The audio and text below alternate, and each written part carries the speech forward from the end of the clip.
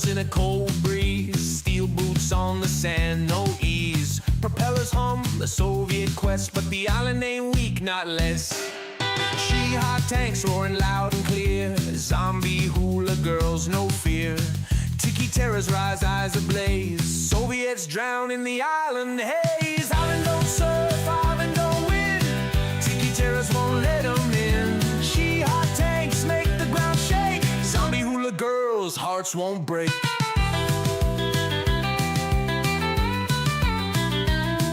Under moonlight chants they clash. Steel meets flame, bones will thrash. Cold War's heat, the island's grip. Tiki rage will never slip. Drums beat, wild waves take hold. Soviet shiver, hearts turn cold. In the depths of night they fail. Tiki terror's ancient tale. Island don't surf, island don't win. Tiki terrors won't let them in. Hot tanks make the ground shake. Zombie hula girls, hearts won't break.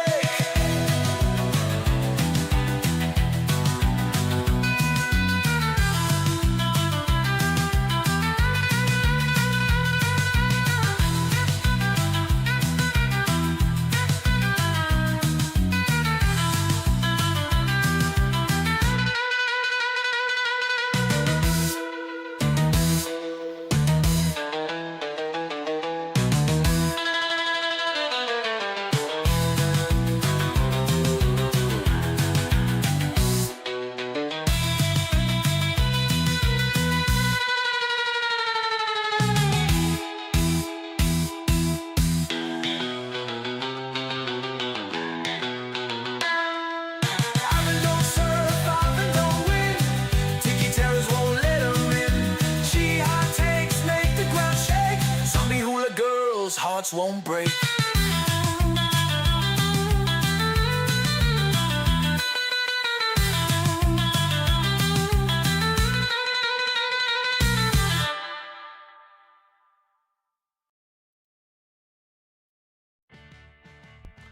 Howdy, howdy, it's your old pal, Tiki the Hut. Thanks for joining me again on the Too Late Tonight with Tiki. I am fresh off work, opened a fresh can of beer, and I'm ready to relax. How is everybody doing? Hopefully well. Hey, what's going on, Bad Rabbit? I know it's been a rough week for a lot of people. And as you guys know, this channel never gets political, and we're gonna stick to that. It's just a chill paint stream, so we're gonna stick to that. But I can appreciate it's been a tough week for a lot of people. So in the spirit of that, we're gonna lean really hard into the relaxing side, and that's what we're gonna do here. So I'm working up on some more terrain because we got our event coming up, and I'm just here to chat and relax.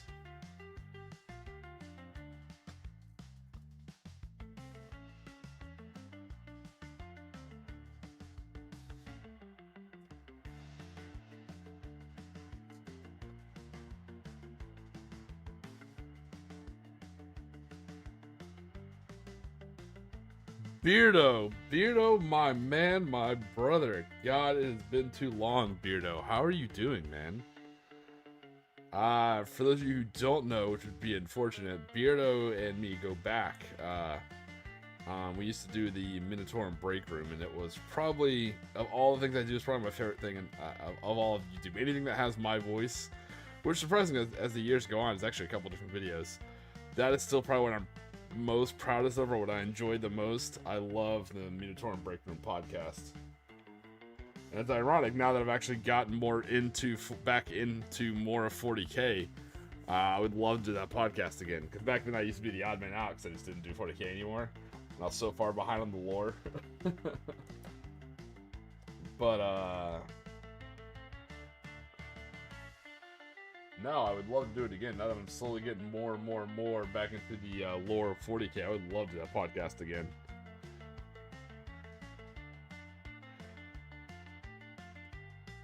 Hey, good to hear, Bad Rabbit. Good to hear you're trying to stay positive, man. That's awesome.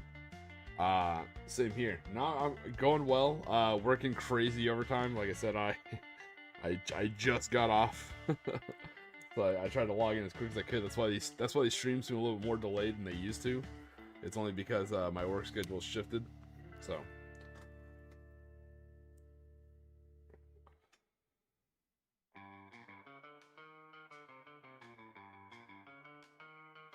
Hey, good to hear, Beardo. That's the most important thing. The podcast was fun, but it's nowhere near as important as you are, man, or your health. So I'm glad to hear your... Man, that aggro actually did not want to open. Glad to hear you're doing well, Beardo. That's the important thing.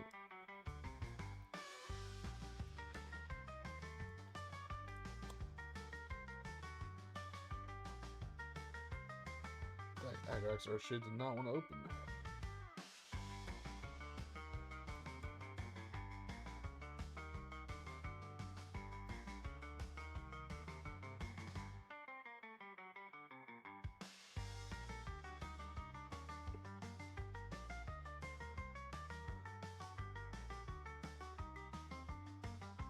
Nice. Yeah, you may have to I mean, I hate to make you do more art, man, and I'll be happy to commission it if I can use it. As you can hear, I'm a little bit sick, I apologize. But you may have to remake my my avatar into an orc now that I've kind of leaned full into, as you can tell over here, full into orcdom.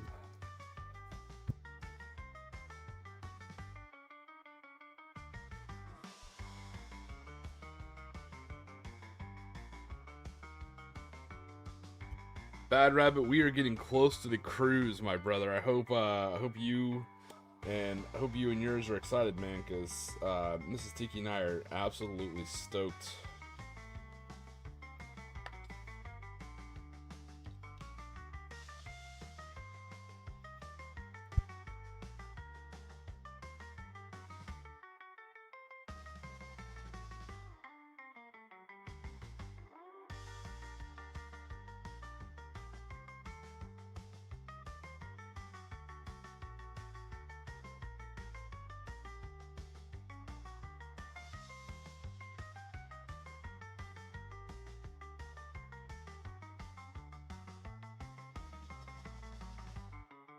That's what we're working on right now. We're working on finishing up some more terrain, and we should be good to go.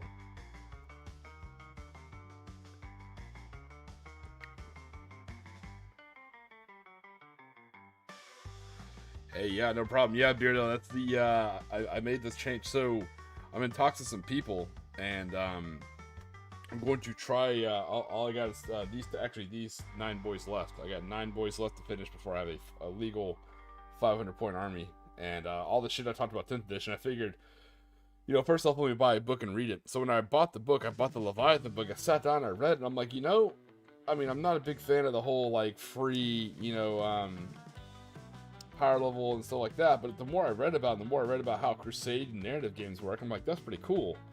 And then when I read about Kill Team and there's, like, co-op mode, I'm like, man, this is actually some... I know it's not competitive, so no one talks about it, but this is some really cool shit. I was like, it's got some good bones, you know? It reminded me a lot of Dungeons & Dragons 5th edition, where nobody read the Dungeons Manual guide. Or same thing with Bolt Action 3rd edition. You know, nobody read the special, or it seems like nobody reads or uses the special rules that make it really, really cool. I'm like, oh, okay. I was like, maybe I've been shit-talking the system. Maybe let me just try it, you know, and do some of these special rules. So, I have some people set up to do some teaching games with me for Kill Team and 10th edition for 500 points, and then if I like it, I'm in talks where I may end up running a super laid back, super chill, like heavy narrative crusade. So that'll be a lot of fun.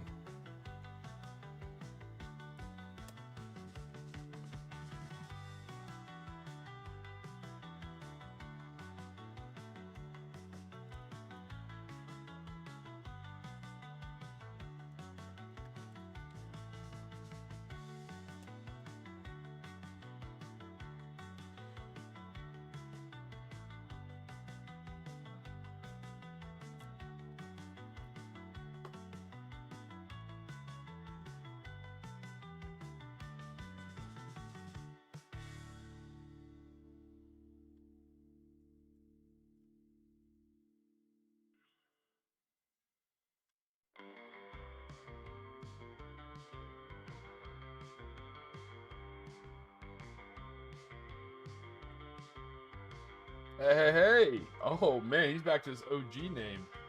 Watch out. I was hoping he'd come in as Doc Snickret's Dicktow, but I'll take it. I actually smoked a pipe in the last hour of work. You'd be proud, Sean. It was a stressful day till the very end. And I'm like, you know what? Cracked my back door a little bit. So let me go and light up a pipe. Tobacco right here at the very end of work. It was nice.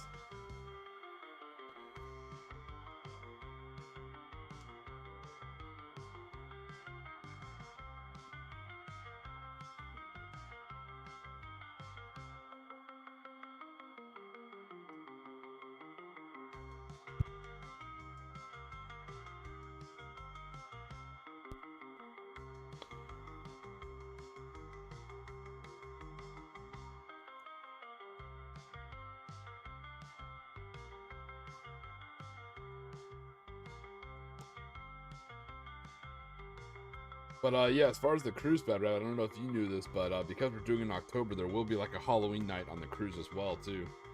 Got Mrs. Tiki like a laid back kind of chill costume, like nothing crazy, you know? Just something kind of fun and funny. So I'm not sure if you're doing that as well.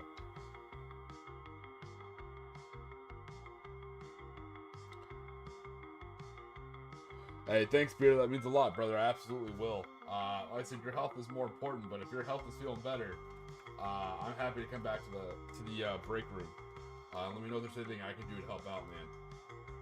I would be 100% down to clown for that, man.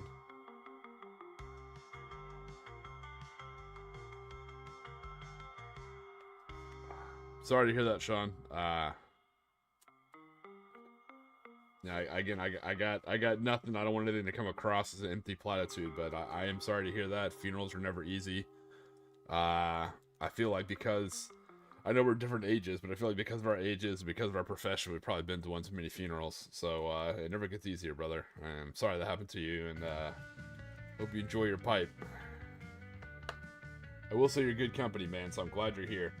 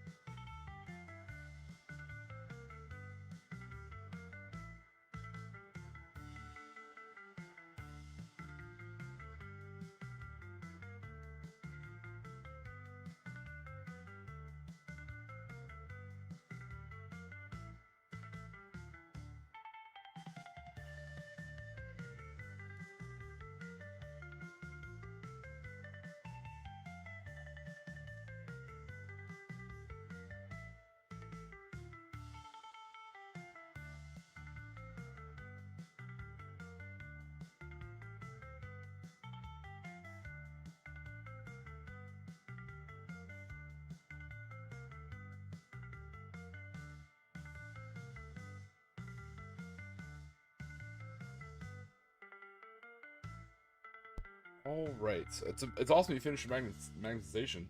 I need to learn to do that. I think at the very minimum, I'm gonna magnetize the bottom of my models. Going forward, I think it's how I'm gonna start. Then maybe I'll start actually magnetizing units. Do you use like a little drill to like? Do you drill in to set a magnet, or do you just kind of like pop a magnet on there? How do you go about it, Bad Rabbit?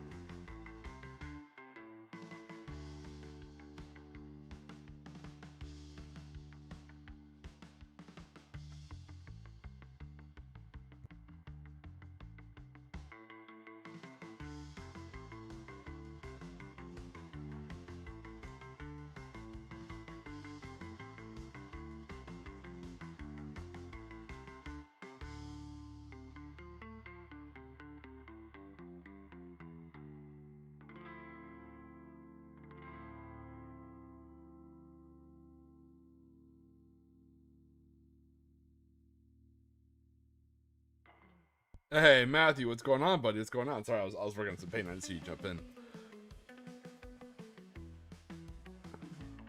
Hey, thanks for the well wishes, Nerd Herd. I said that early on. I know it's been a rough week for a lot of people.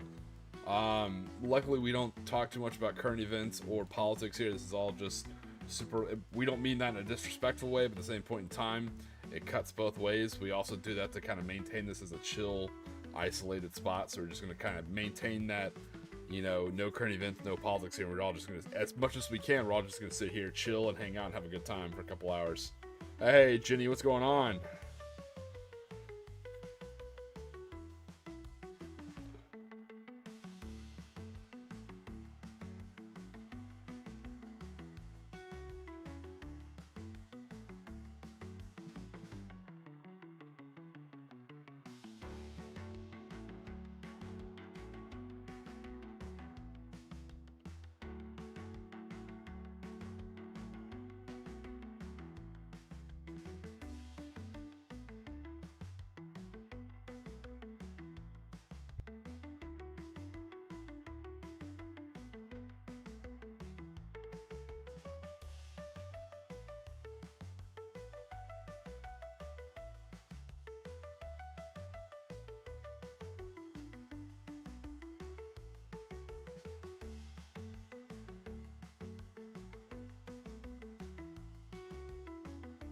All right.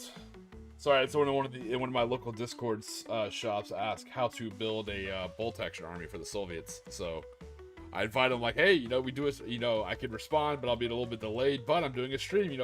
Same shameless self plug here, I guess. But I'm like, it's full of super chill people. You know, we all do bolt action, so we can help you build your list.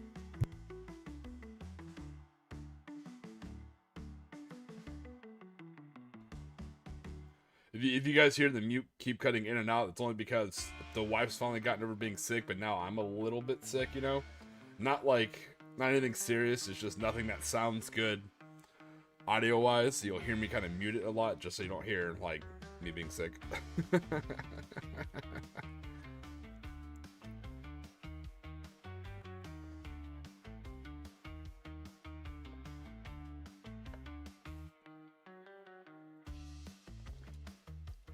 Oh, Ginny, you got the weekend off. Nice. I know you usually work around this time, so it's good to see you got the weekend off. That's awesome. Good to hear.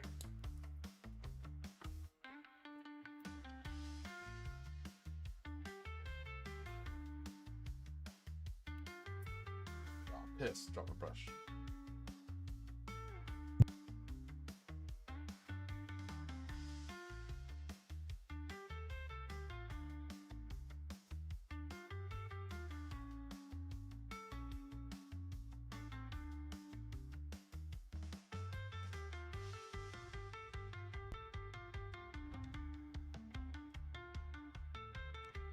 So what we're working on, as you know, we still have some of our mummies down here to finish up. They're almost done, but we're working on, because these will be done by the time the end of the vow, which is funny, the vow's right around when the cruise is. So I'm focusing on finishing this piece of terrain, then I'll finish the rest of my vow, then I'll probably work on some more terrain. I'm excited. We got plenty of good terrain. The map should be great. Tested out the missions. They're pretty good. I don't think anything's too crazy, too difficult.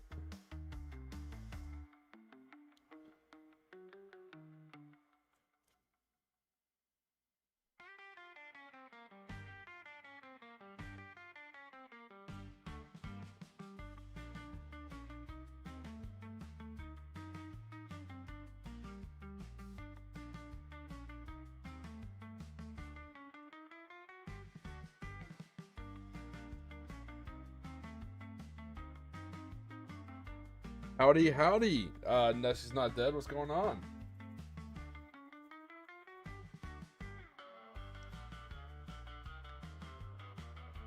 Nessie, let me know if you were who I was talking to on the Discord group about building an army. And then everyone here, you know, can all help you build an army if you want. Oh, yeah, I cannot wait to grab some of those paint markers. I need to. Yeah, especially if they have Shitherder Sean's approval. I'm definitely gonna lean in and pick some up. Yeah, awesome. All right, guys. So Nessie's not dead. Is getting into bolt action. Correct me if I say anything wrong. They are getting into bolt action, and they're kind of curious on what to build. It looks like they got a lot of different Soviet stuff, so I'll let them say what they have, and they're kind of curious on how do they choose which units to buy, and how to make an army. So, if you guys want to help me out, we'll work with Nessie. Again, it seems like they're interested in the Soviets for bolt action 3rd edition, and they're curious about which models to buy to start building a union. Or building an army, so I'll let you guys kind of hop in and help me out as well, too. Hey, Nathan, what's going on, brother? What's going on, buddy? Howdy, howdy, howdy. Nessie, if I said anything wrong, please do correct me. I will hop in here and let me drop some links real quick.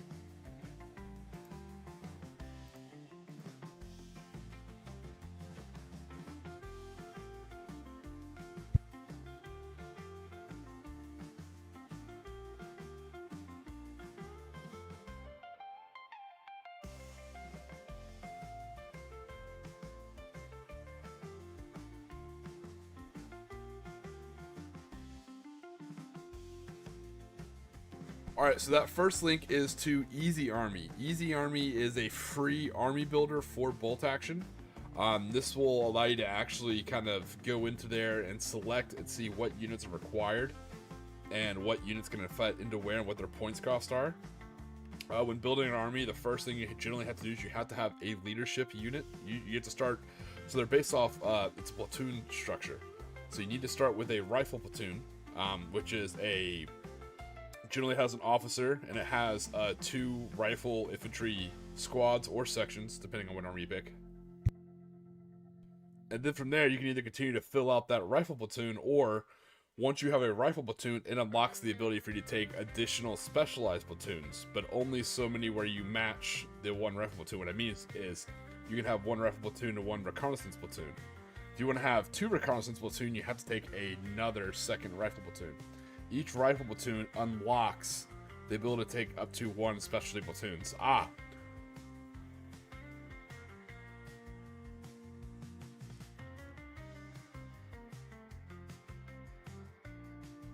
So, in my opinion, and it may differ in this chat, which is awesome. I can't stress enough how cool this chat is. Everyone here is super chilled, super laid back, friendliest people probably you'll ever meet.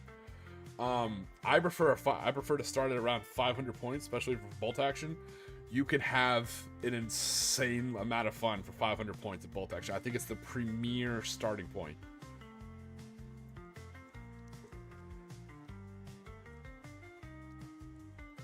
Oh, she's listening? Michelle, thank you so much for breaking something off his Stampa. He's been giving me so much shit. It is so good to hear that you just reached out and broke something right off that Stampa. That'll show him. 500 isn't crazy. And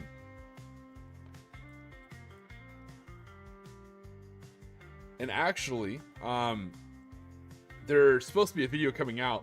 I did a collab. He hasn't put the video out yet, but we talked about how to build 500-point armies with just the 30-person infantry box. Towards the end of the stream, once I get a little bit more time, I'll shoot you a DM on Discord, Nessie. I'll shoot you a list of a sample 500-point army that you can build with just purchasing one 30-man box of infantry for the Soviets. So that's kind of cool. It's probably the most cost-effective way to get started, but that's just the models. Usually to get started, you also need a book, dice. Usually the shop will let you borrow a lot of those things. I think we go to a similar shop, so it should be okay there. But,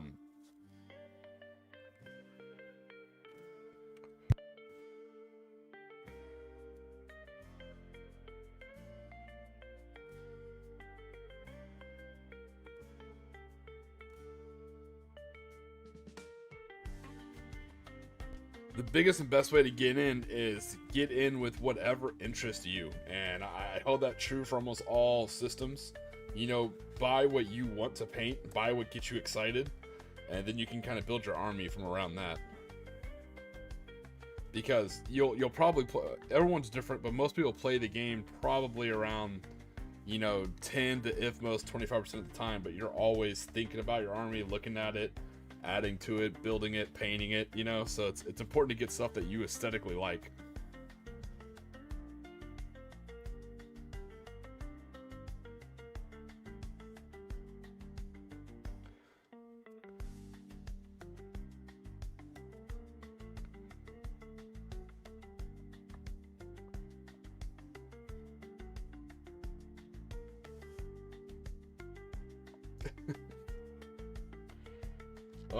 She sounds awesome, Sean. But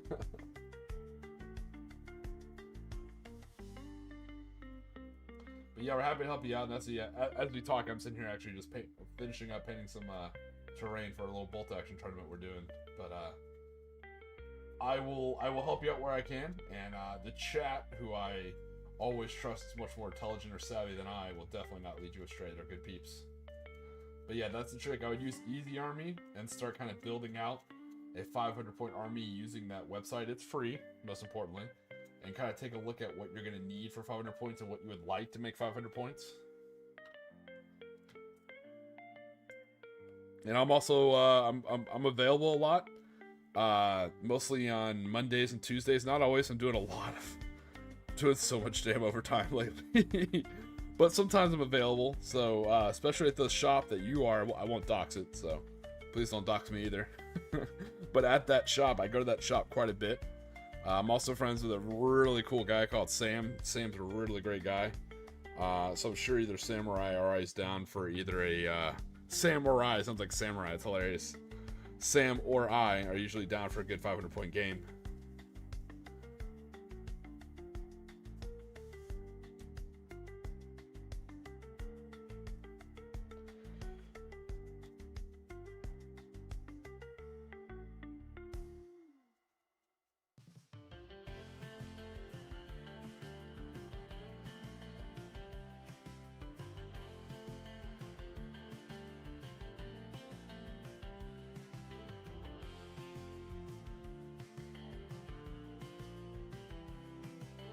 Alright, so we got the walls stained a little bit. We'll probably go back and give that another coat, but let's go ahead and start getting the quote-unquote wood flooring in.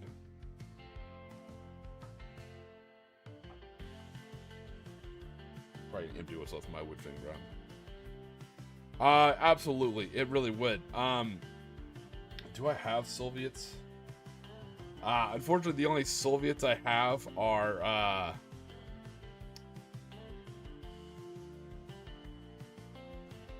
the only Soviets I have are Konflikt 47, but if you're just curious on how to learn the game, I do have a whole bunch of Imperial Japanese. I have some Americans, and I may have some. I'll take a look. I may have enough Americans where we may be able to run the Americans as Soviets for you. You know, we can figure something out. We can set up a 500-point demo game if that's something you're interested in. But yeah, I definitely recommend, before you spend your hard-earned money, a demo game's not a bad idea. Yeah, I can give you a 500-point demo game, not a big deal. But feel free to hang out in the chat if you want. You can always ask questions here about Bolt Action or Konflikt 47. It's a good group. If you happen to still be up late, we run this paint and stream kind of like a old school Toonami midnight run. You know. Adult Swim kind of vibe, so it's real laid back. We try and keep it super chill. There's no politics here, nothing, no current events. We stay super chill here, and we just kind of paint and chat and tell stories and have a good time. And it's something we all kind of chat here while we're all kind of working our individual paint and stuff. It kind of keeps us on our schedule to keep our models painted in a friendly way. So you're always welcome to join us here and ask questions about Bolt Action. Stay as long as you like. We generally go till about 5 a.m. Eastern, so we do this on Saturdays and Sundays.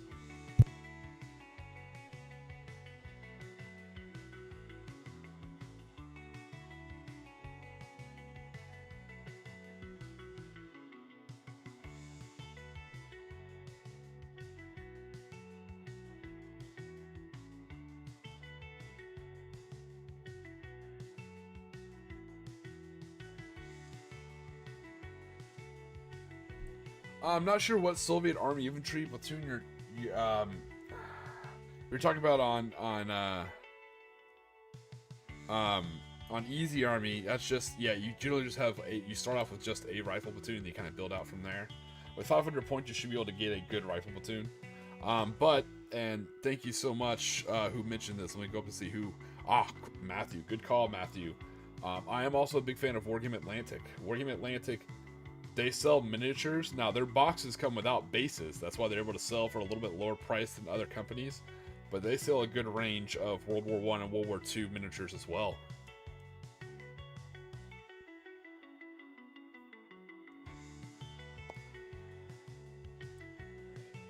Hey, see, Bad Rabbit, you didn't let me down, brother. I appreciate it. This is why I trust the chat. Because I'm usually only in tune on what's going on with the glorious Empire of Japan. So, I knew there's some new stuff coming up with the Soviets, but I wasn't sure the dates. But luckily, Bad Rabbit knows that there's some new stuff coming out.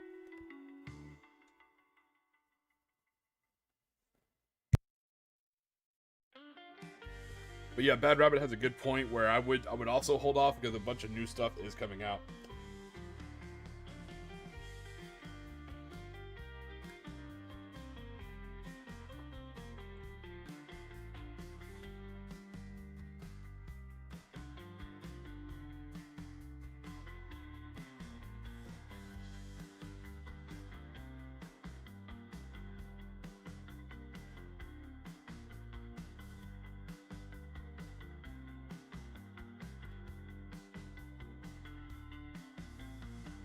But no, I don't think they really sell anything that's custom built to make 500 points. Usually their starter boxes will give you about 1,000 points. Yeah, I think it hasn't released yet. Yeah, a lot of new stuff's coming out for the Soviets.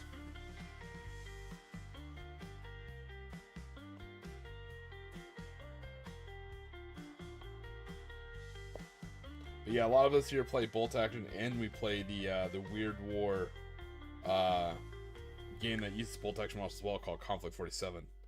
So a lot of us kind of dual hat in both those games because a lot of the models are kind of interchangeable.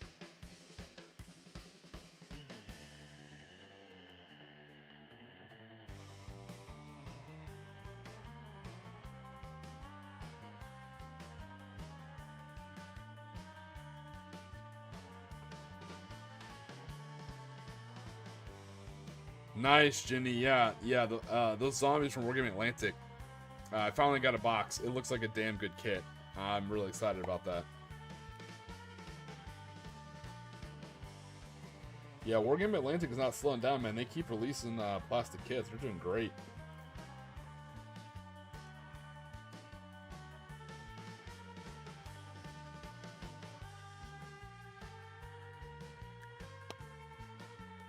Yeah, Konflikt 47 is pretty cool. As you can, I have like one of the books back here as like my background, but you can see a lot of these mummies. Like I have mummies here for zombies.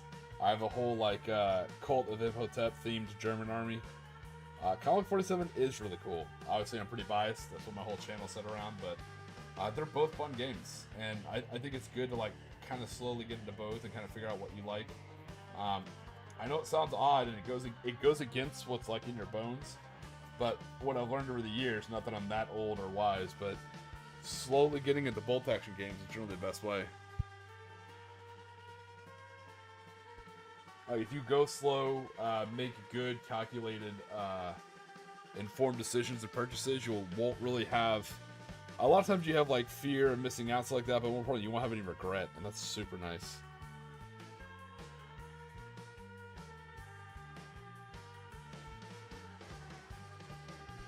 Yeah, it's so funny, Matthew. Now that Wargame Atlantic started selling their zombie box, I saw that Mantic started releasing their Lord of War zombie, or Kings of War zombie box too, and I was like, yeah, there you go. Because for the longest time, they wouldn't sell it again.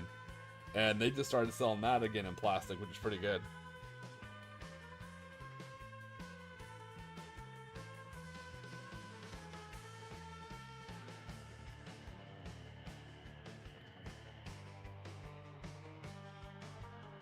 He's like, I regret nothing.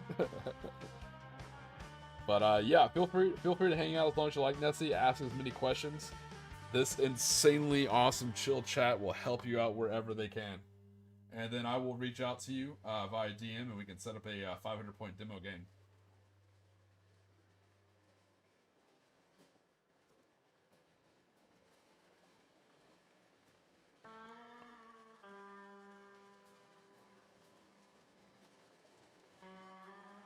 Nice.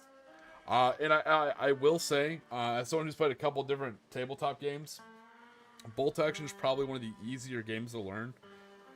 A lot of the rules for it are, how do I say this? They are a bit more intuitive than other games. The game kind of feels a little more cinematic. It's a lot more kind of two people really kind of playing it for every single turn. You know, you're always kind of really drawn to what's going on. You're never really like sitting back waiting for someone else to do something. You're always kind of involved in the game, and it kind of generally rolls off very cinematic, and it's very, very interesting. I guess it's I'm not doing a very good job of explaining it. It's a terrible salesman, terrible. But it's a very fun cinematic game. It can be very laid back and chill, but exciting. Yeah, he's Matthew's right on the money. Particularly when you're playing for the Soviets or the Imperial Japanese, a lot of the models that are authorized in the book, the company doesn't make, because there's just so many, and they're not as popular as like American or German, you know? So when you're trying to look for certain distinct or unique vehicles or units, sometimes you may need to go on Etsy to look for it. And people will already kind of have like a 3D print ready for you to order. That's where I get a lot of my Japanese tanks, my Imperial Japanese tanks, only because nobody else makes them. They're very liked. They're very not well known.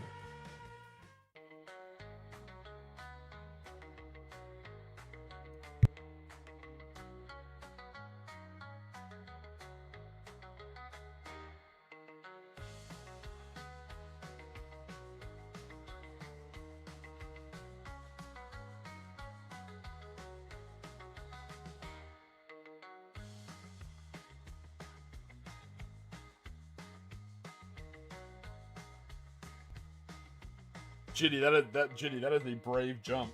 I don't know if even I can do that. Oh god. Oh man.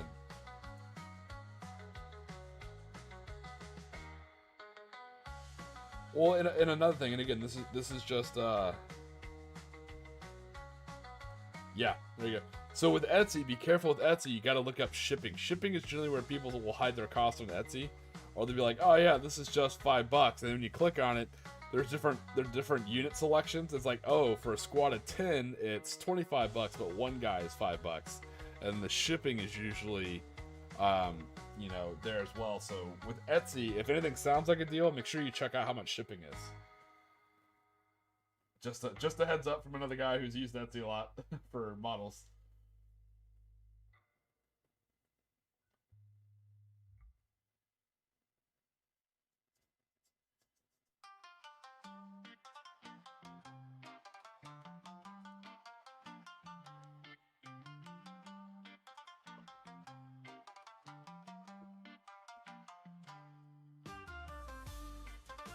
But something I've kind of learned, really from talking to Squig Hunter Sean. I don't think he's never expressly told me this, but I just kind of learned just from hanging out and interacting with him. When I factor in like a model cost, I don't just factor in, cost per point, which is a good thing to do as well. But I also factor in the time that I'm going to get enjoyment out of the model. So that's why I said earlier, get stuff that interests you aesthetically, stuff you want to paint, stuff that keeps you interested, because usually you got to build the model, then you have to paint the model, and then you're going to play with the model. And it's cool, don't get me wrong, playing is fun, but if you really enjoy building and painting the model, you're getting twice the amount of value, if not more, out of just the model. A lot of times people see a model and they think about what it'll do on the tabletop and they want to add it to their army and go, and there's nothing wrong with that. But when you're really excited about painting or building it and also playing with it, you're adding more value to your purchase and to the model. So that $25 tank, when you look at it, be like, yeah, it's $25 for a hunk of plastic, sure. But once I paint it, it's painted forever, and I have that tank. I can use it in these games, but also it's going to be so much fun to paint that tank, or maybe add some extra stowage, or maybe tell a story with that tank. Like maybe one of the tracks had to be replaced, and I'll cut out some of the armor on the left to make it kind of look like it hit a landmine. And then maybe I'll put this over here. Maybe I'll put a character sitting on the back, like drinking a bottle or something. You can do a lot of visual storytelling with your models and really make them your own. And when you do that $25, again, so you could be adding another $5-10 full of like bits and other parts. but you're truly making a unique model that nobody else has. It's 100% yours. You're doing visual storytelling. You love it. You cherish it. And when you put it on the tabletop, people are always going to ask, like, oh, what's that? And you're like, oh, let me tell you. You know, this guy once hit a landmine and blew that track off, you know, so now the crew's more comfortable riding on the outside than the inside. You know, it's missing some armor, and it's always going to be a conversation starter. And that's your tank. And you spent so much love and care kit bashing or building it that way and painting that way that it's part of you. Your army really does become yours. It's not just another army, you know, on the tabletop. And you're getting more out of that initial, you know, $25 purchase.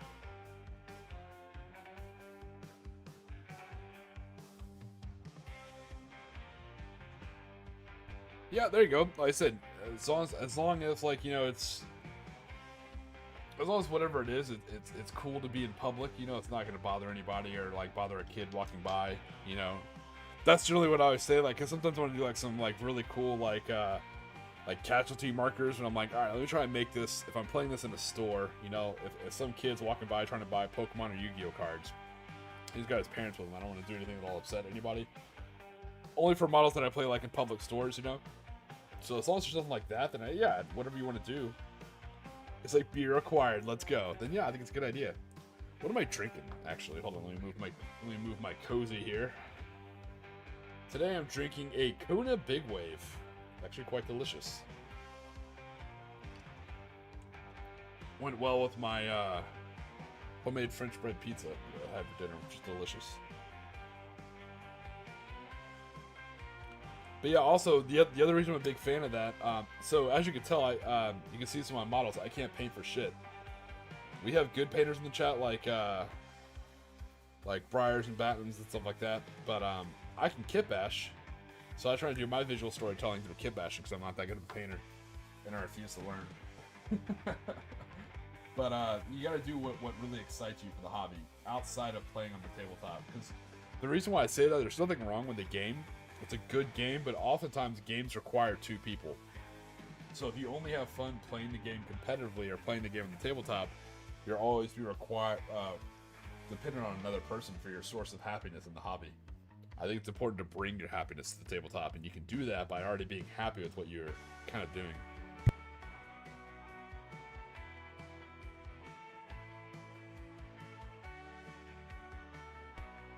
Damn, Matthew, you win. Oh man, that actually does sound good.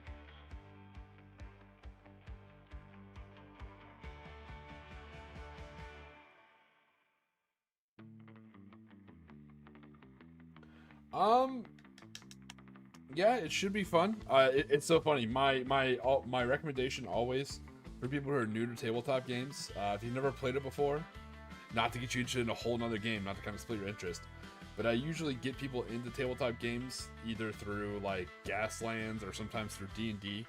But I can say Bolt Action is a very intro-friendly game. Like I said, it can be done very fun at a very small points cost, so it's a small barrier to entry. And I have a video about it, but we talk about it here a lot too. A lot of the models that you use in Bolt Action, you can also use in Konflikt 47. So once you get started in one of those games, a lot of your models will carry over into the other. You know, so you're kind of able to play both. Sometimes you want to play a fun, you know, World War II game. Sometimes you want to throw in, you know, werewolves and a walker and Tesla guns and see what happens, you know.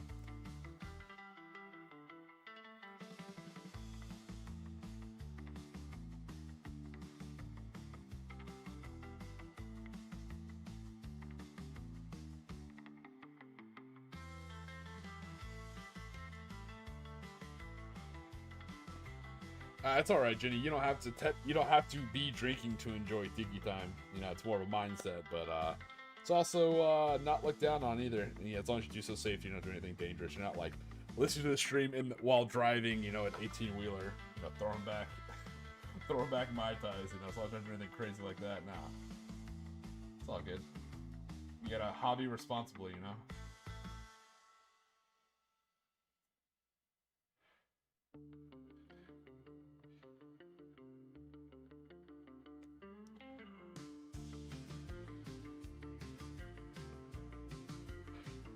Thanks, Bad Rabbit. I like to think I'm pretty chill. We'll see. She'll probably be like, "That guy's an asshole. I never want to play with him again." Nah, I'm super chill. Nessie, I'm not gonna lie. In my opinion, especially if you're looking at Cyberpunk, Cyberpunk is cool. I've never done City Fight, but I have done Cyberpunk Red and some other Cyberpunk TTRPGs. Cyberpunk is crunchy. So bolt action is a hell of a lot less crunchy than Cyberpunk. We'll take you through a 500-point game. Trust me, I have the perfect mission. It is a lot of fun. We'll go through a 500-point game, and you can let me know what you think.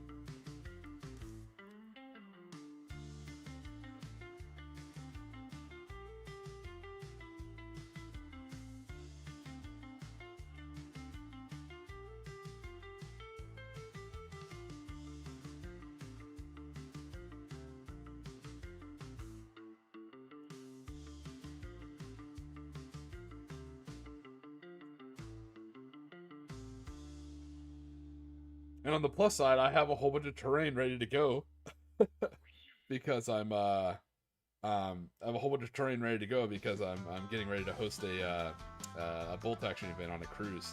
So I already have a lot of terrain painted and ready to go.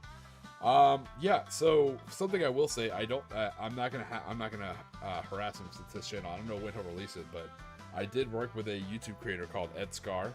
To come up with this idea about how to build 500-point armies for each faction, using each faction's 30-person infantry box. So when he releases that, I'll also send that link of video to you. We talked about that. I have to look at his notes because I didn't do the Soviets. I did the Germans, the Italians, and of course the glorious Empire of Japan. He did the Americanos, the British, and the Soviets. So I'll have to take a look at our script, and I'll see if I can get you that info.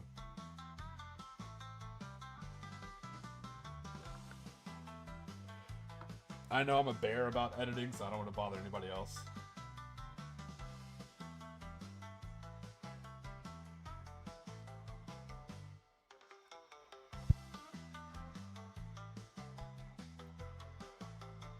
But the reason why I say that is because same thing. I like to keep. I always try and approach the hobby in a approachable level. If that makes it's hard to say like what's expensive, what cheap is because people have different economic levels, you know, and different incomes. So and again, any tabletop hobby is I think, in my opinion, is a luxury. So you're debating about what luxury prices are.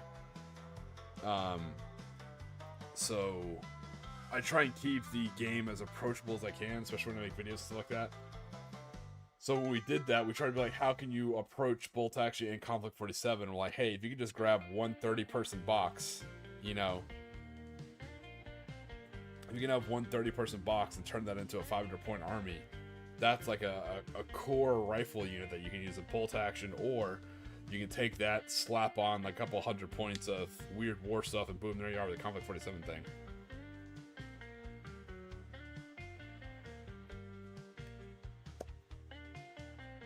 But no, the only reason why I say it is a lot of people are like, oh, this is cheap, or oh, that's better, and you know, I find cheap can be kind of a relative term depending on some people, so I was trying to approach it in a very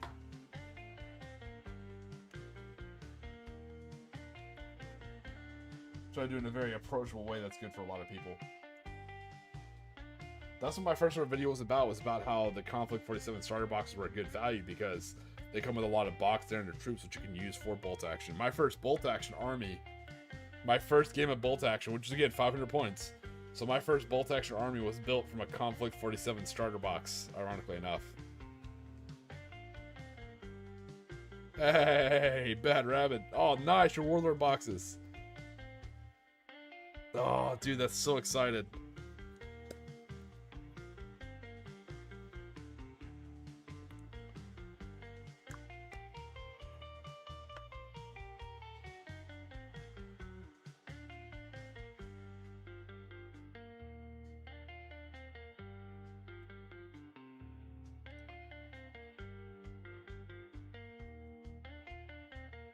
super glad you guys sticking around and hanging out with me in the chat. I know I know it's kind of weird that I'm not kind of jumping on I'm still on the hype. I'm still on the hype train. Don't get me wrong, but I'm not really jumping on the bandwagon of like talking about early releases or like leaked information. I mean, you guys can. You're not gonna upset me. You know, feel free to talk about it in the chat if you guys like. But hopefully you guys are okay with that. I'm not like chasing down the early access stuff. I'm just trying to like keep it chill and wait for it to release, and then I'll start talking about it. Oh yeah, Nessie, absolutely. As long as it's the right scale, you're good to go. Now, with that being said, to be perfectly honest with you, Bolt Action is one of the few games where, if you remember the term WYSIWYG, I'll type it out in chat. Actually, hold on.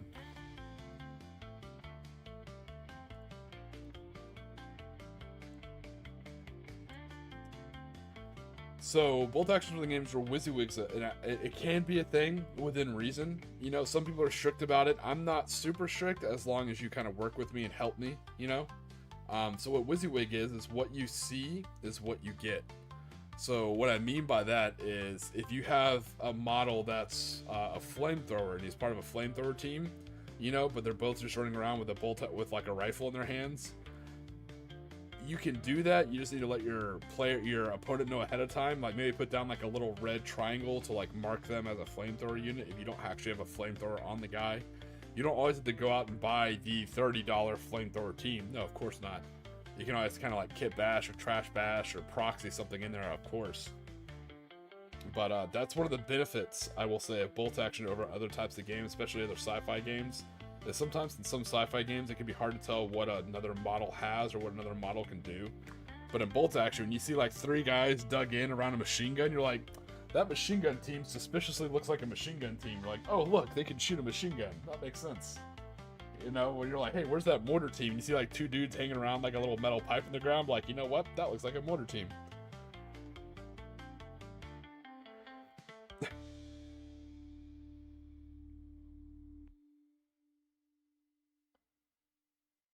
That sounds awesome, Bad Rabbit. Like I said, we'll be doing Konflikt 47 free play. If you guys aren't going on the short excursion, hell yeah, dude. We'll play shit tons of Konflikt 47 on that second day. I'm absolutely down. I won't be bringing too many models, only because I'm bringing like a whole bunch of terrain. But I'll definitely bring my Konflikt 47 army. I'll bring some Japanese, Imperial Japanese, as it were.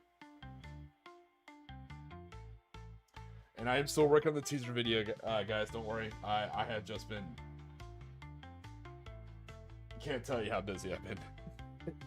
It has been insane, the amount of overtime. But overtime's never something to complain about. Always happy to be employed and to have overtime. So, but I have been crazy busy. Hoping to have the British video released soon, the British teaser, and then I'll probably do the Germans and of course the Soviets last.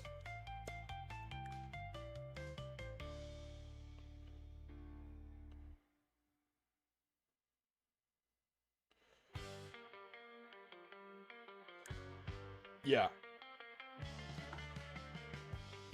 I'm not gonna lie, Brian. When I stopped doing single action shooting, and I sold off a lot of my reloading supplies, I had a lot of hobby funds available to get into tabletop wargaming again.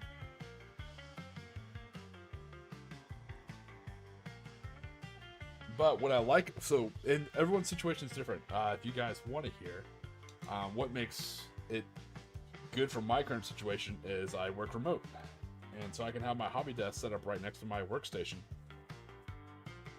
And it's downstairs, so, you know, when I'm off work, I can still chat with the wife. We can watch, you know, shows together. I can have my dog laying in his bed snoring next to me, you know, and I can still every now and then pick up a model and paint and work on it. So it's a hobby that keeps me with my spouse and my dogs. I mean, I'll still go and play games, of course, you know, or take a trip up to like Ocala and play up there and stuff like that. You know, obviously the cruise and things like that coming out, but building and painting the models where majority of the time is spent is still done in my home, you know, in the proximity of my spouse and my animals.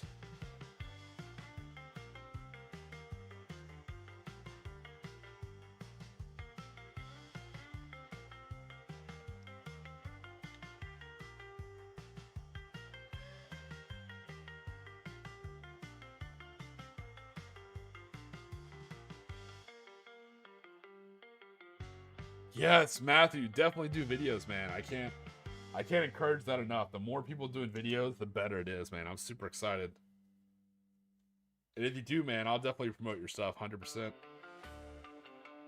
It's it could be a little demoralizing to start, you know? I will say that when you have like 5 people subscribed, you're like, yay, you know.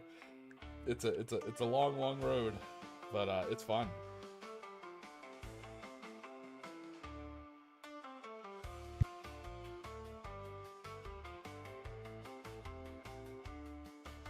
If you have the time, Matthew, what I do recommend, because editing is bare, right?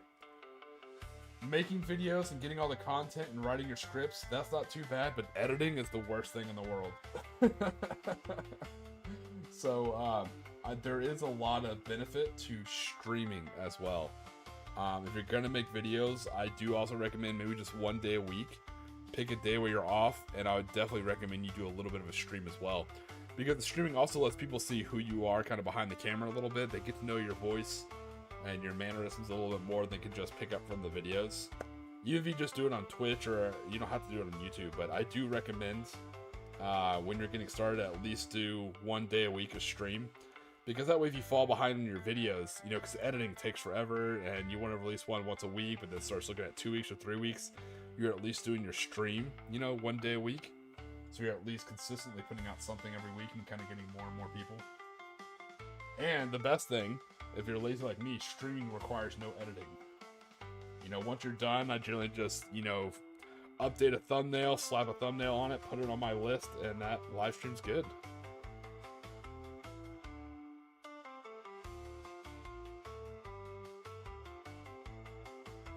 Oh, Matthew, that'd be awesome, especially for Konflikt 47, man. I think you'll really enjoy that. Hopefully we helped you out a little bit, Nessie. Like I said, easy army. I know it's gonna be hard to use on your phone. Might be better to use on a computer. But that, especially if you're like me and you were concerned about the price of getting into bolt action, that would be the first thing I would do. I like just, you know, sitting back, relaxing on some time off, and just kind of list building. Be like, hey, what models do I think look cool? Okay, let me look those up. Okay, are those on the list? Where can I take those? Okay, how many points are those? That's that much money for that many points? Okay, let me look up. What kind of models can I proxy for that? Oh, okay, cool. Let me look at that.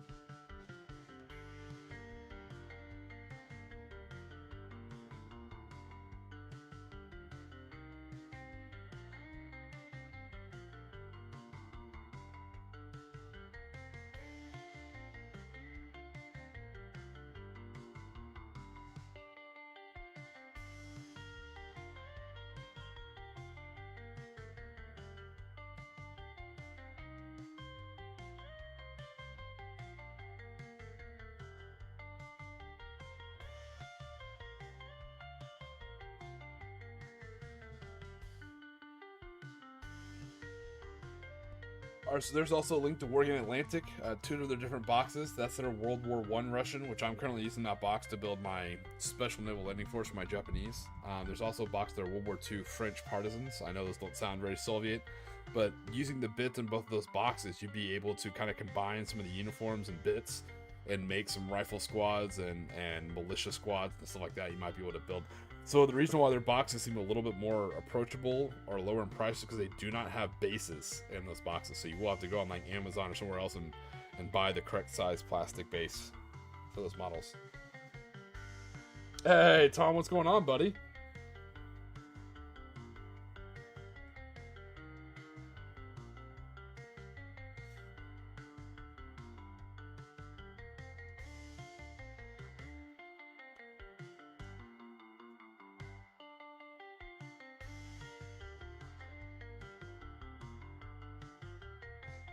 Nice. Brian, if you're comfortable with it, I know it's family, so you may not be comfortable. But if you're comfortable with it, drop his channel in the chat. I'll definitely take a look at it. I love Lord of the Rings. So yeah, hell yeah, I'll take a look at it. If you're comfortable doing that. I know he's kin, so you may not want to like put his channel out there. But I'm more than okay with you putting his channel in the chat if you want. I'll take a look at it. Maybe other people in the chat will too.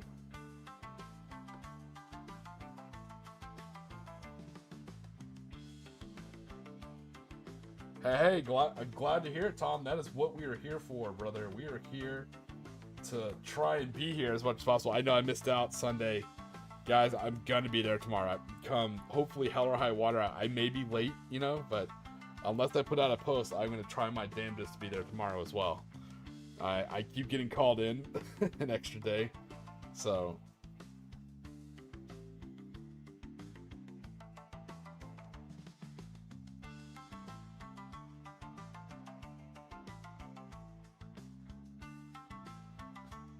I hear you, Jenny. I have recently come into, not that this is a thing, but almost too many boxes of orcs.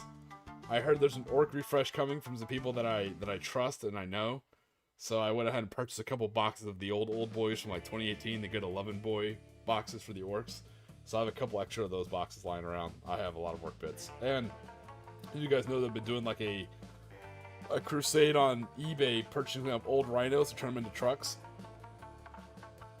And everybody I talk to, everyone I buy a rhino from is super chill and super relaxed. And when I tell them what it's for, you know, A, they want to see pictures, which I love. And B, they always throw in extra bits, which I super appreciate. Sometimes they're orc bits, sometimes they're like Space Marine bits. So everyone I've bought rhinos from on eBay has been super awesome about it.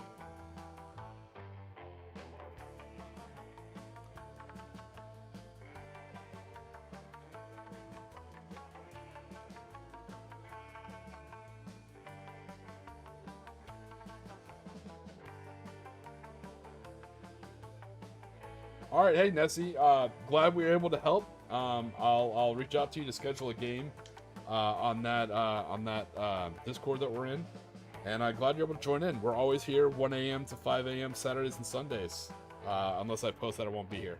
But feel free to swing by and join us anytime. Hope you enjoyed Tiki time. Take it easy, Nessie. Thanks for helping out, guys. I appreciate that. They were looking for some help.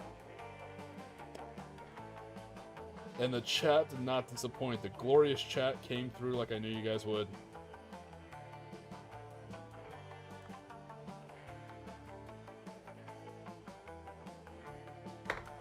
What is this place? Hey, what's going on, Brother Titan? Welcome to Tiki Time. This is a paint and chat. We usually paint and build, you know, Weird War, Bolt Action, or Konflikt 47 style models. Right now, I'm currently working on getting some terrain painted for a bolt action event we're doing. But this is just a chill paint and chat. We talk about Konflikt 47, bolt action, really kind of anything, any kind of nerdy stuff we want, while we all kind of paint and chat. We do it from about 1 a.m. to 5 a.m. Eastern. Welcome to it, Brother Titans. Feel free to hang out, chat, have a good time.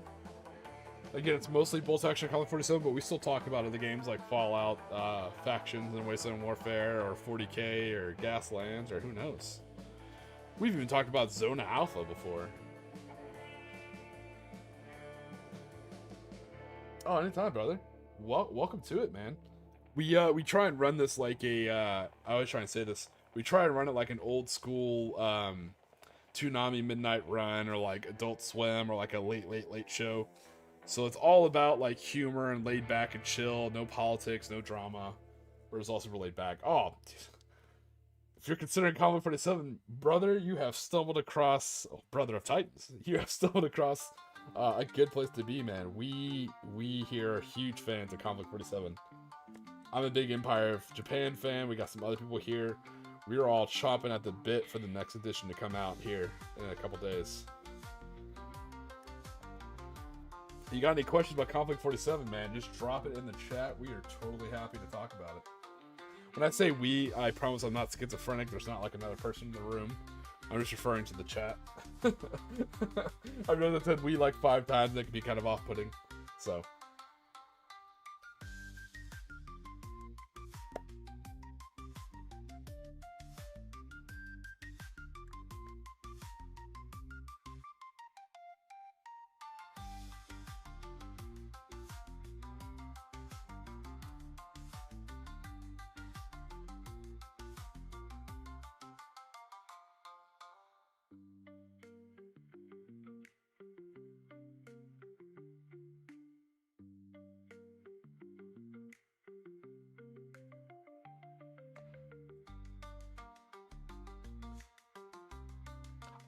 So it's a hilarious Pirates meme. Well, yes, but no.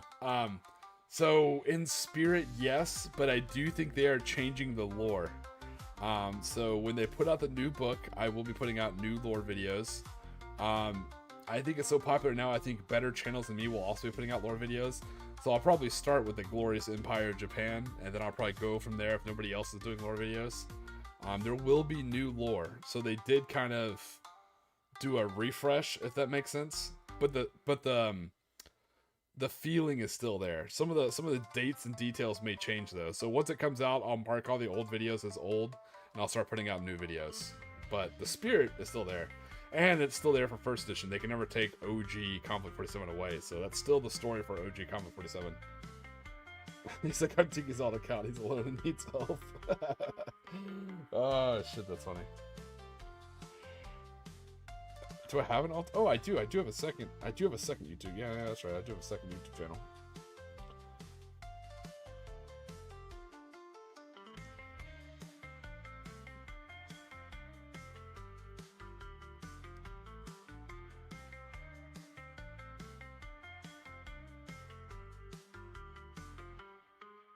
No, but if you guys have noticed something I am doing, I am kind of again, not talking about current events or politics. Hopefully, I'm not dragging it down, but I am condensing my online footprint a little bit. I do that every couple of years. I like to go through, see where everything is, and kind of like break things down. So my Facebook's gone. I deep six the Facebook. I'm about to deep six the Reddit account that's tied to this YouTube channel, and I'm gonna deep six the I think the Twitter account as well. So just gonna have the YouTube. I'll have the Discord attached to this YouTube, and then I'll also be on Daka. So I think those will be the three places. You guys know how to reach me on Discord. I'm late to respond, so please bear with me there. But I'll be on Discord, obviously on YouTube, and I'll probably be on Daka. But I'm probably gonna consolidate and take down some of the other social medias that I use. It's just too many different social medias. Anytime I post a video, I gotta like try and jump on like 4 or 5 different sites. And about that. So I'm just kind of condensing down.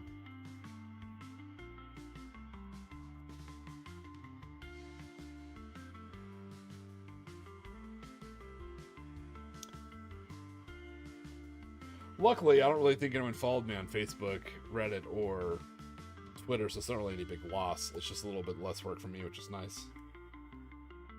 I just want to address that the way, in case you see it, you're not like freaking out or like, hey, what the hell happened? That's me voluntarily doing that. I do that every couple of years, like a nice little like social media scrub, you know? Check your online presence.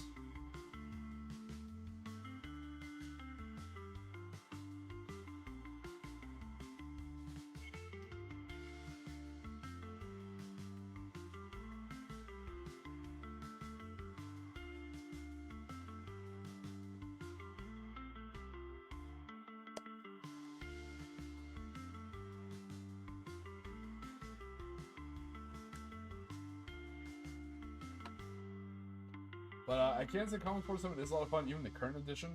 If you're looking into it, like if you like how the models look, Brother Titan, I think the gameplay is good. The gameplay works well with the models. So what I'm saying, it's not like a lot of times you get like kind of sucked into a game, like the models look cool, but the gameplay is like, oof, that's crunchy, or ooh, that's intense, or ooh, that's kind of lame, you know. But with this one, you're like, oh, hey, this is actually pretty cool. The rules are pretty approachable. Konflikt 47 adds like a nice, refreshing little weirdness to bolt action. So I haven't seen the new rules. I know some people have, and that's good on them. I haven't yet, so I can't tell you if the new edition's gonna be good or not. I have a feeling it might be. They put a lot of time and effort into it, and I'm certainly gonna give it the old college try. But I can say OG Konflikt 47 is a blast. It's a blast and a half. It's a little expensive because you need 3 books, you know, for all the rules. But it is fun. Spider tanks. So if I can ask, Brother Titan, what army aesthetics are you interest you the most? Do you like the way the Germans look, the Soviets, the British, the Americanos? Drowning them in Firefly. Okay, so American Fireflies. Yeah, okay, cool.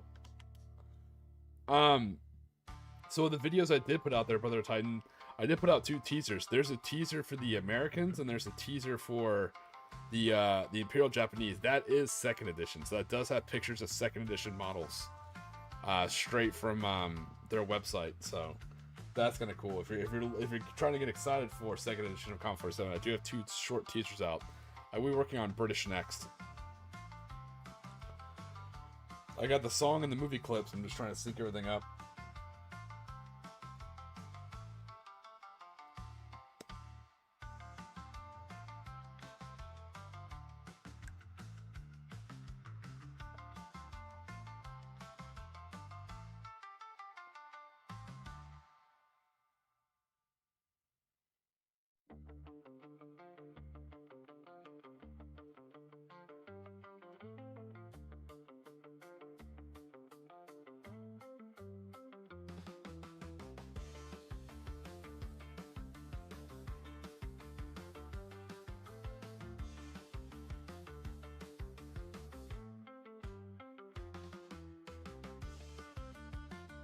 Yeah, thanks for checking it out, brother. Yeah, I try to make the teasers more like, I guess, like hype videos, and I try to make them kind of unique to each faction. You know, so the American one kind of has like a religious song to it, because that's where they're trying to go with the Americans. And I'm not gonna lie, on the Imperial Japanese one, I just had fun. I can safely say the Imperial Japanese teaser video was 100% for me. That was not made for anybody else. I literally did just what I thought would be funny. And I'm glad I did. The Imperial Japanese one, it is very different from the American one, but it cracks me up. That was 100% a self project.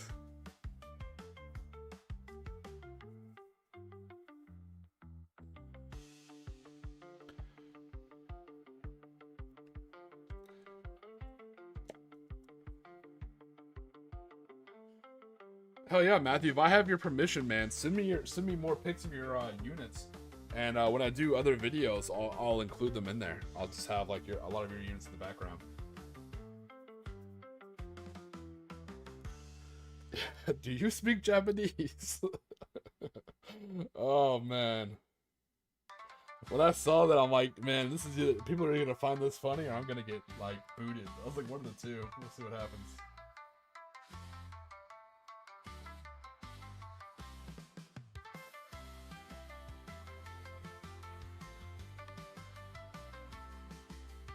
I was worried people were gonna get that scene confused with the one from the much better game, Call of Duty World at War, where, you know, that guy like gets beheaded and killed. You know, it's not that scene. This is a different scene. This is from like a lesser game. I think like I don't know, one of the COD World War IIs or Battlefield thing. I don't know, one of the World War II modern ones that wasn't that good.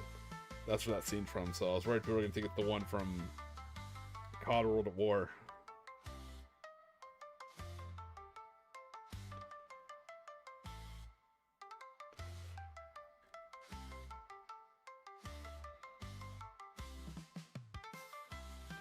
Yeah, I need to reach back out to the guy. Hopefully he's still alive, wherever he is.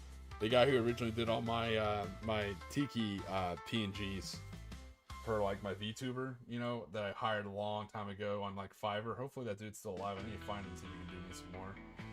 I need some new expressions.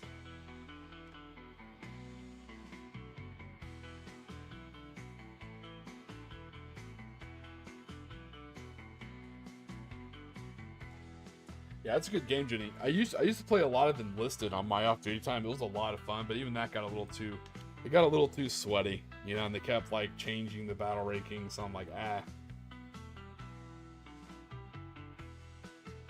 Now, the rare time I do have some off time and I'm not doing a video, I do like to hell dive a little bit here and there. Now that I got my brothers into hell diving as well, we all kind of hell dive together, which is a lot of fun.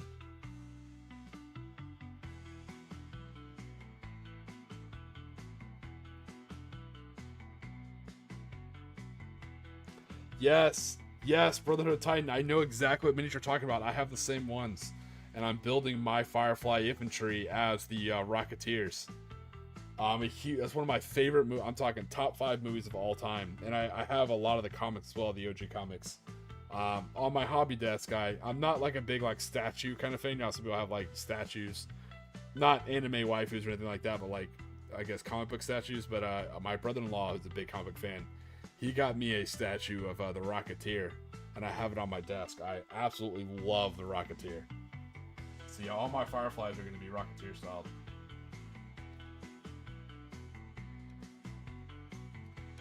And I built my Paragons as old school heroes as well. So I have Captain America, I have the Shadow. I'm planning on making a Wolverine, probably a Phantom.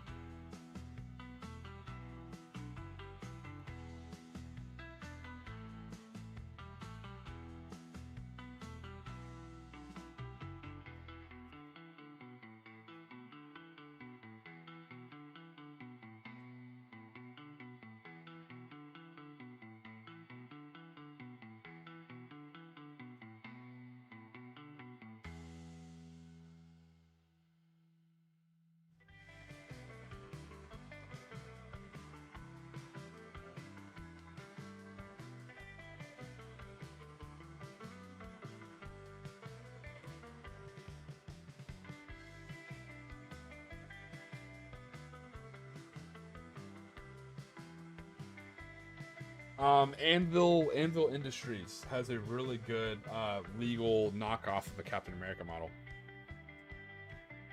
It looks really good, and you get your choice of shield. So you can either do the ubiquitous round shield, or you can do like me, where you went with like the one from the movie, where it's like the metal heater or kite shield. Yep.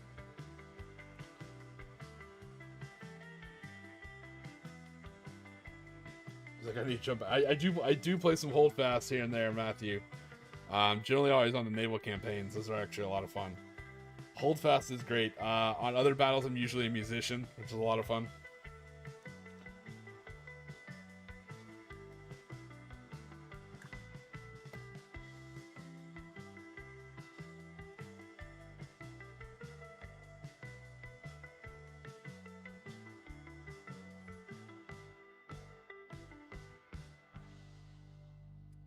Yes, Ginny, I was just thinking about that, and I'm glad you brought that topic up. So, I will say The Rocketeer and Overlord are my two go-to Conflict 47 movies, but I have some more. Let me hear from you guys. What are some more Conflict, if you're waiting for Conflict 47, what are some more Conflict 47 style movies that you think you guys can watch? Like, let's see if we can make a good top 10 Conflict 47 movie.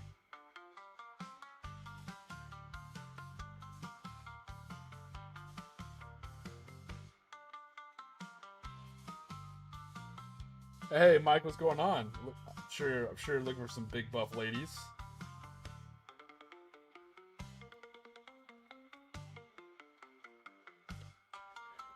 Some of mine, like I said, a Rocketeer, Overlord, Sky Captain, the World of Tomorrow.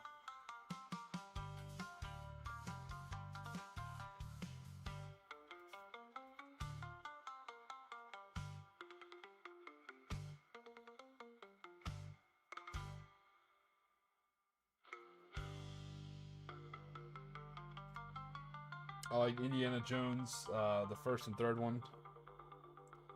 Thin Red Line is good, yeah.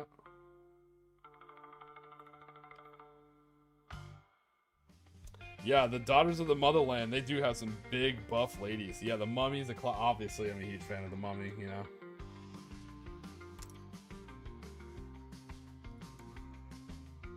This is good. Yeah, huge fan of the Mummy. So, surprisingly, even though I think it's the weakest of all the Mummy films, the third Mummy is probably the most in line for Conflict 47. If you look at, like, the time frame of it and stuff like that, you know, because it's right after World War II, you know? So some of the weapons, you'll see, like, a PPSH-43 in there and some other types of weapons. You'll see the Yetis, which are pretty good for, like, Shrek Wolfen, you know?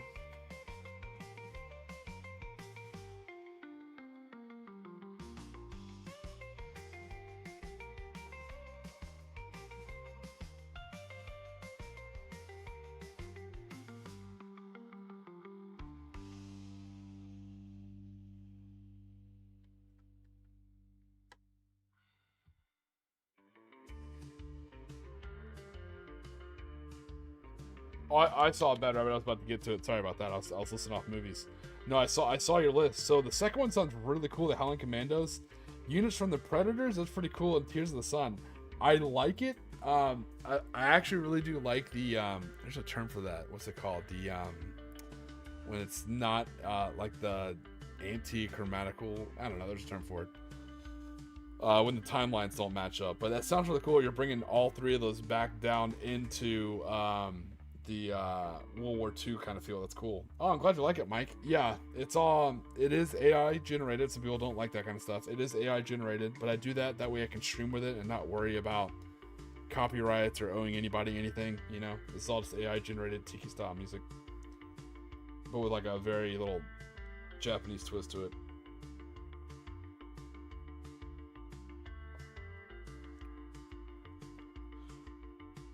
Anachronistic, thank you. Bad Rabbit, on point. Thanks, brother. I promise I'm more intelligent than this in person. Again, it is just like 1 a.m., you know? I promise I know words. I used to like to think I was verbose. Definitely not as quick-witted or as verbose as I was before my deployment. After my deployment, my mind slowed down a little bit. Kind of like an old laptop with too much stuff stored on a C drive, you know?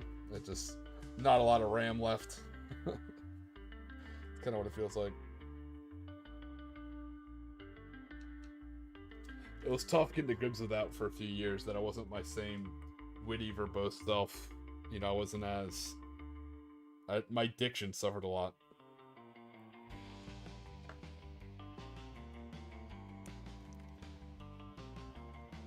Chick is bigger on the inside, right?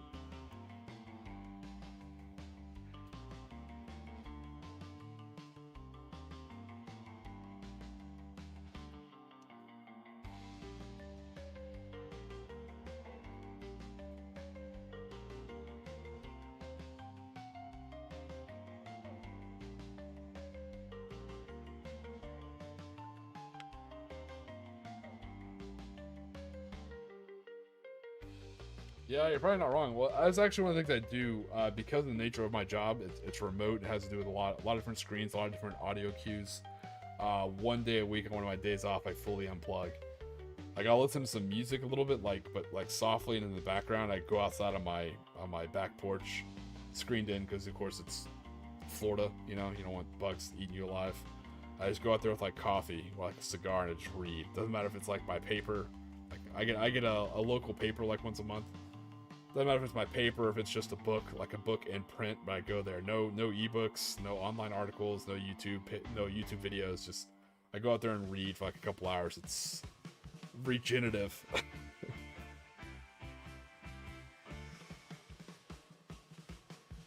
Matter of fact, the other day when I did it, there was this super cute black racer snake out there.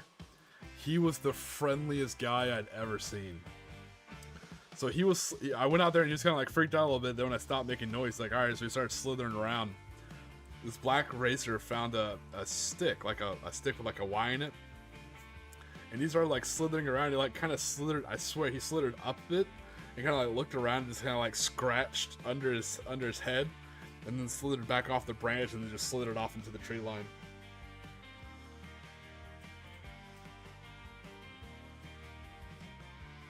Oh no!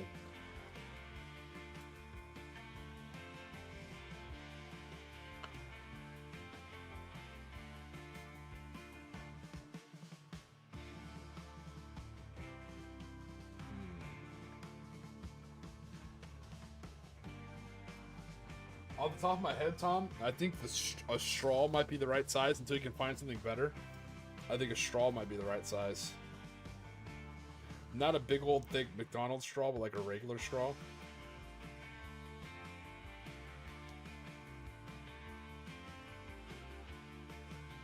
Yeah, that's unfortunate, man.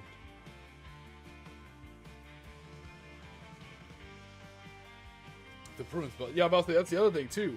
Well, hold on, Tom. We maybe want to make good news out of this. I know you like the Grizzly, but if you can find some other bits, you know, like I'm talking like some small toothpicks, you may be able to turn your Grizzly into a Hornet. I don't know if you like Hornets or not, but you know, you could add a bunch of machine guns on the front and turn that bad boy into a Hornet. I personally enjoy hornets over grizzly. The grizzly is a lot more useful, you know?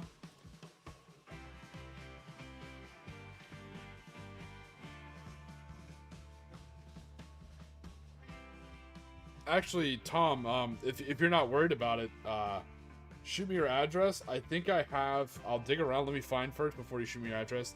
I think I have the main gun from my Panther. And I can send you the main gun from a Panther. And that should be just about right for your grizzly. So let me know, man.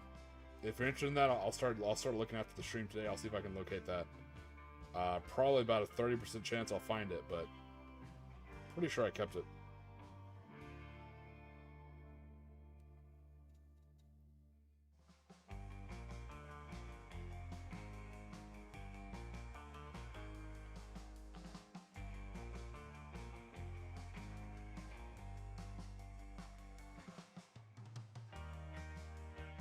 Oh, okay, good. Oh, good to hear it's recoverable, man. Sorry to hear that happened to you, buddy. That's unfortunate.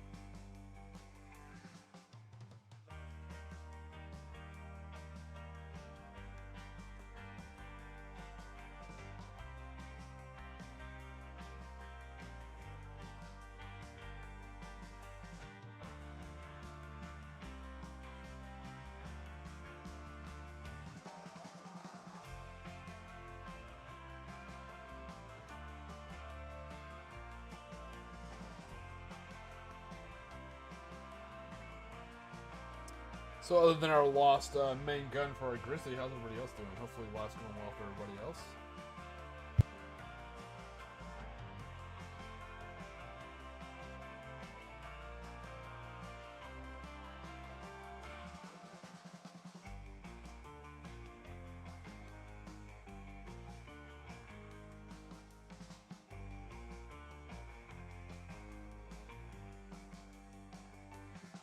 Yes, Jenny, they do. Yes, orcs do repair easy, 100%.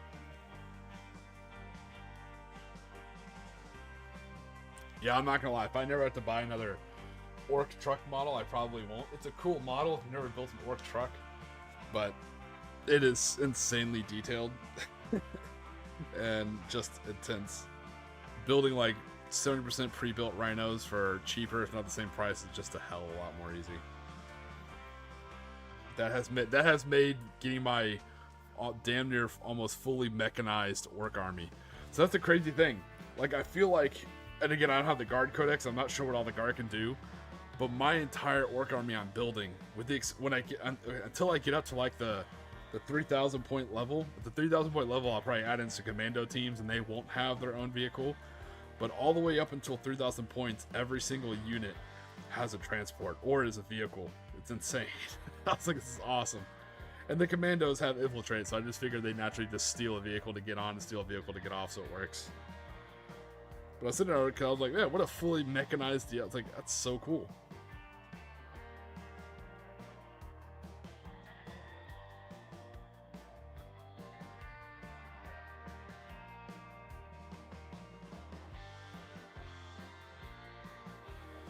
He left me chained to the basement. Oh, I love it. What's going on?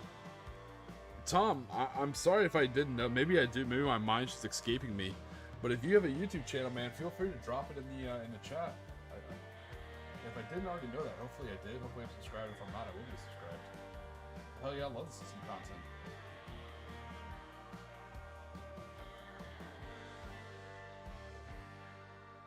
Same thing. Squircutter Sean, I'm not sure if you dropped the link to your to that guy's Lord of the Rings channel. If you did, I might have missed it. If you didn't, feel free to. I'm always happy to see. I work a lot, so I'm always happy to have more YouTube channels to watch. Believe it.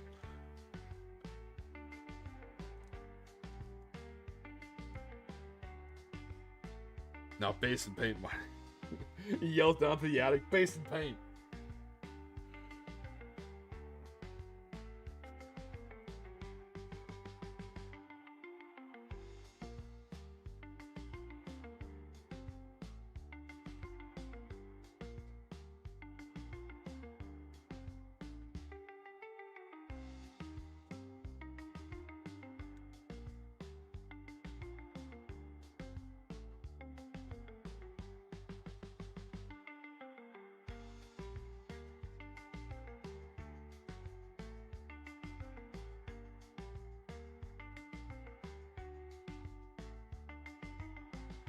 Telling you, Mike, because I painted a few, the Daughters of the Motherland, they are, by definition, big, buff ladies.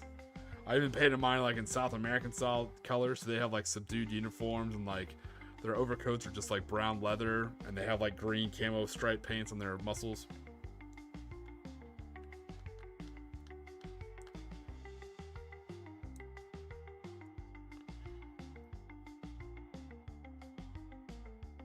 Yeah, I get it. I could see that. You know, I could see where people will be reluctant to do World War II stuff. But yeah, hopefully for at least Conflikt 47.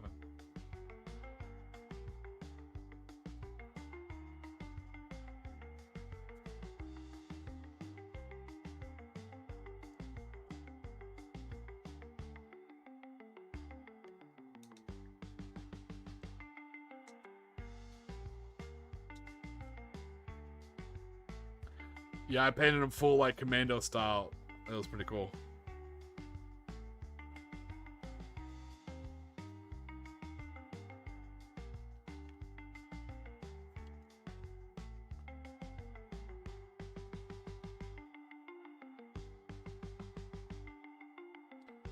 Alright, this is just about done. We're going to hit some more Agrax Earthshade around the side. And then, you know, that train will be tabletop ready. Not super pretty, but, you know, ready. The ones I have are metal. I don't have the plastic ones yet. It is on my list of models to get commissioned to be made. I plan on doing zombie hula girls for Shinobi for the Japanese for our zombies, and I plan on doing like bikini clad surfing USSR style Daughters of the Motherland. So. When I get that 3D print commissions, I'll definitely put it out there for you guys to pick up. For the daughters, they're wearing like they're still wearing their trench coat and they have like their fur hat, but they have on like a red bikini. And they have like a bottle of vodka, you know, and like some big old sunglasses and like their AK-47s. So.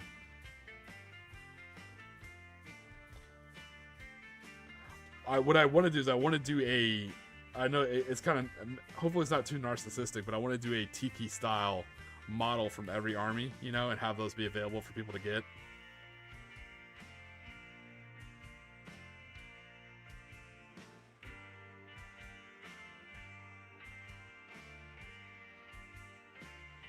I gotta think about like what Tiki style unit I want to do for the Americans and for the British.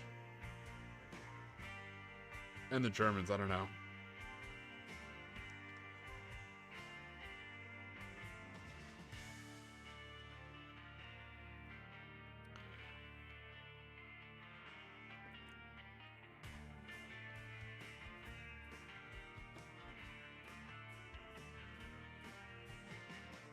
I'm not sure what I'll do for the Germans.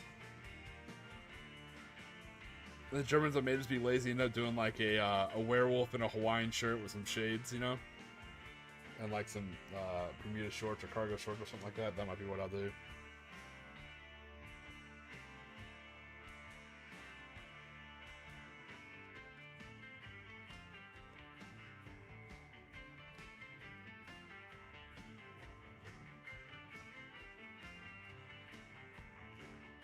Yeah, I was thinking about the Surf Paragons, maybe.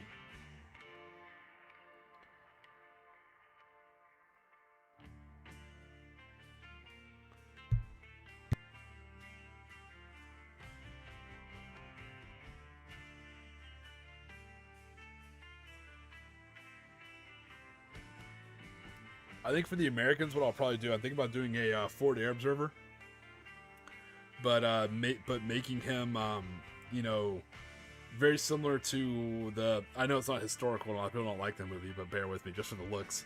To the main character from Pearl Harbor, you know, he's like getting out of the plane. He has this Hawaiian shirt, kind of like blowing in the wind, you know. So I made you that. I made you feel like kind of like a pilot, you know, but he has like a Hawaiian shirt and he has like a walkie-talkie in one hand and maybe like a Thompson or a Colt 45 in the other hand. That'll probably be what I'll do for the Americans.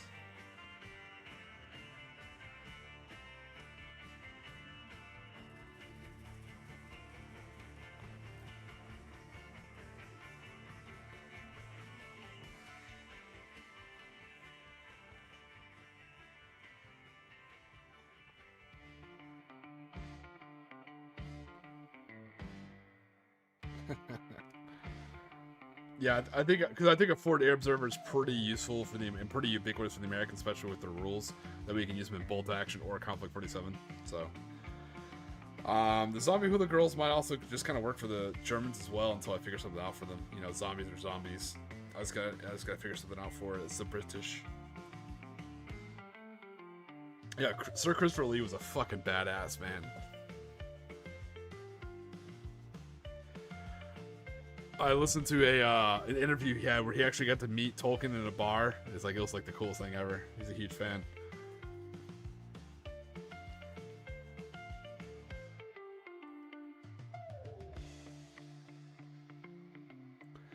If you've never read the OG Ian Fleming novels, I don't even think you can anymore. I think they've been like taken off the shelf. Like I think you can only find like reproduced copies where they've changed a lot of stuff. But if you're able to get the OG James Bond novels, like the first couple, man, they are really good. Really, really good.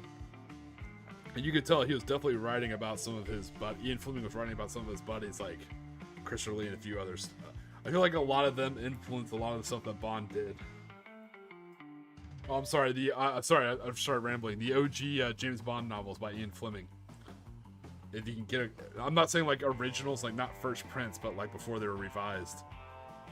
It's cool, and again, not getting political about it, but you find out he wasn't like a hero. He was just like working for the government, you know. So it's kind of a more grounded look on the character. It's very interesting. If you like that Cold War style spy versus spy tradecraft kind of thing. I don't know Bad Rabbit. I've heard they have. I haven't run out and bought a new copy and compared them, you know. But I have some of the. I don't have all of them. I wanted to have all of them, but I ended up getting moved around bases and I lost some. But I have the first couple, like the first 5 or 6 James Bond books. They're good.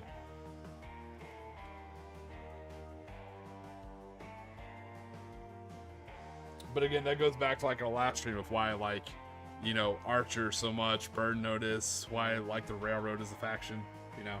I like that kind of old school tradecraft spy versus spy stuff.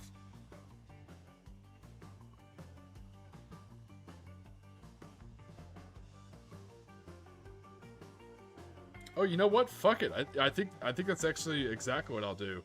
I think I'm just gonna make a James Bond for the British.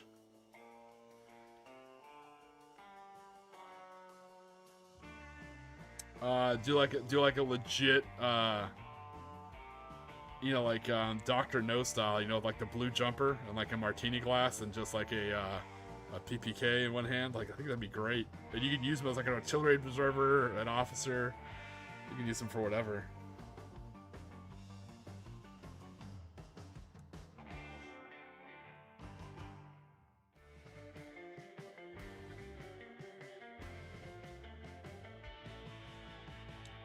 What was his hey, what's going on, Francois? I'm trying to think, what was his one of his covers, Remington Steel? Making like a Remington Steel model? Yeah, another thing is Christopher Lee, I just feel bad making a character off like a real person. I wouldn't want to like do anything to, you know, impugn his honor, you know?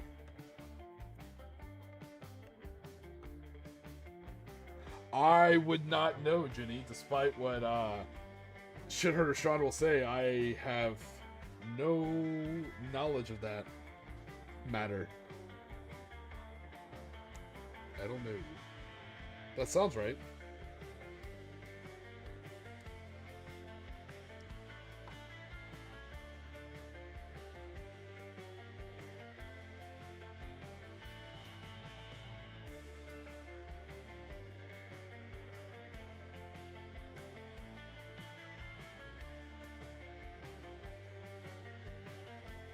I haven't. That sounds awesome. I love Old Bay seasoning on a lot of things. That sounds really good. Damn, that sounds good, Matthew.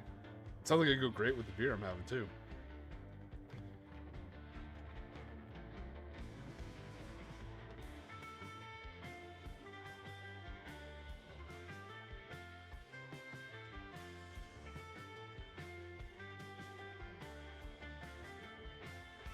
How's everybody doing on their valves for the painting competition? Are they coming along? How pretty you scored this culinary art.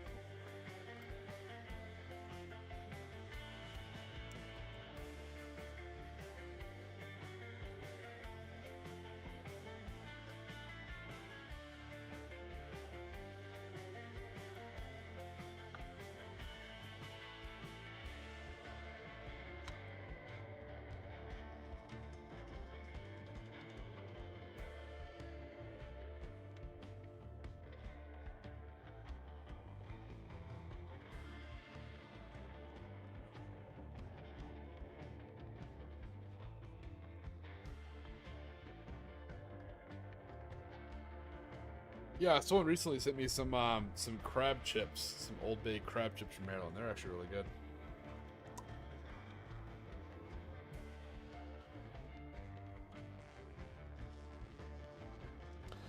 Oh no, it's Bad Rabbit. Don't you dare! I saw that. That model was fucking awesome, brother. You nailed it. I'd say that it's better than I could do, so I'm not sure what kind of measure that is, but nah, man, your model was awesome. I'm glad you participated in the event, dude. That's really cool.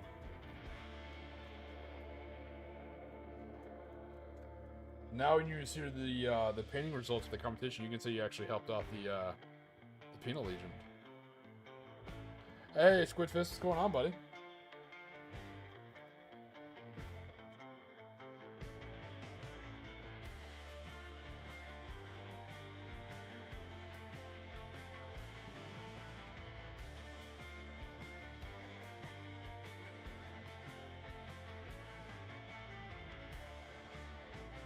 Nice, Squidfist. Build up that army. I appreciate it. Appreciate you building them up.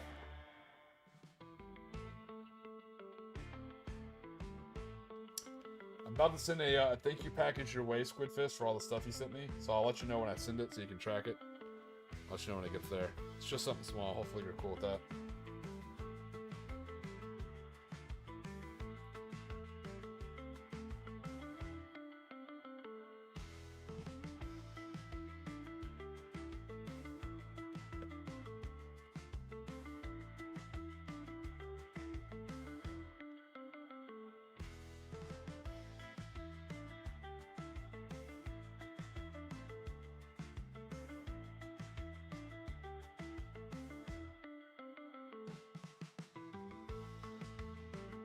Yeah, I finished your right now. I started building another one. The next one's called the Git Blinda. Not sure if you saw a picture of it in morning stream. It had a dozer blade on the front, and then it has a whole bunch of like saws in front of it. Nah, man, I appreciate you. Everyone's been so nice sending me like tons of bits too. I am now in a place where I have a healthy amount of orc bits. I can fully customize orcs as I go, and it's absolutely awesome, and I love it.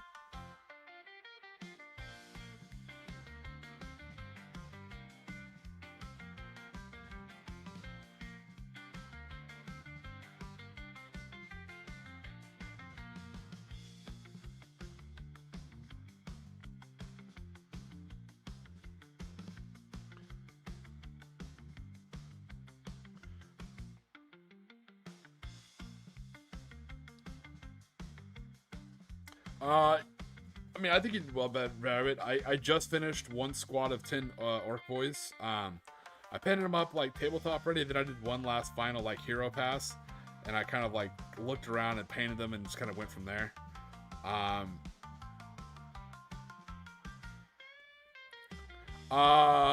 Francois, I'm actually about to pick one up. I did talk to a few people, and I felt comfortable with some of these people, like giving them my address. I know it's a dangerous thing, but I'll reach out to you, and if you're comfortable and if you promise not to leak it, I'll go ahead and give you the address if you could send a box if you want.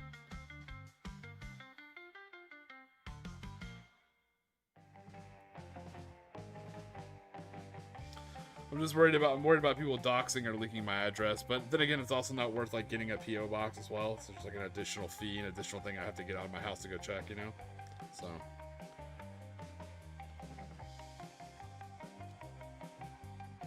But with that being said, I for understandable reasons, I may kind of hold off for a little while. I may hold off on sending out my address. That's all right. Hopefully you understand. Nothing negative to you or anything like that. Hopefully you don't take it that way. Same reason why I kind of reined in a lot of social media too. I kind of circled the wagons a bit, if that makes sense. So give me a bit, let some stuff breathe off, and then I'll reach out to you, Francois. The only thing is if people send me stuff for free, which I appreciate, just be okay if I send you back something as well. I always like to hook people up with stuff.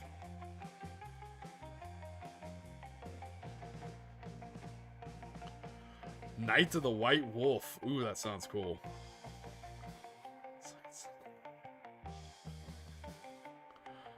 Yeah, Nathan, as much as I'd appreciate that, I do not want to sit there and have to explain in a small room with one table and 2 chairs why I received foreign funding from a person from another country to my home address. That's not a conversation I want to have with people wearing cheap off-the-rack suits. Oh my god.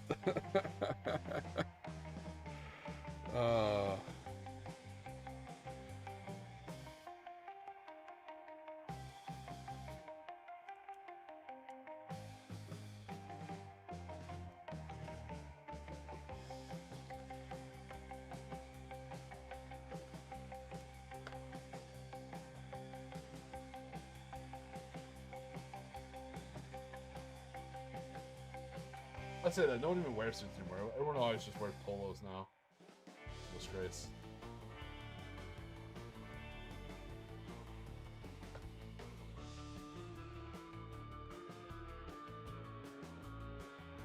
The spy obsession just doesn't make sense.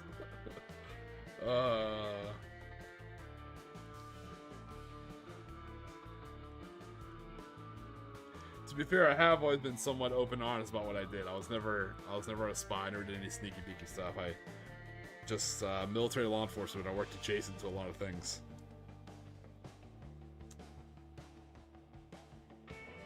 A great cannon, right? Meow, nice.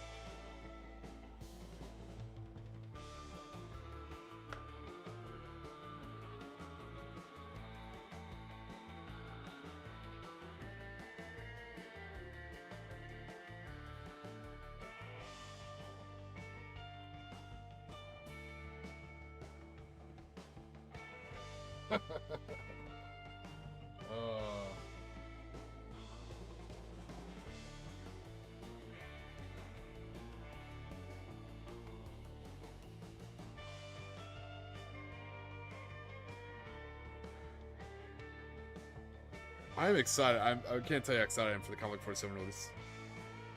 I think it's gonna be awesome. In my hobby experience, I haven't seen something like this where seeing something from not being too popular like several years ago. And again, you guys were all there. You guys all been in the chat for a while now. You know, to see this. Hey, what's going on, Joe? And seeing all that stuff kind of build up into a release is kind of insane. I wish it had hit at a better time. Like, I wish I wasn't constantly working. I felt like I would have gotten so many more videos, so much more stuff done. Unfortunately, I can't control what happens at work, sadly. But I am excited to see. I am very excited to see how all this stuff is going down. He's saying it plays Dexter theme. Surprise, motherfucker. How about some pies, motherfucker? Got you some fries, motherfucker.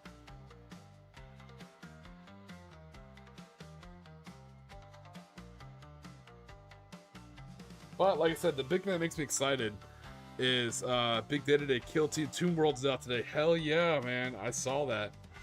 I'm actually getting into Kill Teams.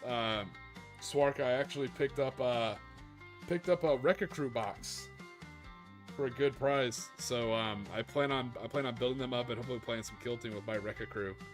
I'd much rather use commandos, but I'll still take some. I'll still play with some Wreck-It Crew. Really excited to try Kill Team. So I have a 10th edition game coming up, like a game to teach me how to play 10th edition, and one to teach me how to play Kill Team, and I'm excited. I'll do your job. You do the videos, like. I'll do your job. I appreciate it, Bad Rabbit. You don't want my job. It's a good job. They pay me well. I enjoy my job for what it is, but it is it's a lot of work.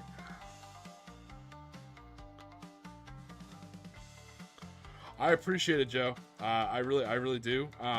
What I'm excited about is I'm excited about all the people interested in Konflikt 47, and I know I say this, but I'm super excited to see it grow like wide, you know, and see all the channels kind of come in and start putting out content. And so I'm excited to see who's going to start doing lore. I'm going to start with the Imperial Japanese because I have a suspicion that other people are going to put out lore videos, which I think is awesome. I think we'll all have our own different styles.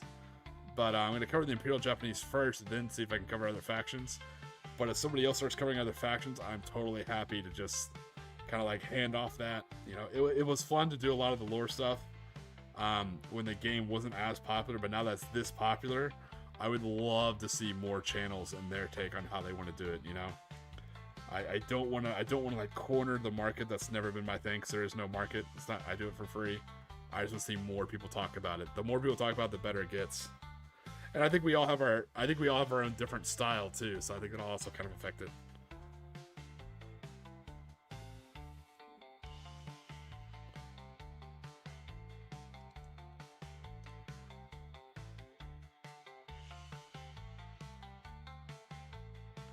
Yeah, I think I've seen that one Bad Rabbit for the orcs.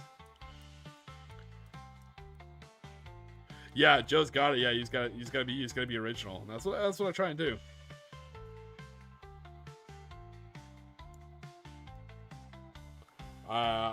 It's so funny. It's something I never knew about before I started doing YouTube videos. And again, I'm still super small, super new to it, right? But it's amazing, and I wonder if this is true in like the film community, which I'm sure it is. But it's amazing how much content doesn't get made. What I mean, that's amazing how much content doesn't make it past the cutting room floor. I started so many videos and scrapped them, you know, because I'm like, it doesn't have the right feel. That feels forced. It doesn't feel like it's really me. You know, so many videos have just been not finished, and I find that really, it's something I never thought about before I did YouTube.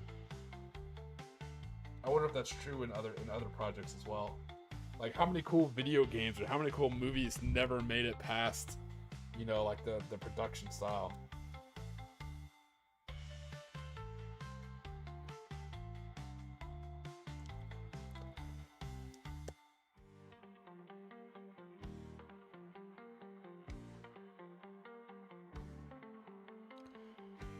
But I do appreciate you guys hanging out with me and tolerating me, you know, not tolerating, you know, but being patient enough with me about starting late sometimes. My work schedule shifted now, so now working 12, so I work like right up until midnight my time. So sometimes if it goes over, which it often does, it spills right into the time that I start streaming. So that's why it seems like I'm late to streams now, you know, or sometimes I won't be able to. I gotta work several hours past into it, but that's what it is. So we have a smaller team at work, and our workload's increased. So we're all just kind of working more hours, which is good. It's good to have a job. So not complaining. Hopefully no one takes it that way. Just kind of filling you guys in a little bit. Just kind of letting you know what goes on behind the scenes. That's why if you're always kind of curious where I am.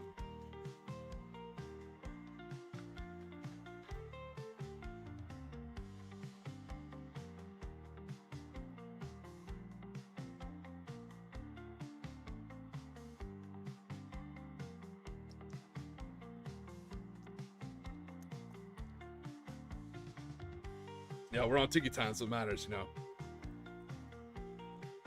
Oh, definitely true in writing. Oh, that's heartbreaking. Late bask cannon rain. Oh man.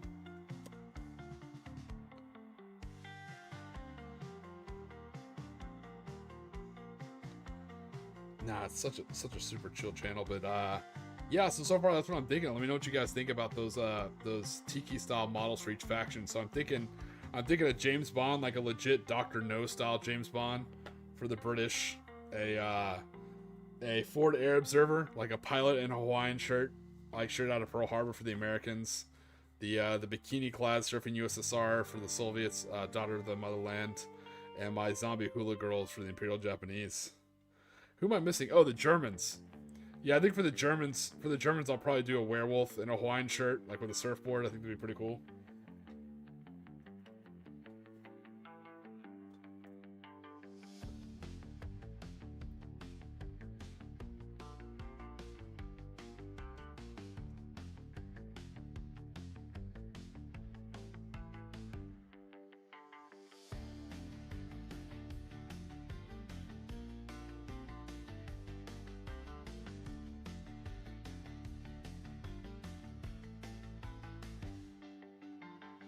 Medic in a Hawaiian shirt, that would be good. Oh shit, no, Mike, I think you're onto something, brother. I think you're onto it. For the Germans, if they still have that special medic, then that's what I'll do. I'll do like a voodoo witch doctor. That'll be really cool. Like the Green Vault's gone around and collected them to help out. I'll do I'll do a voodoo witch doctor for the Germans for that specialty medic.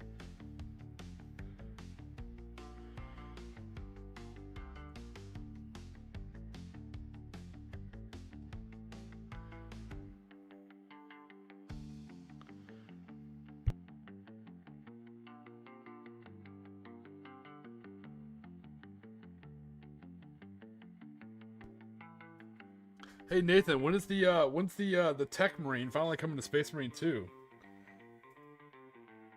Like, I'm super excited to play as a Tech Marine.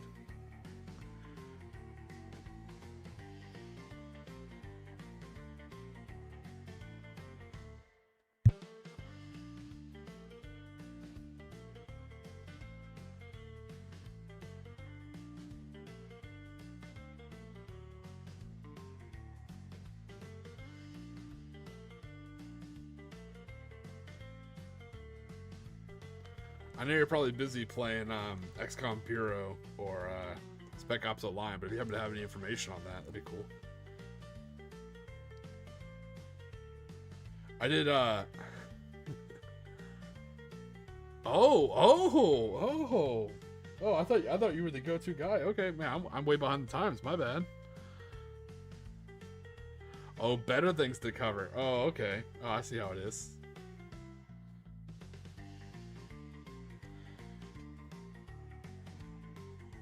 Finally start that website about desktop oscillating devices. And listen to this guy, man. He's like, I got better things to cover. All right, yeah.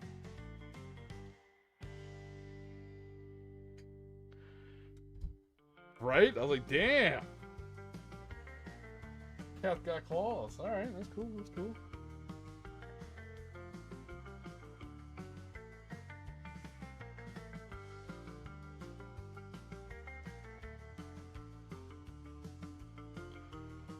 Suck off the line, I love it. Oh.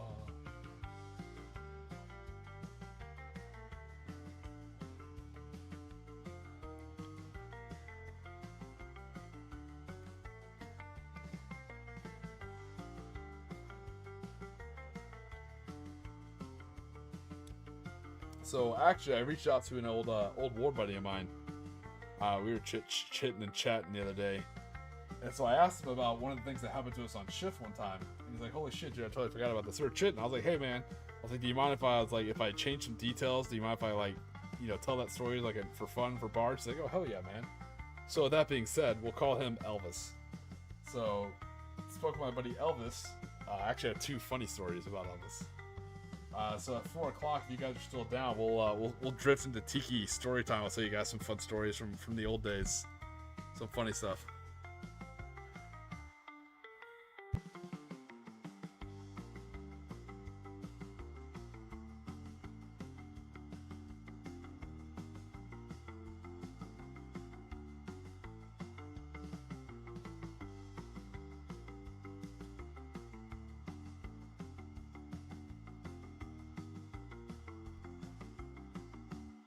Thanks, Sean. I'm pretty sure there's a compliment somewhere in there. Maybe.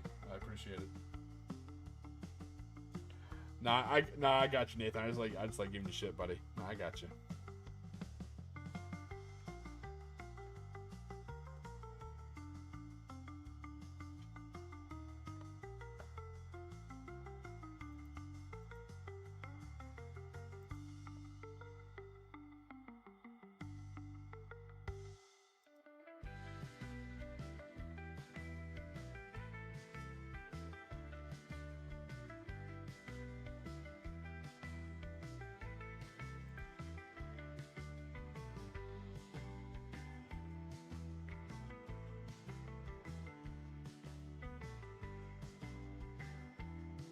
Jump on hold fast. We should do that one night. We should do like a big huge joint hold fast game, you know, or something like that. Some other game or hell dive or something like that. That'd be a lot of fun. I think I've hell dive with a couple of y'all in the chat before, actually. Tyler S, I don't care who they send, so wearing what color coats and not paying any taxes. Speaking of not paying any taxes, Scuttlebutt is a new Huron Blackheart model's coming out for the Red Corsairs.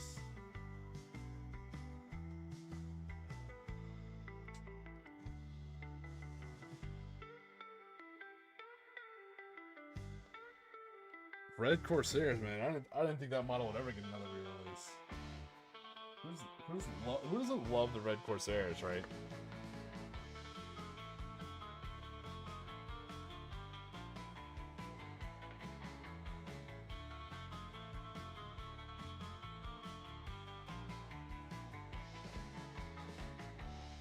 Yeah, I fought a few dragon roaches, then I immediately went back to the bot front. I'm like, nope, I'm going back to the bot front. I am a bot diver. I was there for the creek.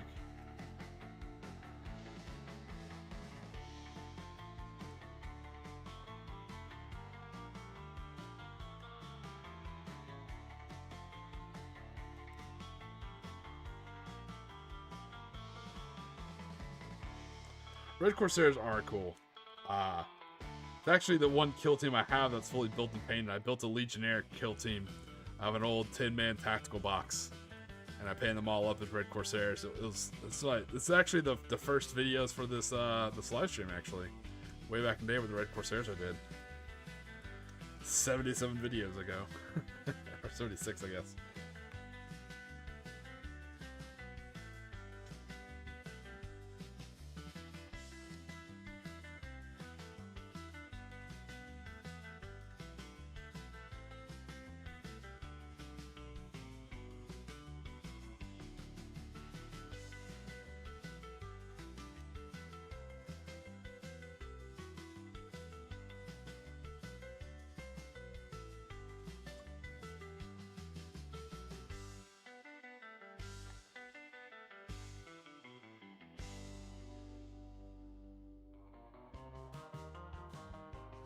I wish they'd bring back my. I'm trying to think. I think it was called the Hammer. I wish they'd bring back my motorcycle from the first Helldiver game. Bad Rabbit. Yeah, everything is better with pirates. Yeah, I really like the idea that they're like renegade Space Marines, not necessarily traitor Space Marines. Like, you can pray to one of the Chaos Gods if you want, but more importantly, you know, it's like, hey, let's just go steal some shit, and make our own money, do our own thing. You know, I like that. I thought that was cool.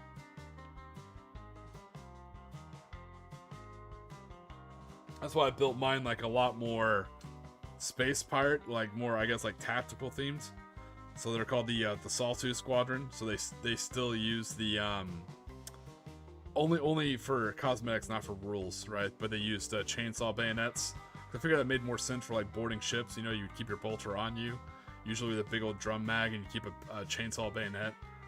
And so all over their armor, instead of like, you know, purity seals or like dick towels or all that unnecessary stuff, they just had shit tons of extra ammo, grenades, pistols, extra knives, you know. So they're, because when you go into a ship, that's it, you know, you're your own resupply. You have to clear as you go. And even the plasma gunners use like blue Imperium style plasma weapons because those are more common to steal and come across than like Chaos Corrupted ones. So it's kind of cool. Yeah, all it cost me was a 10-man tactical box, which I don't know if they still sell this anymore. That was pretty cheap when I found it.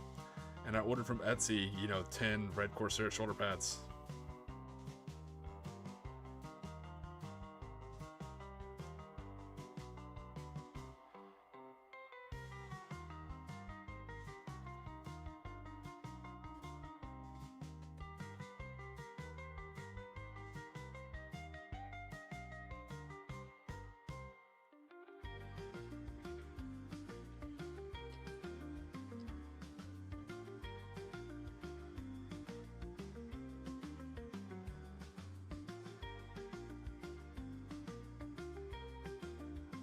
Alright, I'm pretty happy with that train.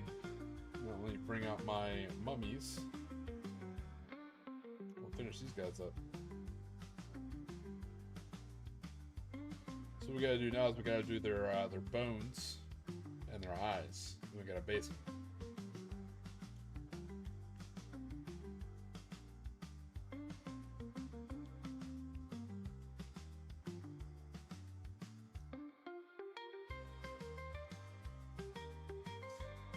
Yeah, I'm excited to start doing the platoon feature for Helldivers when they finally release it.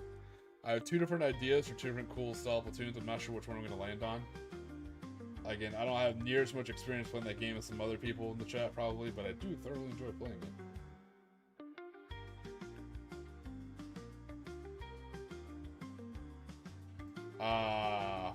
Lately I've been going to, what's the planet? I think it's called like Barbados or something like that. It's a bot planet. There's no incinerator core, thank God.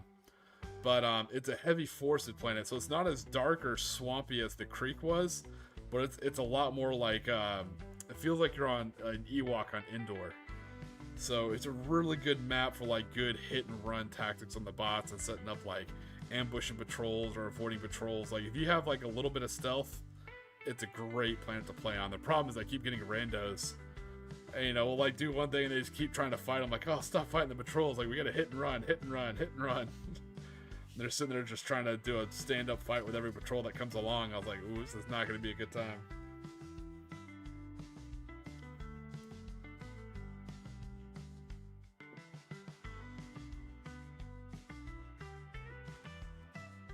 I am a huge, massive fan of the new Napalm extendable rockets.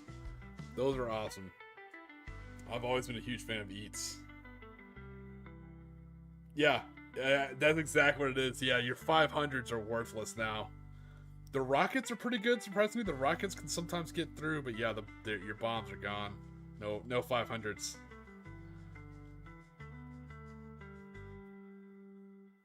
And, you know, no cars, so everything's on foot, you know. So on that one, I'm rocking. Lately against the bots, what I've been enjoying is running the Frontier armor for the sidearm effects. So I run a Senator, of course, for the bots, but I've been running a ballistic shield, a heavy machine gun, and the new Coyote rifle. And that's been working pretty well against the bots. I always like having a heavy machine gun against the bots, but running that ballistic shield's pretty nice, because when you're breaking contact and you're running away, swap to either your rifle or your machine gun, you'll have your shield in the back, you know, and you can like tank a few rounds here and there as you're zigging and zagging, you know. And then when you do get cornered, you know, you can swap to your revolver and you pull your shield out real quick and you get those shots off, especially against some of those melee bastards. So I've been trying to train more and more using that ballistic shield.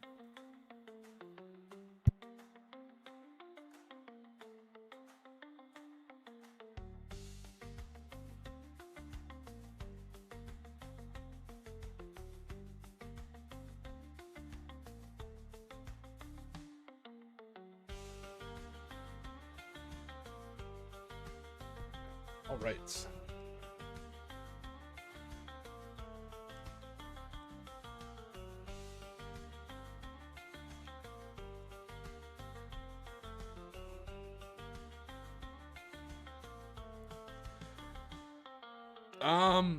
So usually I like to be a rescue diver. So I generally run like one of the medic armors, and I'll run a medic pistol and experimental infusion, stuff like that. So usually that's the armor I use, but lately I've been playing around a lot. Like I said, I've been playing around a lot more with the Western Frontier armor. So I use that a lot now.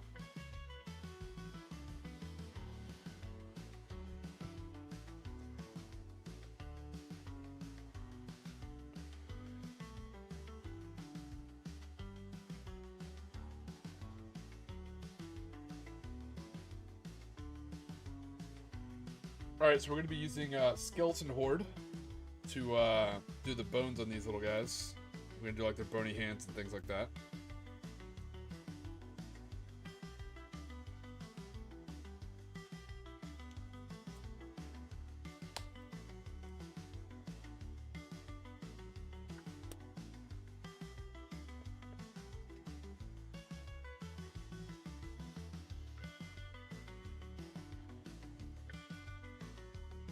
Now it's a little worrisome because the shades between the dunes and the skeleton horde is so similar, but when they dry, they look just a little bit enough different that it kind of works. And the way we're basing them, as you can tell, this is what the finished model looks like, right? So there's a little bit of difference between. Let me get that camera to focus just right. There we go. There's a little bit of difference between the actual wrappings and the bone. You can see the purple eyes, and you can see the basing. So it is still 3 different colors, but yes, they are all tan derivative except for the purple eyes. But, you know, that's what they are.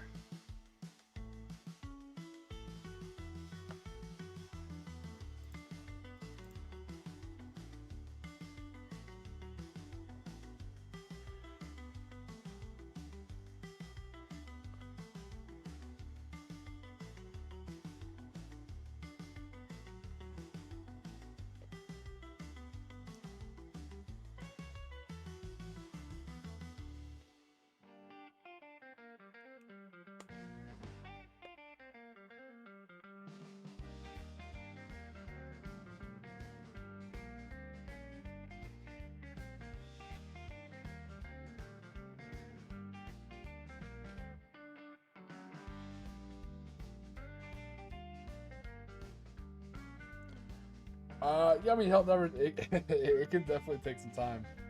I recommend, you know, just do like one operation at a time. So I think it's like 2 to 3 missions. But yeah, if you're not paying attention, you could look up and be like, oh, hey, where'd those 4 hours go? Ooh, sample. Ooh, a sample. So it can definitely kill some time.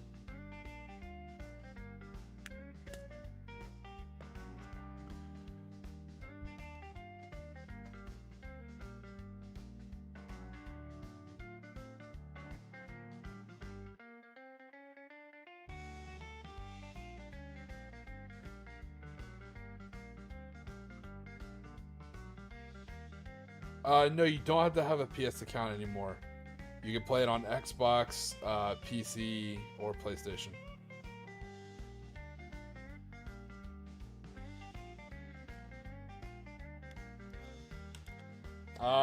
Yeah, Matthew, not much. I mean, there's new stuff, but you know, the old stuff's still just as viable.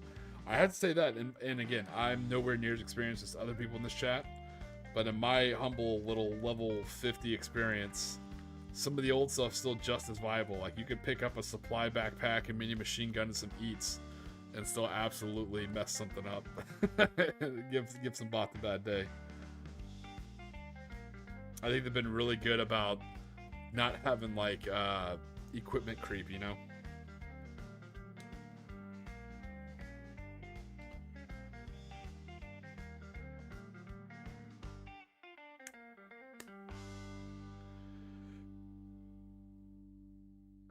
You know, you're the second person who's told me about that game, Bad Rabbit. It actually looks pretty cool.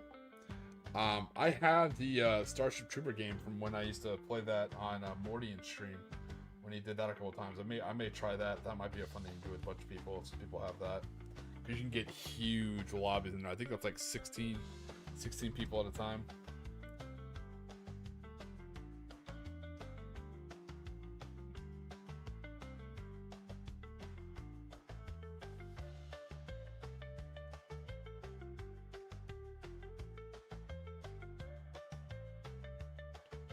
Nah, I got you, Jenny. No, I mean, it's fun, but you're not. If you're not into a premium account, I don't think you're really missing anything.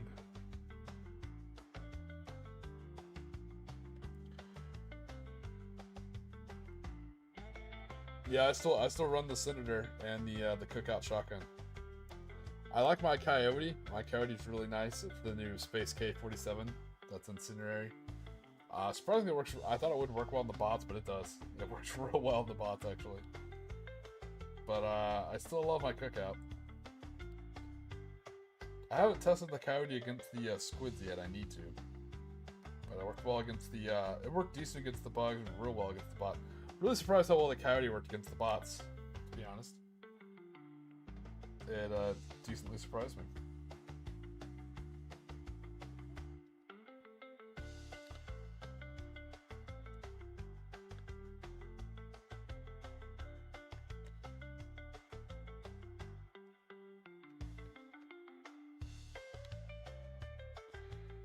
But one of my last things I'll say about Helldivers before I jump onto a new topic is the shout out to Swark and a few of the guys we played with.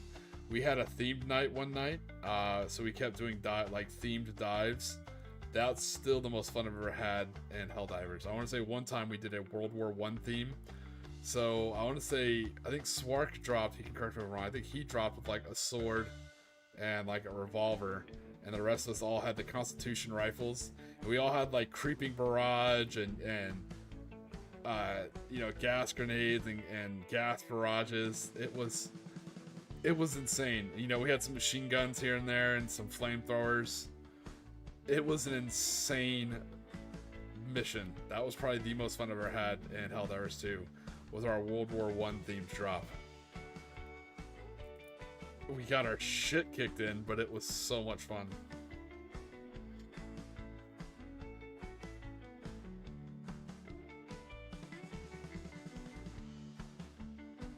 Yeah, he remembers that, dude. It was... all we were missing was someone, like, blowing a whistle. You know, it was pretty good. I will always speak highly of that, and I'll always have good memories of that. That's still the most fun I've had in Helldivers. And I've done some pretty cool, some pretty fun, some pretty cinematic missions. That is still the best. Just the absolute sheer terror.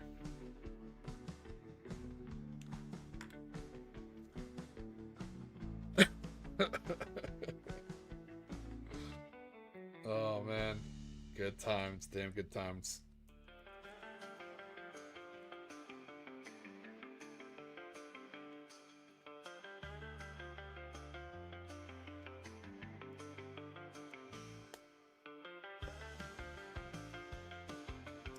But I have been going back and I've been wanting to, I haven't even started yet. I downloaded it, so you know, it's the first step.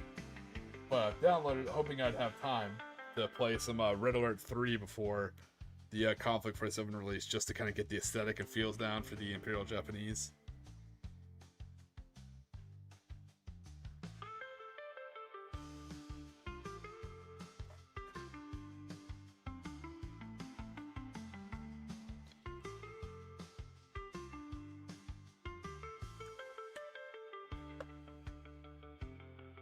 But time is the premium currency, man.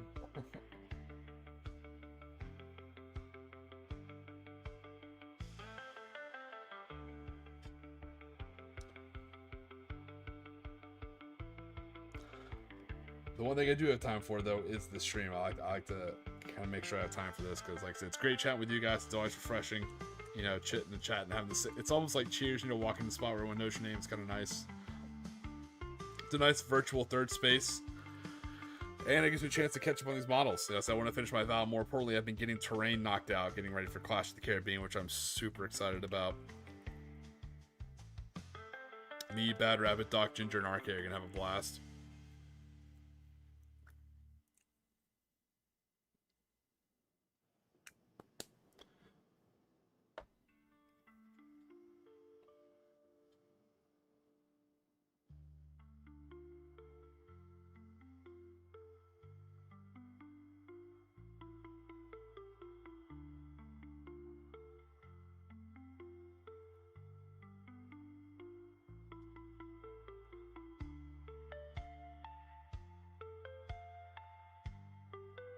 Who knows? Maybe next year in October, maybe there'll be more people on the cruise. Maybe.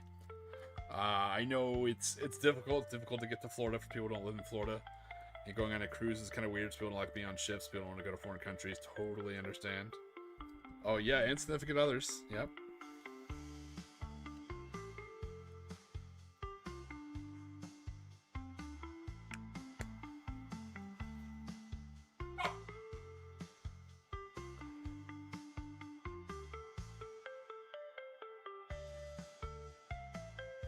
Sorry about that. That was the Chihuahua. I think he just had a bad dream. He woke up and barked.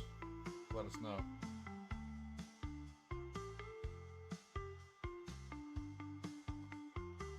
That dog is so vocal.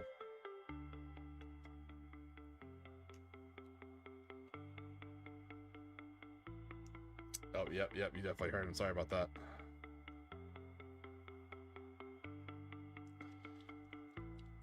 Yeah, earlier today, you know, he was upset because I wouldn't let him chase a squirrel in the yard, and he was like literally losing his mind. I think he still feels upset about that.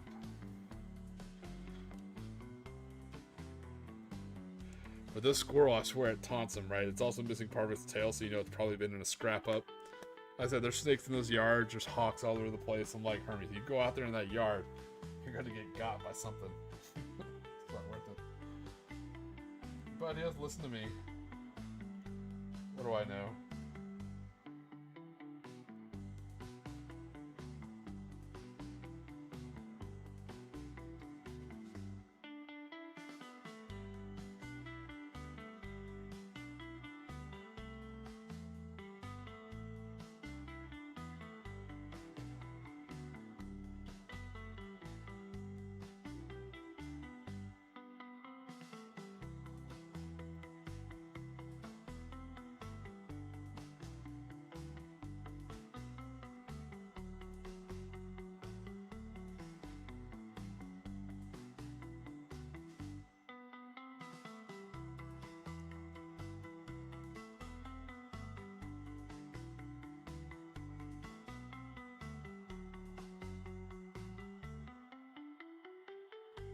Nice, yeah, that'll be exciting to see as people start valuing their Konflikt 47 stuff.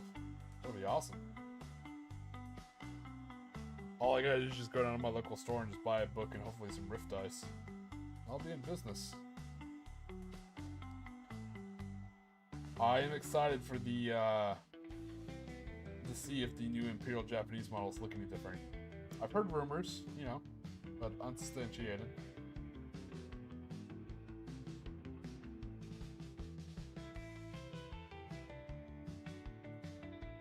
I still have mine that I've kind of built using, you know, the bolt-action Imperial Japanese and the 28mm pike and shot samurai bits. So mine had that very classic Red Alert 3 style vibe to it. We'll see what the new ones look like.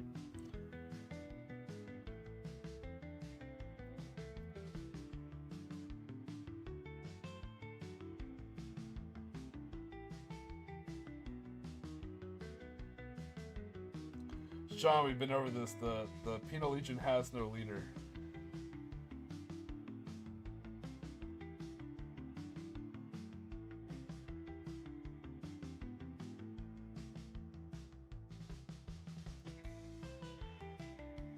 Nice, prime your Bruin and Val. That'll be awesome.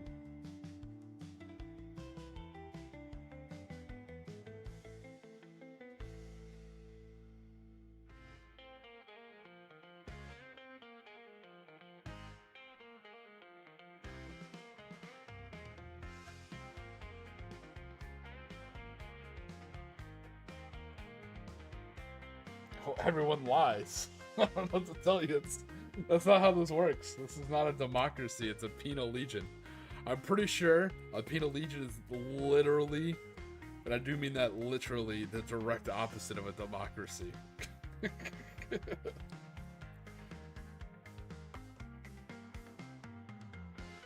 I will not be the Joe to throw into your volcano.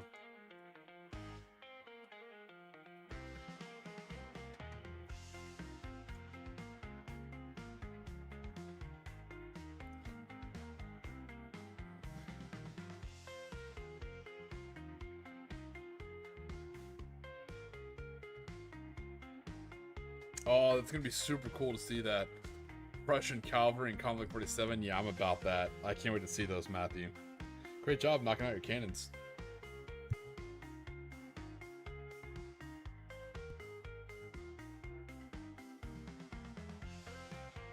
Alright guys, here in a few minutes, here in probably about 5 minutes when we get up, I'm going to take a little bit of a break, and then I'll come back and it'll probably be time to start a little bit of some Tiki story time. I'll continue painting, I'll tell you guys some funny stories between me and Elvis, and then we'll see where the stream goes.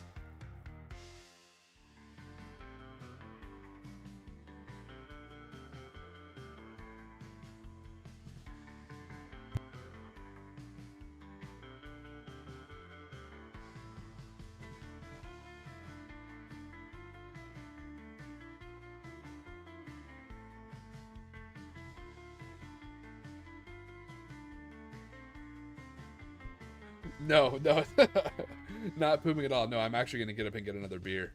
But no, I do need to stretch because I've been sitting in the same chair since work, you know. So when you get up, stretch, go check on my chihuahua and make sure he's okay. Because, you know, you heard he had that bad dream. Grab another beer, then I'll sit back down. But I like the bluntness. You pooping?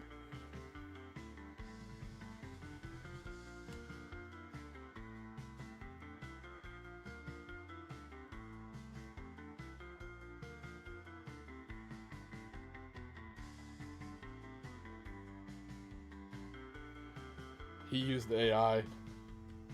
Man, I don't think AI can come up with these stories, actually. We'll see.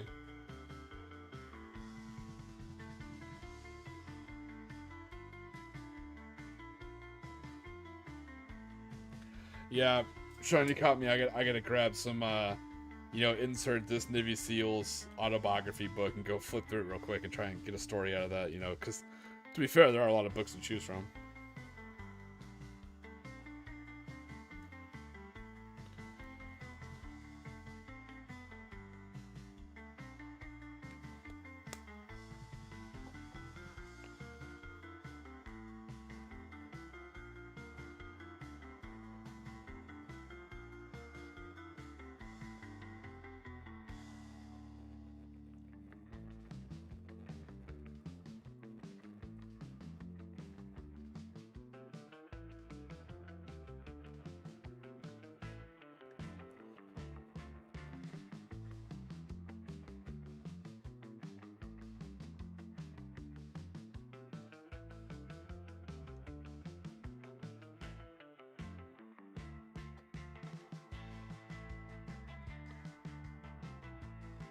No, Sam Max will always be way cooler than me.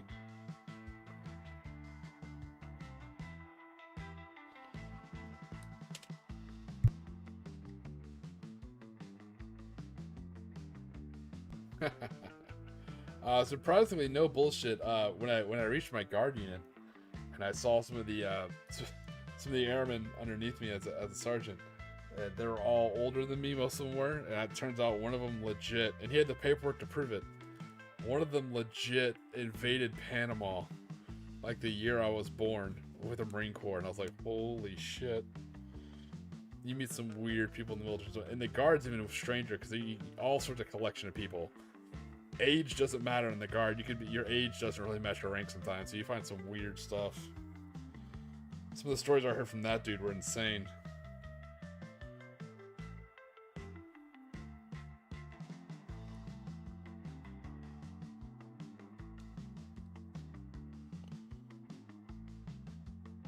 Yeah, it's funny. It's funny you mentioned that, Sean.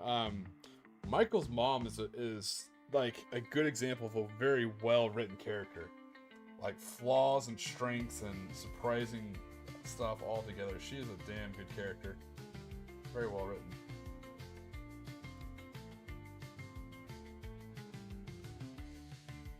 Stay within the lines. Stay within the lines. Buzzed and markering.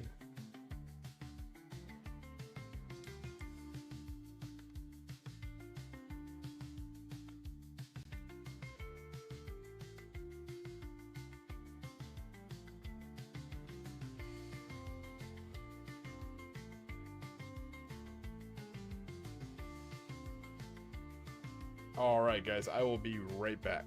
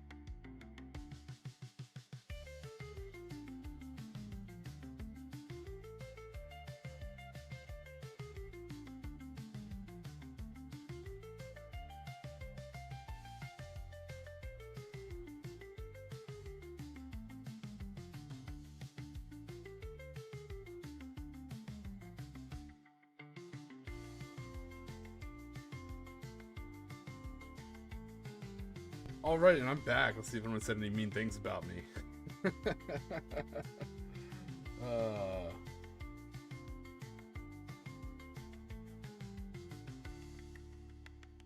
Tiki, it's no shame. Oh man.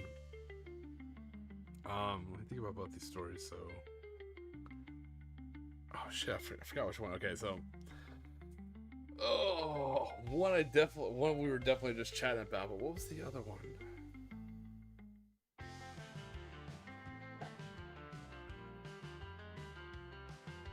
I felt like there were two stories, and I can't remember the second one was. I really just remember the first one. The first one's the classic, the one me and him were still chatting about when I talked to him.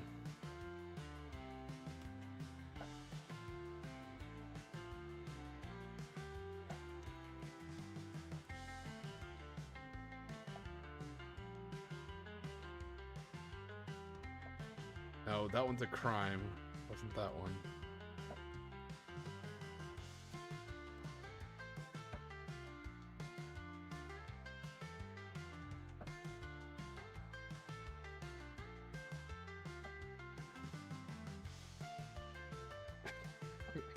Wouldn't have it any other way, Sean, truly.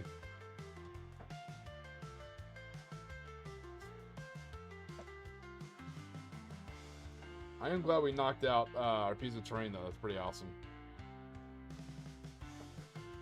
Just chipping away at this vow. Yeah, if you guys want to see roughly what my orc theme looks like, I got the idea to do the black base from Sean, which I appreciate. Yeah, very roughly, here's what one of the orcs looks like. Orange uniform, red armor. The rocket launcher decided to make black, just a little bit tougher, you know? Yellow rockets make it a little bit more explodier. So overall on the tabletop, it's kind of cool because it's like a dark dirt base with orange and red and yellow. So it actually kind of gives them like this really cool like rust look.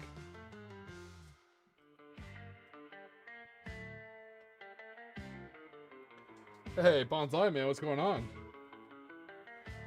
Well, it's a good thing you ran out of stuff to paint, Sergeant Lodge. That means you've caught up with your pile of shame, which is phenomenal. Well done. I do not think I'm at that level.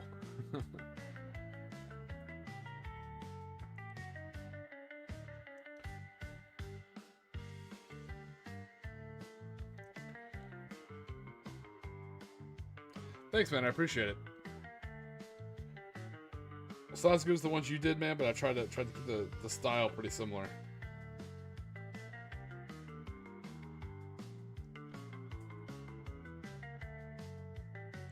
But overall, I think that the orc colors kind of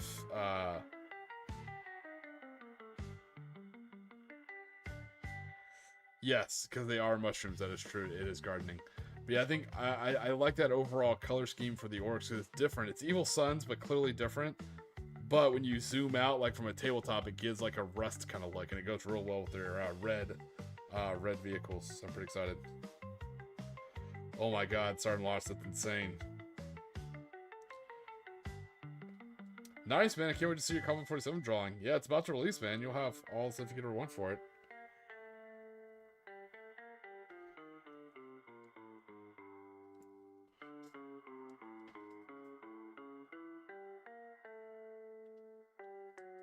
But those of you who are fans of Morning Glory, this is actually the model made for him, you know, because he is a knob. So this, you can tell by the hat, this is Timmy Two Skulls. So if you know the whole Timmy Two Wheel story, that's where it kind of came from. So we see the little Morning Glory, a little trooper, the Mordian hat. This is Timmy Two Skulls. He'll be leading one of my Orc Boy squads.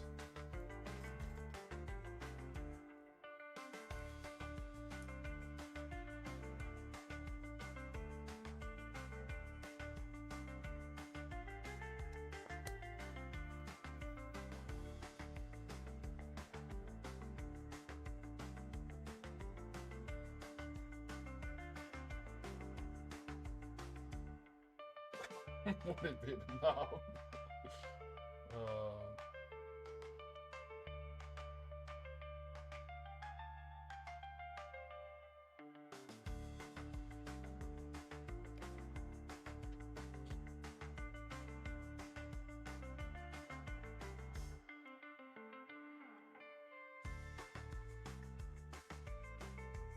another fun thing is I had to come up with names for everything. You know, because I'm about to start that hopefully start that Crusade game if I like 10th edition.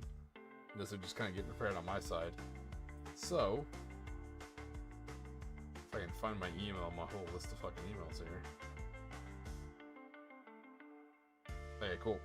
So I can let you know some of the names I have for some of the units. The truck for fun. So all the different trucks I have, they're all spelled like duh, like apostrophe DA. So I have the Scrapulence, you know, like an ambulance, Scrapulence. I have the DACA sled. I have the Box Claw, the Cyborg Fist, the Git Blinda, and the Spiky Tracks. So that was actually a lot of fun. Luckily, the codex in the back has a whole bunch of orc names to use, and some of them are actually pretty fun. It was actually a lot of fun naming different characters. Like for some of the mech boys, I have Taz, the Nailhead. I have Zog, Saws It Alls. He has a saw in his hand. I have Tough Git 2 Wrench as another mech boy. Some of the names turned out really cool. Like there's one called one of the Pain Boys is called Frag Bad the Butcher. It's actually a pretty good one. And for my looters, I had to call them Sticky Fingers, you know, like from the rapper. I thought it was funny. Rapper and actor, I guess technically. He's an actor too. But the big one for Squickletter Sean is for my 2 commandos. They're called Road Rangers, you know, because it's Evil Sun's army. So Road Rangers with a Z. But one is led by Sam Bloodaxe, and the other one's led by Mike Orc Westshiv. So that was fun. Yeah, so these are my counts as Totem Core for my German army. My German army is Cult of Imhotep from the Mummy movies. So these are actually Reaper miniatures for Dungeons and Dragons for mummies, but I use them as counts as Totem Core.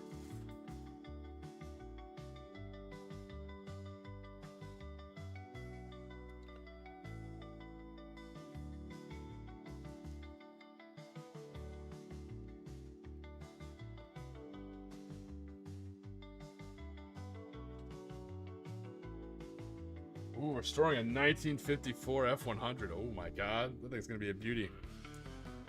Well, I'm glad you have this on while you're working on it, man. Glad you're hanging out with us. Yeah, there's some other fun things I had. Like I think in one of I'm running Beast Snaggers, but I'm running them as cyborgs because I think it's cooler. And so one of them's led by Silverhand. He has like a nod to like Cyberpunk, you know. So there's a lot of fun little nods in the naming mechanisms. Some of you guys are in there. Squid Fist is in there. Shitherder Sean's in there. I have a few named characters. Actually, let me tell you who you guys are leading. So Squigherder Shork is leading a squad of boys, and Squiggity Fist is leading a squad of cyborgs or Beast Snaggers.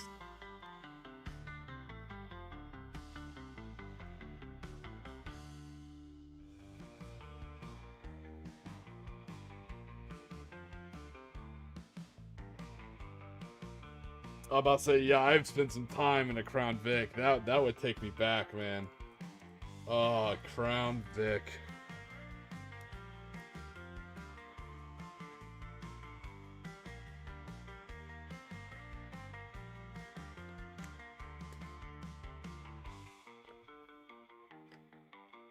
Just the other day, Mrs. Tiki and I were out driving. We saw a law enforcement vehicle, and it wasn't even a Challenger. It was a legit 2-door Charger. It must have been like a supervisor or something like that. But if you had to hear me for the upteenth time talk about how, you know, glorious the WRX hatchback was for a law enforcement vehicle.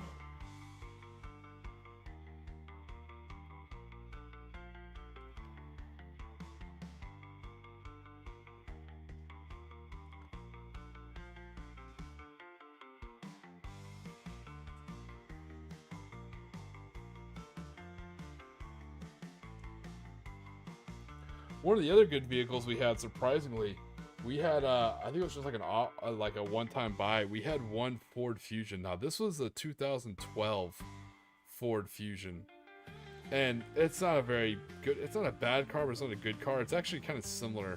It feels similar to like you're talking about like a boat, kind of like a Crown Vic. It's a long car, but the trunk, sweet mother lord, the trunk on a Ford Fusion back in those days, it's absolutely a mafia trunk. You could fit like 4 dead bodies back there. So that was like our favorite posting vehicle because we could literally fit everyone's gear in the trunk of that Fusion. It was absolutely insane. I've yet to see a car with a better trunk than that 2012 Ford Fusion. But it's a long, and somebody was trying to do a tight corner in that Ford Fusion and ended up beating the hell out of the driver front wheel and wheel well. That thing never rode the same again.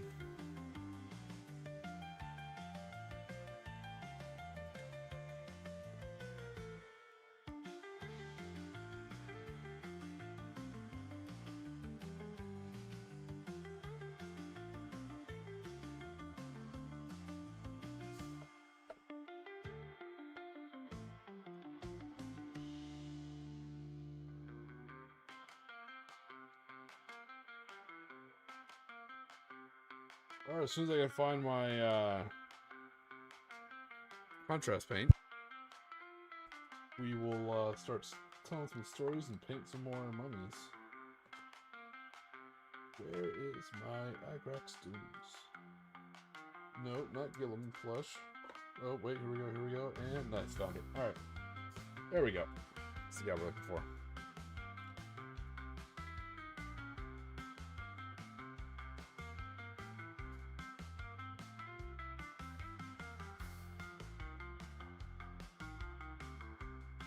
Well, actually, it's funny you say that. Speaking of trunks, that's what today's story is about.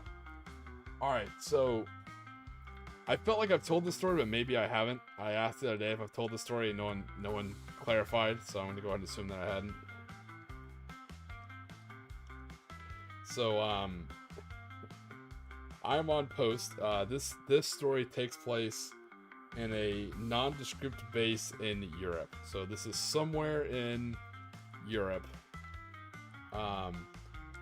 working on a NATO post, a NATO base, and I am on the main gate, working on night shift, with a couple people, including a good buddy of mine that we shall call Elvis. Hopefully I'm trying so hard, you'll hear me stop, and when I'm stopping, it's me trying not to say his real last name. He was a character. Like I say, he's a very funny guy. Very, very charismatic, so everyone knew who he was, so everyone's used to saying his name. So it's a very unique name, so I'm trying so hard not to say his last name. So that's why if you hear me pause, that's what it's about. So anyways, we're calling him Elvis. So Elvis, we call him that because I'm calling him that because he looked and kind of acted very similar to, and I'm telling you, he looked and sounded just like Bruno Mars. Never heard him sing. Oh no, I did, but he didn't really sound like him. But this dude looked very similar to Bruno Mars, so we'll call him Elvis. Very funny guy.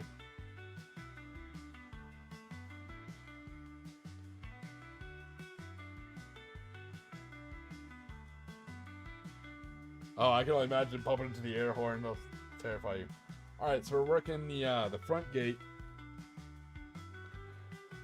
Working the front gate at a NATO base. Now, we had received intel. Shit, let me do a mental purge. Okay, so we received intel that there was a possibility of being approached by multiple personnel, people who were seeking asylum. Now, when I say asylum, a lot of people think current day politics. Not that. So what this was in this particular situation, they were tracking multiple people who were AWOL from the military from Vietnam and lived a whole life in Europe, but now they wanted to, come back. So there's a different type of asylum. It's not the one that's in the news. It's not the one you're probably thinking. It's a whole other separate program, right? It's a pain in the ass. So that's why I got put on the front gate. So I was the liaison to the S2 guys. So I'm like, okay, cool, I'll go work a gate shift. It gets me out of my little command shack and gets me hanging out with the boys, you know, and all my boys and girls on flight. I'm like, oh yeah, let me do that. And I'm still young. I'm early 20s, low rank, probably like E3 or E4 at the time, right? I think E4, E3 or E4, one of the two. Okay, so try to set the whole setting for this. So there we are in a base in Europe, working for NATO, and I'm not a farmer. This is very important. So the base is surrounded by cornfields, which I never thought was a very strategically good idea, but what the hell do I know? It's a little E3. But this is at the stage where I think it's after the crop's been harvested, if that makes sense. So this has to be probably around this time. It has to be like before winter time, so like late autumn maybe. Not exactly warm, not exactly cold. So here we are, me and Elvis are sitting there bullshitting, you know, hanging out, swapping jokes, cracking jokes, and we see a car pull up. And we see a car pull up. He's like, hey guys, what's going on? We're like, not much. We check his ID, you know, ask him some questions, where he coming from. He's like, hey, you guys got any word about anything crazy happening tonight? So here's the thing, we're looking for whoever this guy seeking asylum is, right? So it's kind of spy versus spy. We're like, you know, giving secret like signs, countersigns. This guy's not picking up on the hint. We're like, all right, it's probably not this guy. We'll let him go.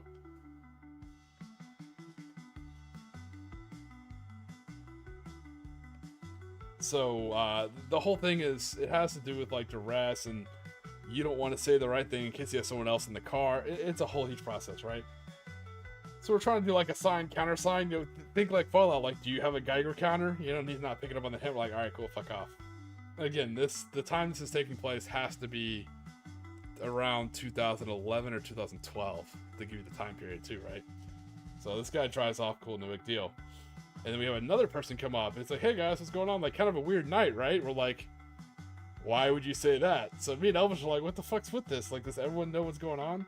So we're sitting here just talking back and forth. He's like, oh no, you know, I'm sure you guys have dealt with some crazy stuff before, right? We're like, maybe. Why do you say that? He's like, oh man, wait till you see the next car. We're like, what the fuck do you mean see the next car? Like, what is this? Is this like a gaggle or a convoy of like fuck games? Like, what are we doing here? So, and he won't tell us, and he's pissing us off. So of course we pull him out of the car. We're like, all right, now we're doing a random inspection. So now we gotta like inspect his car, make sure he doesn't do weird shit 'cause he's acting weird, and then he gets pissed off because now he's late. He's like, well, I was gonna tell you guys something, but now I'm not gonna tell you. We're like, that's not how that works. So we start kind of grilling him. We call in the supervisor. They question him. It turns out he was just talking bullshit. He gets in his car and leaves. We're like, oh, this day's only gonna get worse. So then comes this third car. The third car is absolutely speeding to the point where you're like, he's gonna hit the barricades. Like, if you've ever worked a gate, this car's coming in so fast that you kind of like instinctively reach for the rifle. You're like, ooh, it's gonna be some paperwork here in a minute. So the third car comes screaming in. Like, oh, I'm so glad I caught you guys. And we're like, and before I can say anything, Elvis is like, what the fuck do you mean caught? Bitch, we work here. It's like, we're always here. It's the main gate. What do you mean caught us here? It's like, no, I'm glad you guys are awake. And they're like, why would we not be awake? We're like, well, you know, it's like I saw something weird on the road. We're like, not this shit again. Like, what the fuck is going on? And then he looks, I'll never forget, this guy looks, because he was driving a, I'll never forget, he was driving a little Italian car. It's a Lancia, or Lancia, what the fuck you say it, right? So it's kind of like a knockoff Fiat 500. So he looks up in his tiny car in his tiny little rearview mirror, and then he's like, oh, here he comes. We're like, what the fuck is, it's like a horror movie, like, what the fuck is going on? Like, what is this that's coming? He's like, in this next car, you guys definitely want to check out the trunk. We're like, okay. We go back his ID. He's like, am I free to go? Yeah. He's like, all right, I'm out of here. And he drives off. And we're like, what the fuck is going on? Like, what is in this next truck? So I'll never forget, I look over at Elvis. Elvis like, should we call it in first? I was like, I don't know, man. Maybe we don't want to put it on the radio. So we tell our third person to keep the shack going, and me and Elvis step out like, all right, dude, let's. I was like, no, all jokes aside, I was like, let's say I take this one serious. Let's handle this next car, because this is like the third car in a row that's fucking weird. And this fourth one comes driving up real sketchy, just real sketchy, right? So it's so funny because I told the story before, not on stream I think, but now that I talked to Elvis, I got a lot more details to kind of fill back in, which is kind of nice. So the fourth car comes up, and I'll never forget, it is a Volkswagen Golf. A blue Volkswagen Golf. I remember this. So the car... So, the car comes up, and it's driven by a nerdy-looking white dude, mid-20s, you know, no distinguishing features, not in uniform.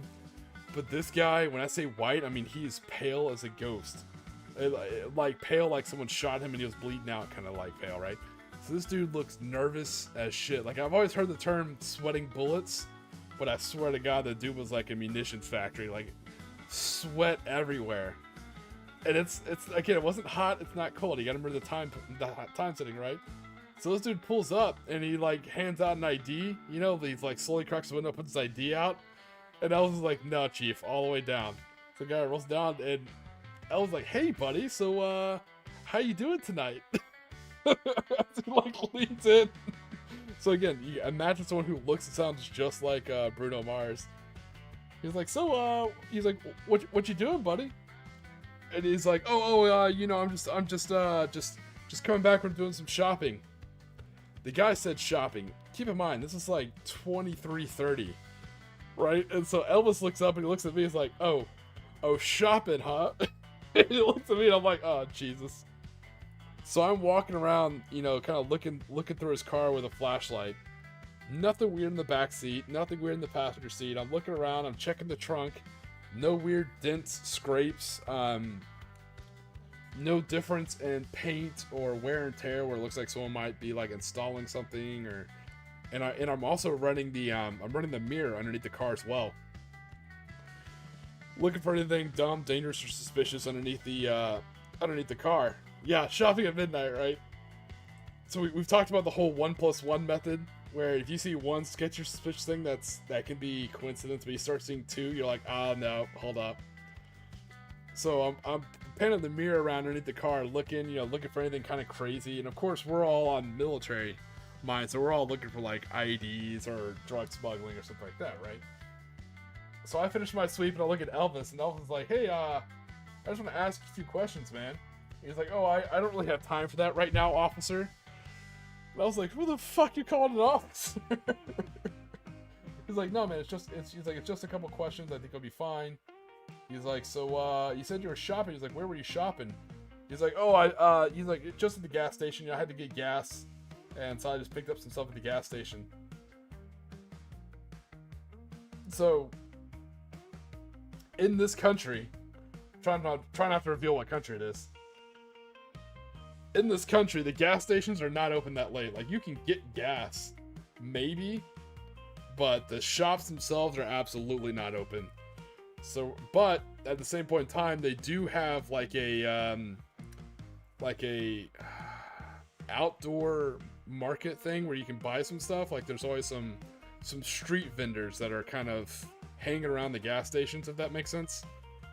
So what he's saying isn't 100% wrong. He's like, okay. So Ellis keeps giving me this side glance, right, and lifting up his eyebrow, you know, looking like The Rock. I'm like, okay. And as I come up behind him, and I'm like, oh yeah, it's like, I don't see a bag. Like, well, what'd you buy? And this dude just starts sweating and looking around, and he keeps. What worries me, and it has me kind of like start reaching for the cordless hole punch, is he keeps looking down. Now, if you've ever done a traffic stop, right? So I'm obviously standing.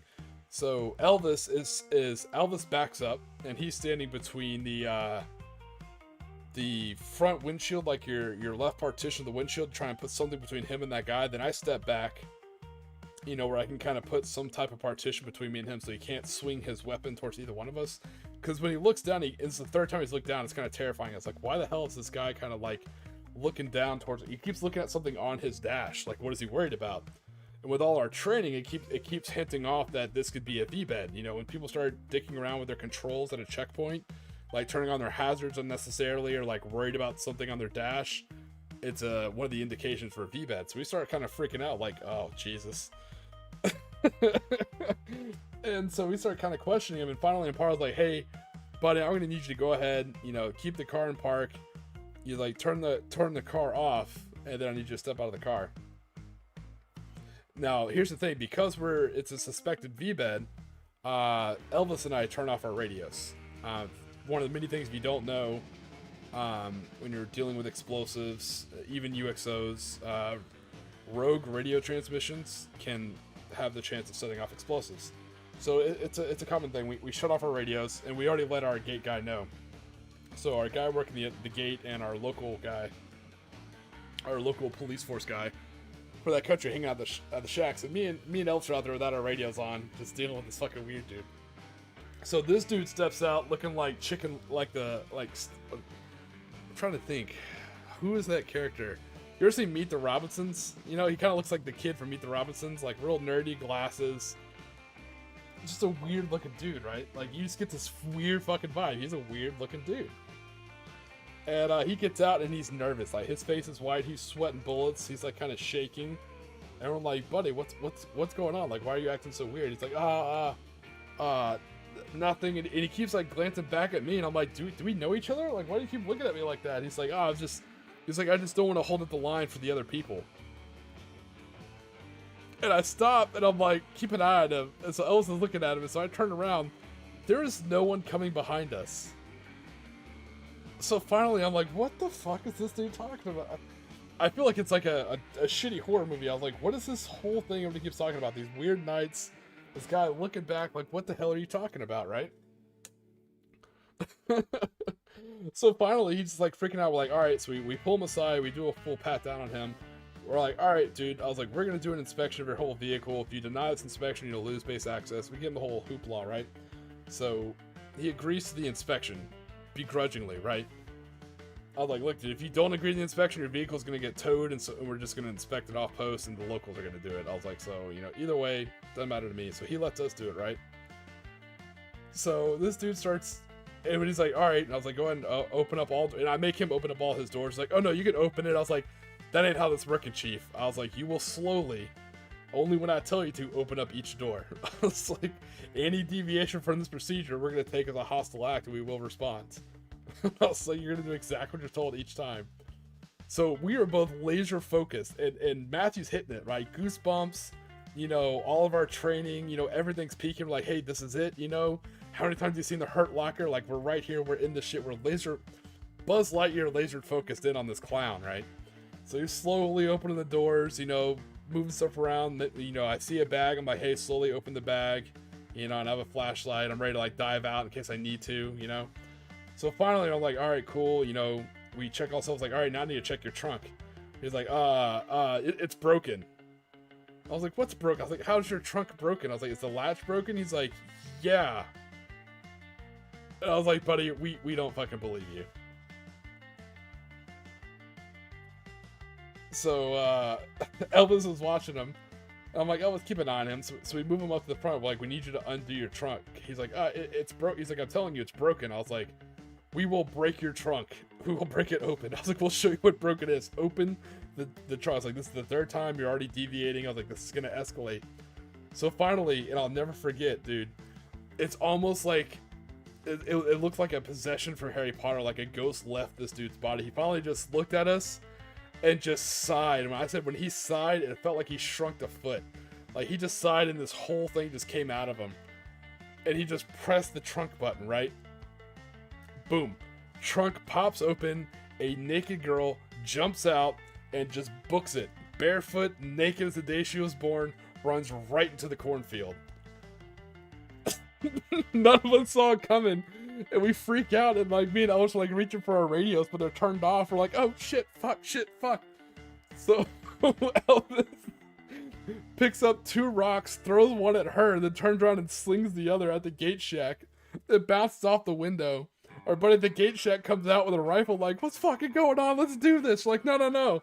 Like, some naked chick just ran into the cornfield. He's like, what? Like, a naked chick ran into the cornfield. He's like, how do I call that in? I was like, just call in. There's a unclothed foot mobile around the perimeter of the cornfield. And I was like, and wake up our local. So our local police guy was asleep in the gate shack, as they do. So we had to go so first off, we grab little Chicken Little and drag his ass up to the gate shack. He's cuffed, thrown on the ground. And so we have to kick our local guy. We're like, hey man, here's what's going on. So there's a language barrier. We're trying to explain to him that someone ran into the cornfield. He doesn't care until we have to like look up the word for naked and lady. We're like, no, a lady naked. He's like, oh, you guys are lying. We're like, no, we're serious. And he's like, oh, seriously? He's like, where'd she run to? He's like, in the cornfield. And again, this conversation takes like 10 minutes, you know, through language barrier. He's like, oh, no. He's like, that's on you guys. Like, you have to go find her. Like, the fuck we do? It's not our country. Like, she's not naked on base. I was like, she's naked in the cornfield off base. So he has to... So he has to basically end up calling his local guys. They have to go out there and do a search perimeter for this chick. Apparently they end up finding her the next day. They track down the blood trail. Apparently she sliced herself up something bad running. I never ran through a cornfield, you know, particularly in like late August. So she cut herself up bad. Apparently she left the blood trail. It turned out to be a huge, massive investigation. Unironically, it's one of the many ways how I got attached to working for S2. Because she ended up being human trafficked. I mean, no, she wasn't, but she was part of a group, and that it tumbled. Like she was a local prostitute, and that led to another ring, which led to another thing, which intelligent stuff like that stumbles.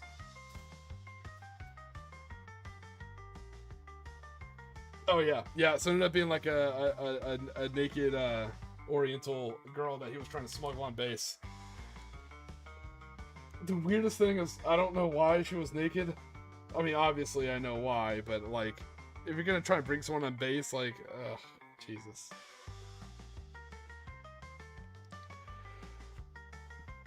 The best part was none of us saw it. We were so focused on our training, and the moral of that story is, you know, you're so reliant upon your training and so focused. You know, you're always seeing, you know, what you expect to see all the time. You're not really watching for the other stuff.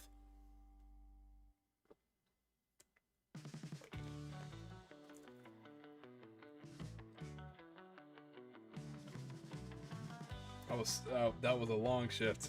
I think me and Elvis were there doing paperwork for a long ass time.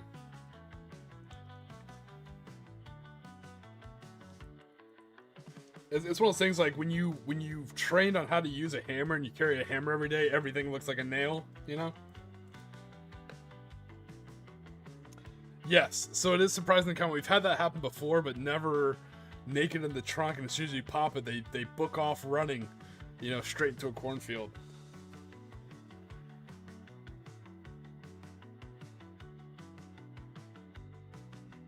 Yeah, the dude ended up being some nerdy dude from finance. Yeah,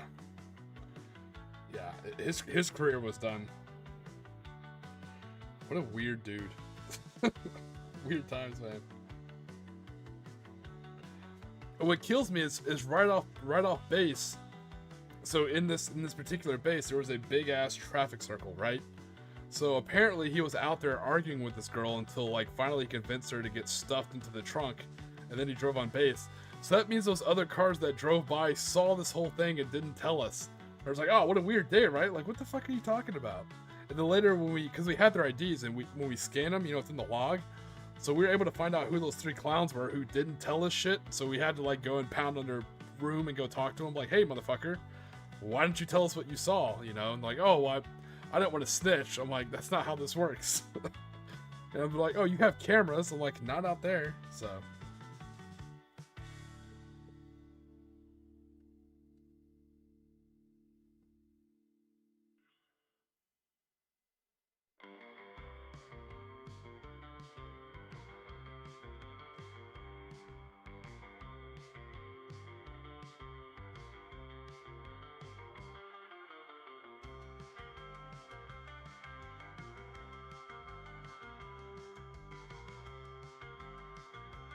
Oh my god, okay, wow.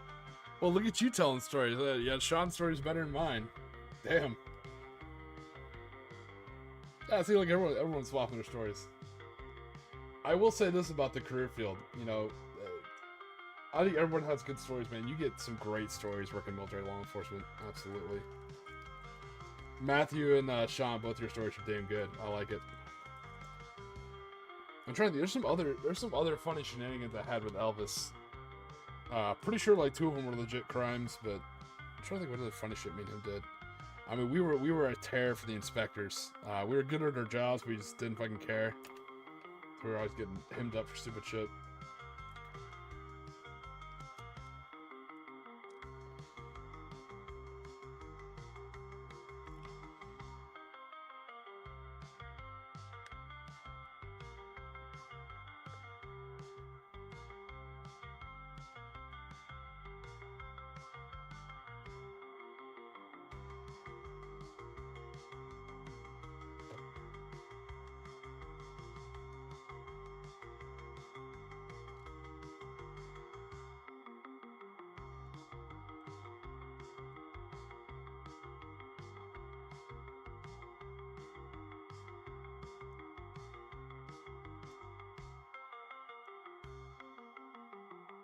Nah, when you join the group, a lot of people try and get off the gates as fast as possible. Like, oh no, I want to do law enforcement patrol. I want to do this special duty, and that's good. You know, it's good to get different kind of certs, but sometimes some of the most wild shit happens at gates, man. I tell you.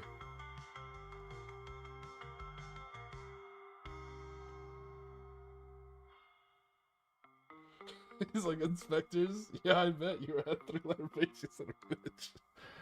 Oh. Oh, good times. Good times. Safety inspectors, Sean. Safety inspectors.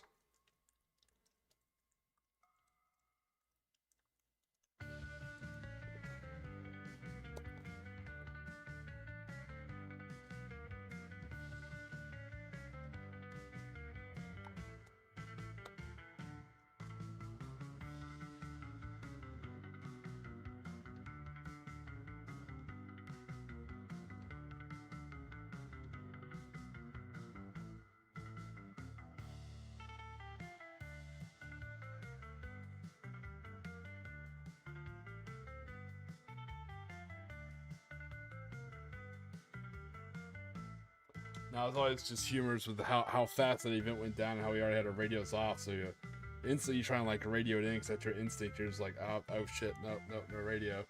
And meanwhile, every second we delay, I mean, this chick ran. I've never full steam into this cornfield barefoot. Determination.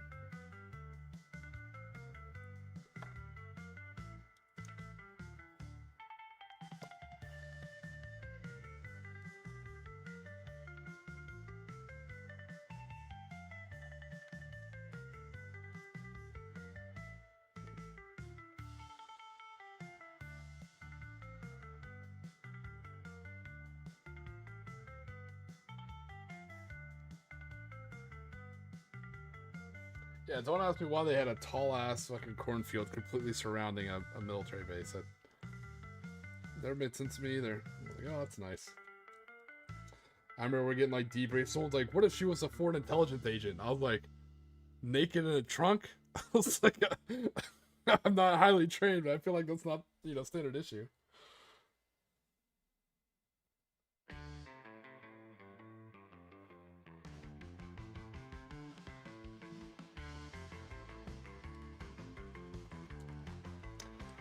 I'm sure that had to be an interesting conversation, Jenny.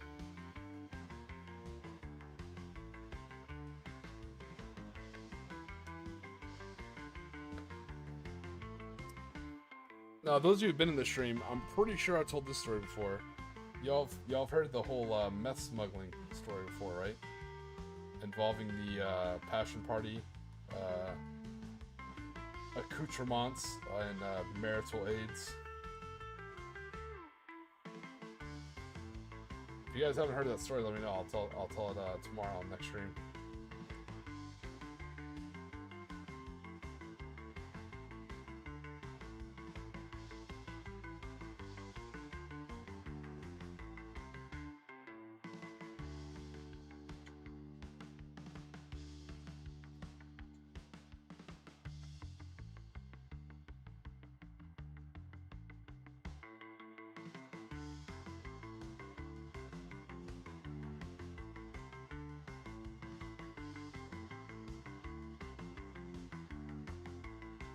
Yeah, good call, Sergeant Lott, absolutely. That just sounds like a whole lot of nope rope right there. And again, I'm telling you, it's a human instinct. The whole 1+1. You see one sketchy thing, okay. Then you see a second sketchy thing, and your body's like, nope, that's enough. That's all it takes. 1+1. Trust your instincts.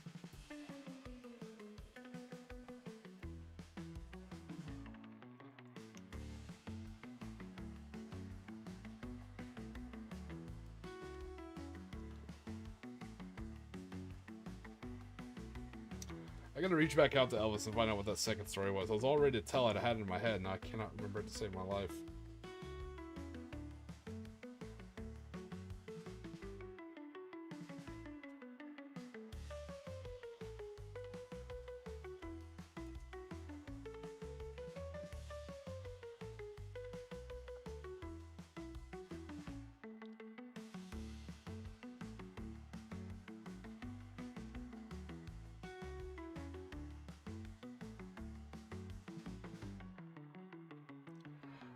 It's so funny. My whole life, I thought I never had Sean until I went to go renew my passport.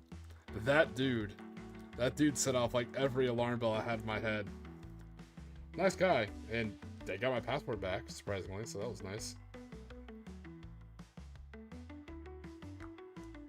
He did everything. Seemed to be a nice guy, but yeah, I was like, ooh, something's not something right there.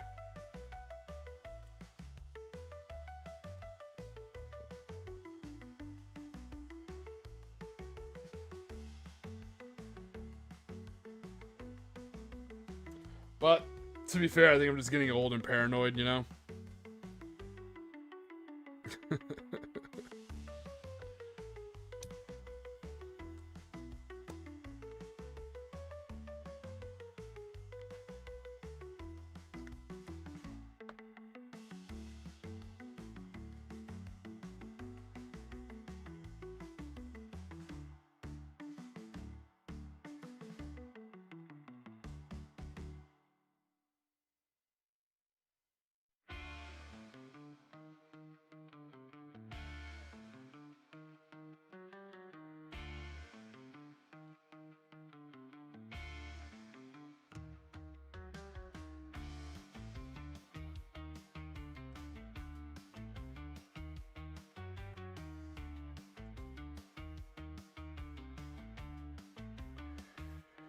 Hey, what's going on, Grim Tim? How you doing, buddy?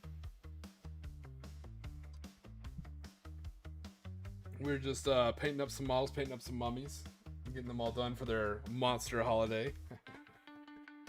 That's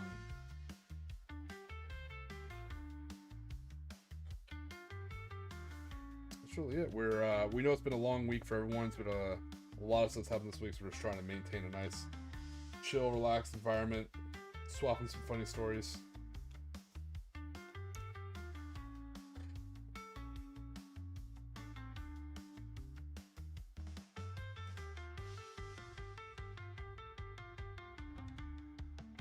Oh, they will try and break into some of these too, man.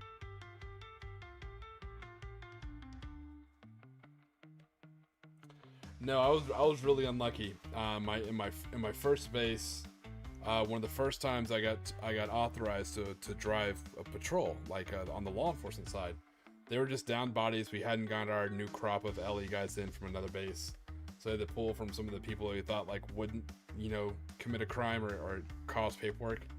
So I got nominated, which was cool. I was like, oh, someone trusts me, I guess. So I get attached to a local national at that base, and we're making it through the whole shift. I feel like I'm a badass. I get to drive around, listen to music. I get to drive a vehicle that's not a Humvee. I get to drive on the roads outside of the area we're guarding. I was like, man, this is really cool. I'm super lucky. I'm doing great. I was like, my life is awesome. And towards the end of shift, I get a building alarm. So I head to a building alarm. I try and find out from my quote-unquote local national partner, and he's asleep, so he doesn't care. And I call my desk, and they're not really paying attention. They don't really care. I asked them to look at the building, like, oh, that building? Like, yeah, that building's just maintenance. You're fine. I was like, okay, that's cool. I show up, and it does not look like a maintenance building, right? There's no white trucks outside of it. There's no construction anywhere. There's no, boot tracks or anything. I'm like, huh, okay. I had never seen this building before on this post. I'm like, okay, weird. So I'm like, what do I do for a building alarm? Like, hey, for this one, just, we tried to call, no one's answering. Just try and open the door, go in there and make entry with the first person you see. I won't go into it because there's, that's our procedure, so I don't want to make anyone dangerous. But I'm supposed to come in there, come in contact, grab a landline. Supposed to come in contact with my office, right? Try to figure out what else is going on. So I go in there, right? And this is not a building I was supposed to be in. I'm a young man. I was like 21 at the time. Yeah, I was not supposed to be in that building. I came in contact with someone, and I was in trouble. Luckily, the one thing I did that saved my career that early on in my first base is I didn't have my partner with me. I had the wherewithal to tell him to stay in the car, so I didn't have my local national partner with me. But I entered into a place I was not supposed to be, and I saw things I was not supposed to see. And so I was immediately, supervisor called, they came outside. I was de-armed, and I was taken to another building and debriefed. Not a fun experience. This happened in my first base. And that shit goes on your record. So that affected me later on, both good and bad. It kind of led me into working more on the S2 side, which is intelligence and investigations. So luckily the debrief went well, relatively, and my background check is good. So, that actually kind of vouched for me later on when I tried to work in different task forces, different stuff. But that's how I got looped in. Everyone's curious. That's how I got lumped into that side of the house so early on. So everybody else is in trouble too. The security dispatcher was in trouble for not giving me the information and not knowing. They weren't really paying attention. A lot of people were just fucking off. And I was just doing my job like I was supposed to, apparently, and yeah, I caught the heat for it.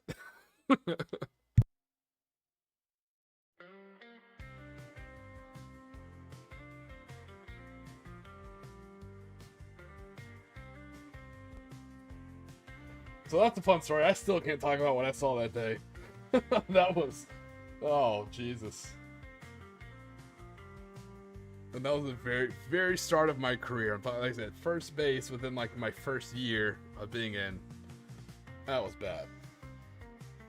I was like, it's about to be the shortest enlistment ever.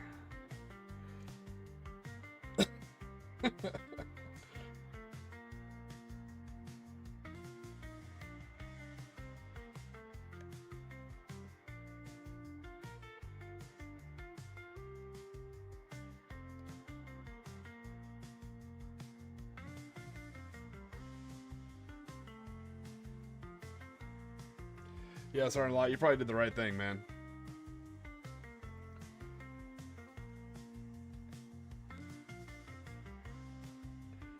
Kendra Thompson, crew that moved up earlier had to chase a few guys who walked towards vehicles. Oh man, nice. Yeah, it's always the weirdest assignments too. That's what I always tell people, like, take every assignment that comes down, because you never know if it could be a bullshit assignment. Like, I've had one where I thought it was going to be something super secret squirrel badass. Like, it sounded really cool.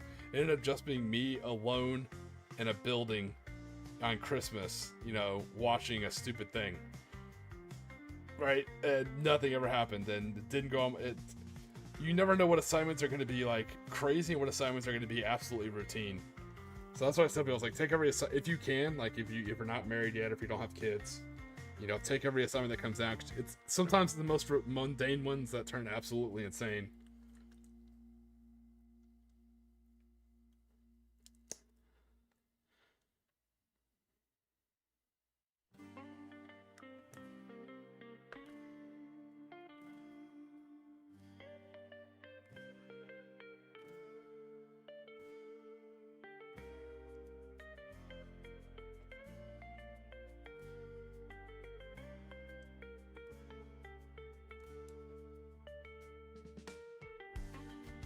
And collect certs. That's one of the big advice for you guys going into the military, if anyone is. I think all of us are probably too old, too hurt now. But collect certs if you're a young person. You never know those certs are going to come in handy, especially vehicles. you never know. So I definitely told a story of us commandeering vehicles on a flight line one time. We ran out of vehicles. You know, we had a real world response. We showed up in anything that had wheels, and it was all legal. You know, when you go back to film the statement, you know, it makes everything a lot better when you have a little bit of legality to lean back on.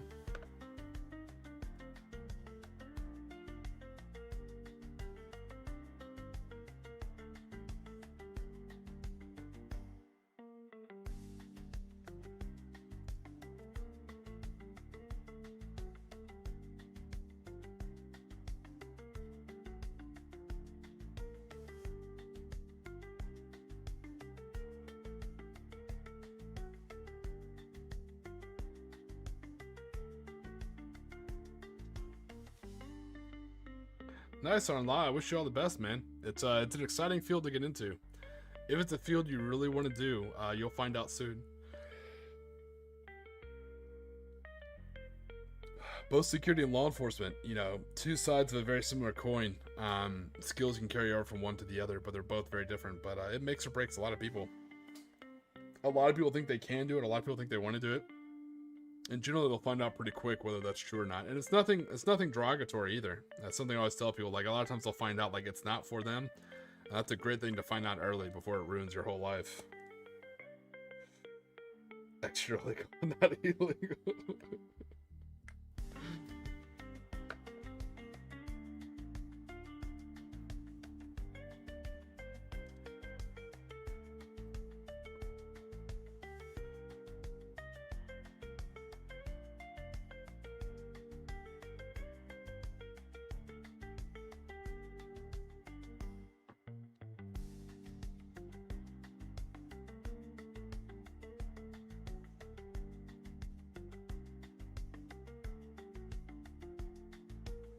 Oh yeah, what a find. Yeah, I worry the stuff at Goodwill, like, because of the internet, you know, I worry that it's hard to make good, like, finds at Goodwill. Someone's already kind of found it, and they're already selling it online for what it's really worth, you know, so I feel like it's hard to, like, flip stuff, I guess, at Goodwill.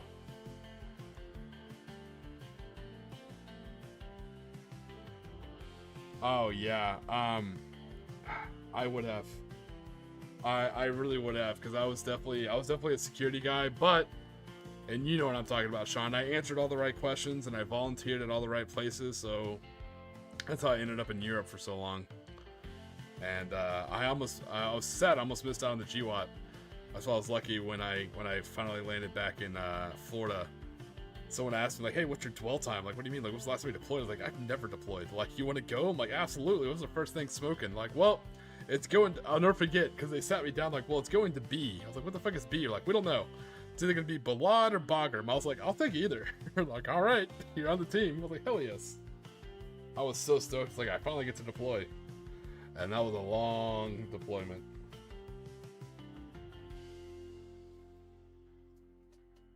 It was a good deployment, but again, it's one of those things, I always talk about it. Weird stuff happens. So for those of you guys who have deployed, and even inside of my own career field, but, or maybe other units, this will sound very strange to you.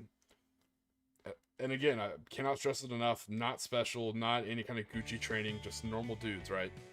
We deployed as a 13-man squad. Deployed. As in from our base, you know, stayed as a squad, and deployed and went everywhere we went in multiple countries as a squad. Not part of a company or squadron.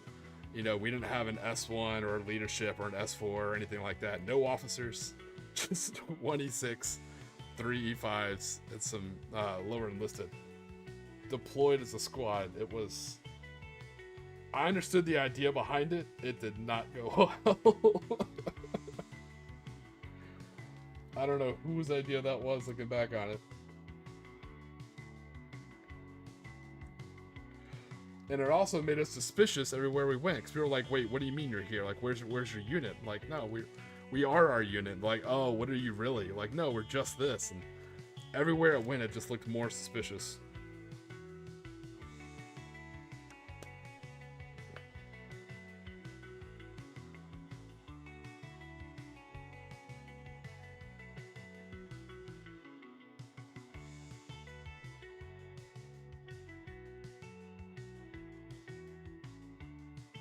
Desert safe side.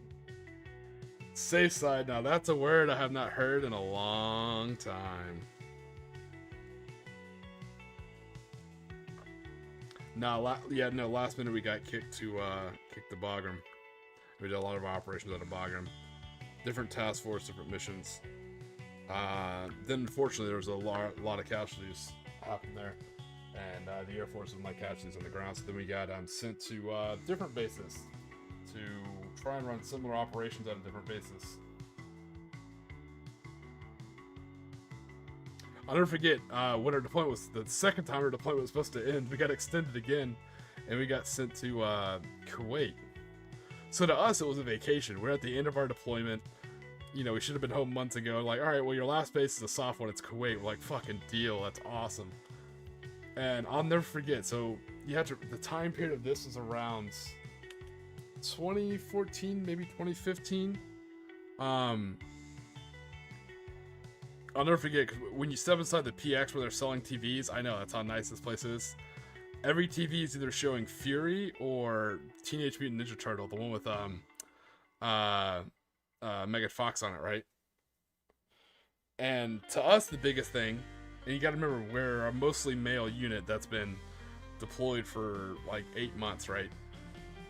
So apparently in this base, the whole huge issue currently between them and host nation is they had just authorized female soldiers to wear yoga pants, and you're allowed to wear civilian clothes if you're not on duty on base, and only on base. So, you know, that opened up the question about what about yoga pants, because yoga pants, I guess, had just started becoming popular around that time. You gotta remember, we're working a lot of host nation forces. It was a huge deal.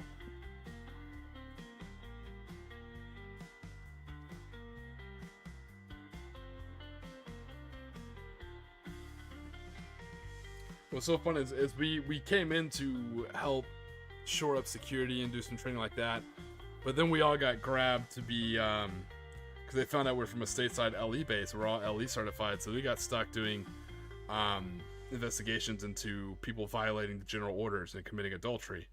So then we had to basically play like, you know, well, almost like Vice Squad on base for a little while, you know, but for like adultery and shit like that. So that was odd. We had to do that for about 2 months until that cracked down, and then we got to go back to doing our normal security jobs. I'm not gonna lie, that was our last base in that deployment. I was so tired by the end of it. I didn't give a shit.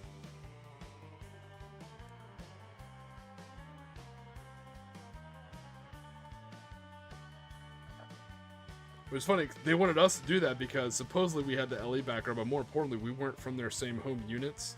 So instead of having some guy from your home unit bust you or some girl for an extramarital affair, which is a crime in the military, especially when you're deployed, it's like a double crime. You know, instead of having someone Blue Falcon their own buddy, hey, why don't we just get these guys from a whole nother unit? So everybody went on that base, we were persona non grata, you know, because we were like the fun police, you know? Cracking down on people's stuff. It was... Got a lot of gym time in at that base. Haven't had to do much for just work out. You gotta work.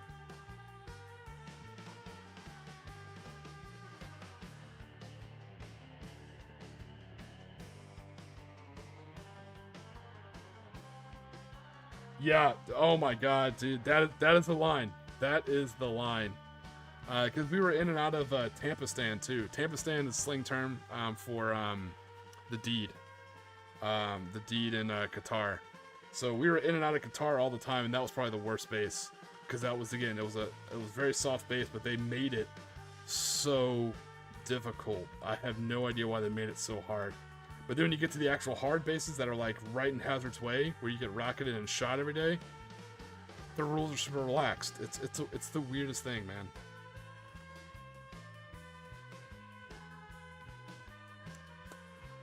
The further out you're deployed, sometimes the more relaxed it gets. Within reason.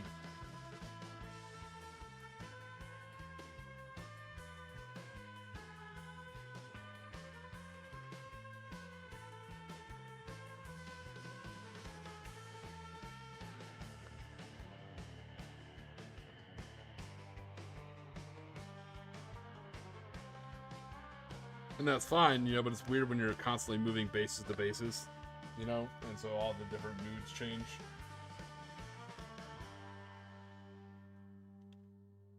I say that, but some people aren't relaxed. Like I said, I think I've always told you guys the story. Both me and my squad leader were both, well, he was arrested. I only got a ticket, but we were both pulled over by the military police. On even though we are Air Force military police, we got pulled over by the military police on one of the bases we were at Bagram.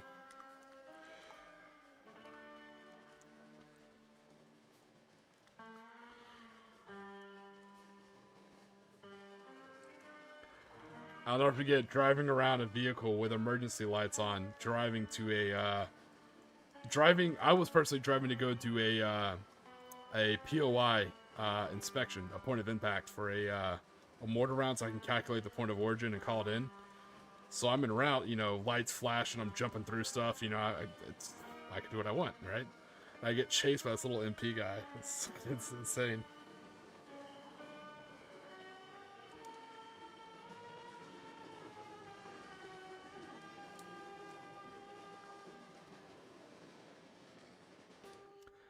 Yeah, nothing against the army, man, but the MPs are interesting.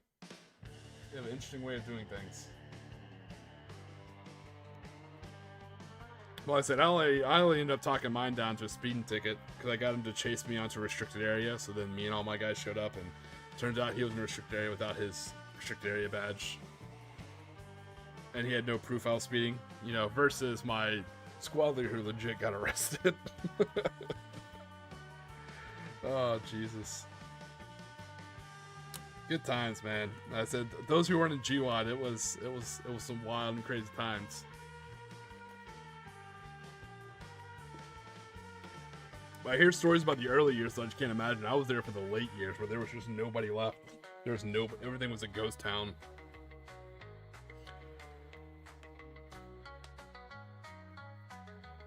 The best part is they tried to give me a ticket and they didn't investigate the vehicle, and that's the vehicle I told you guys about. Me and a buddy of mine liberated the Hilux and turned it into a government vehicle through some clever paperwork.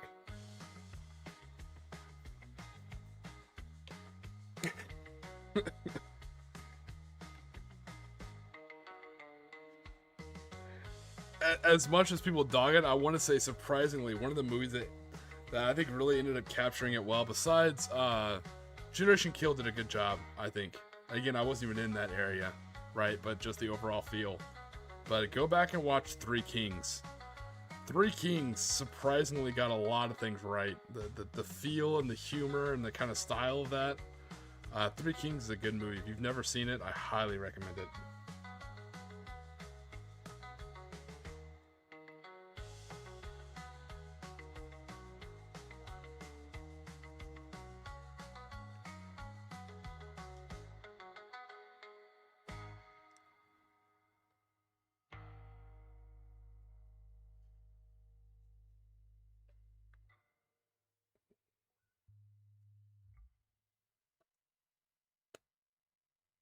Oh no, almost had a paint spill. I wish you didn't convince me to use these Citadel paint pots. Quick Hunter Sean. You know, I wanted to get Vallejo, but you kept telling me no, stick with Citadel paint pots. They never spill. Yes, I have. Yeah, you're right. It did inspire it. Yes, a lot of you guys don't know. Kelly's Heroes is a very good movie, especially if you're feeling like Konflikt 47 or Bolt Action. Kelly's Heroes is a very good movie where they try and go and retrieve gold behind enemy lines at a bank. And that movie inspired directly Three Kings. And those two movies, in case you didn't know, inspired the game Battlefield Bad Company. So it's actually kind of like a triple inspiration. Very similar to the book, Joseph Conrad's Heart of Darkness, you know, inspired in the movie Apocalypse Now is about the same thing. And then the game Spec Ops: The Line is also about that same thing. So it's one of those cool little things where there's like movies, books, and games that are all very similar.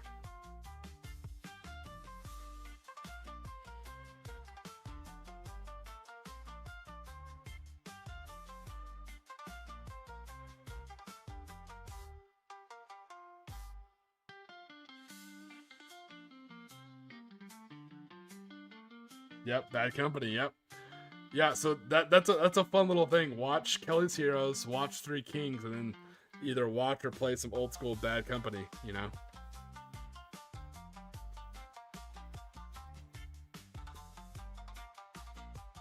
Such a classic.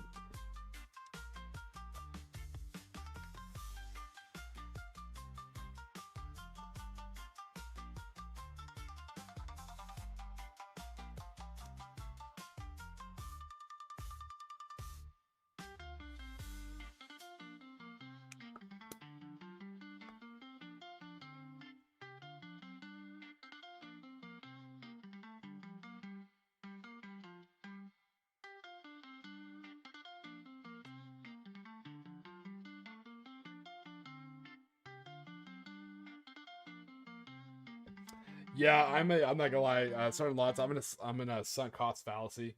I already have so many pods. I know I could just stop doing it and just like eat that, you know, and redo everything, and I could, but I'm not. I'm already in it.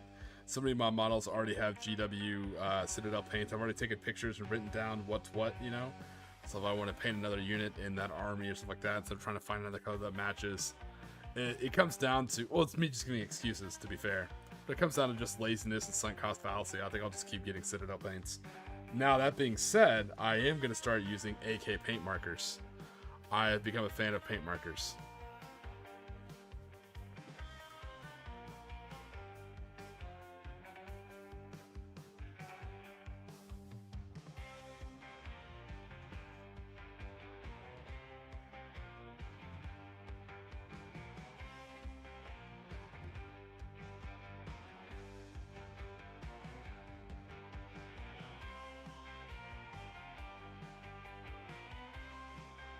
Well, no. What I'm saying, Brian, not that I have all the paints. I mean, I do have some of them paints. But what I'm saying is I've been using them on all these models and already have like the formula kind of written down for what gets painted what, you know? So that's kind of why. I mean, I do have some older paints. I'm slowly getting rid of them. Like, if you see some of my older paints, I have like the full red around them. These are some of the older ones.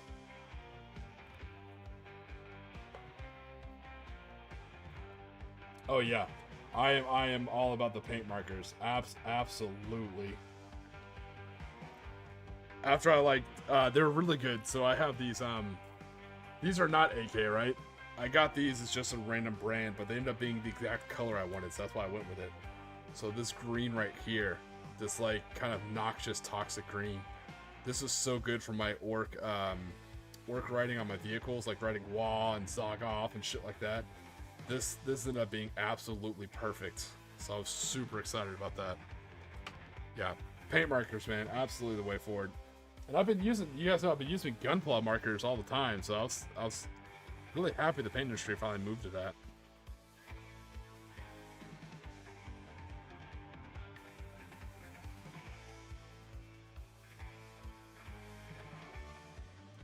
Now I did see something that I thought was odd. I saw, and I think they're Citadel. I don't know who else does it. But I saw they started putting out synthetic paint brushes. What's your thoughts on that, Squick Hunter Sean? Is there any advantage to using synthetic brushes? Or are they worse than like regular brushes in every way?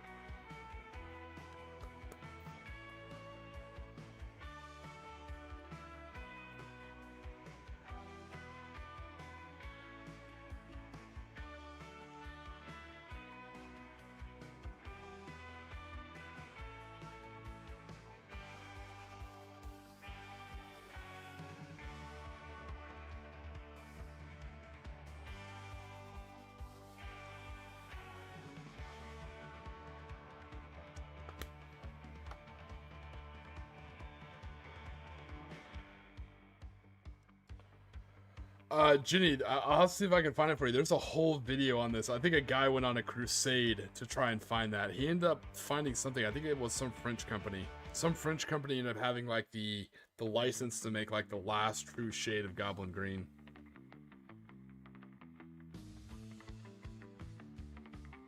Oh, okay. I can't tell you enough how much I appreciate, Sean, you being like my painting guru. Even when I don't listen to you, I really appreciate it, man. It's always nice to have like someone I can just reach out to on demand for good and valid painting information. I know you've helped me. You've probably helped some other people in this chat as well. but you've definitely helped me, man. I just wanted to make sure I tell you that I appreciate it. Truly.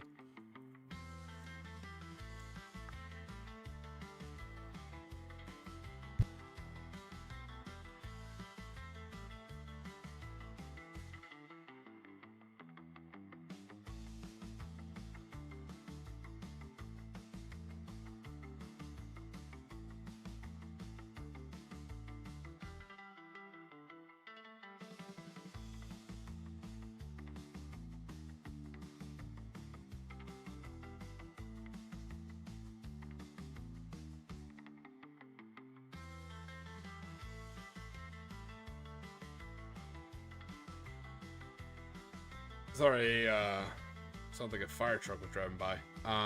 Yeah, I'm a sucker for Goblin Green bases. Like I said, so that's the other thing I told you guys. I'm kind of cutting back on a lot of my social media. So like I said, I deep six my Facebook. I'm about to nuke my Reddit. I think I'll create another one just for me personally, but about to nuke my Reddit on that.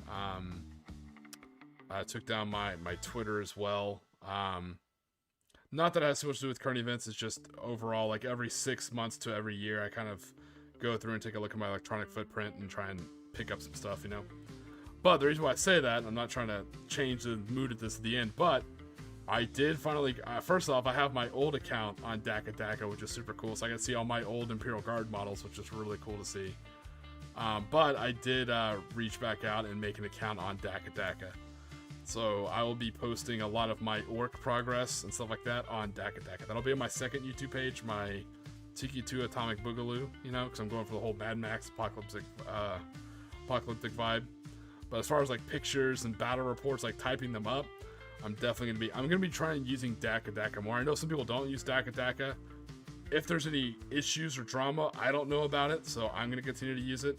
I'd rather use forums that I remember reading when I was a kid. You know, I kind of like going back to Daka to record a lot of my tabletop hobby stuff instead of like going onto Reddit to see it, you know, because I can see everything else on Reddit. So I like to use that for that, if that makes sense. So I'll still have my Discord, still have the YouTube channel, but I'll likely also be on Daka. So if you guys are on there, you'll see me.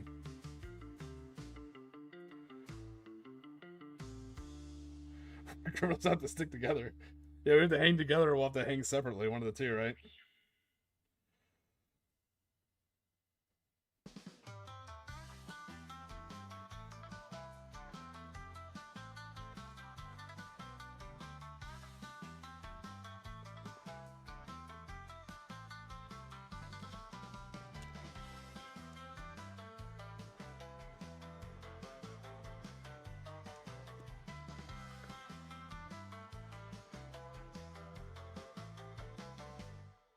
I keep stabbing myself with the clippers, but I really enjoy the glass files. Why is everything red?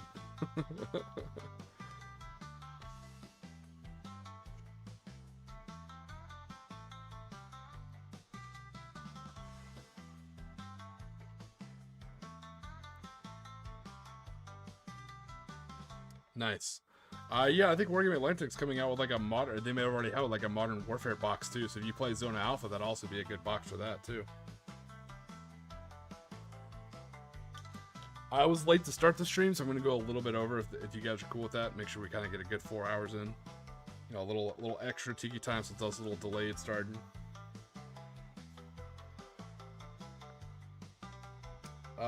Nice, yeah. So I'm trying to do a top-down look. I think most of these are done. Tomorrow I'll just have to do some eyes and some basing, and all the mummies will be done.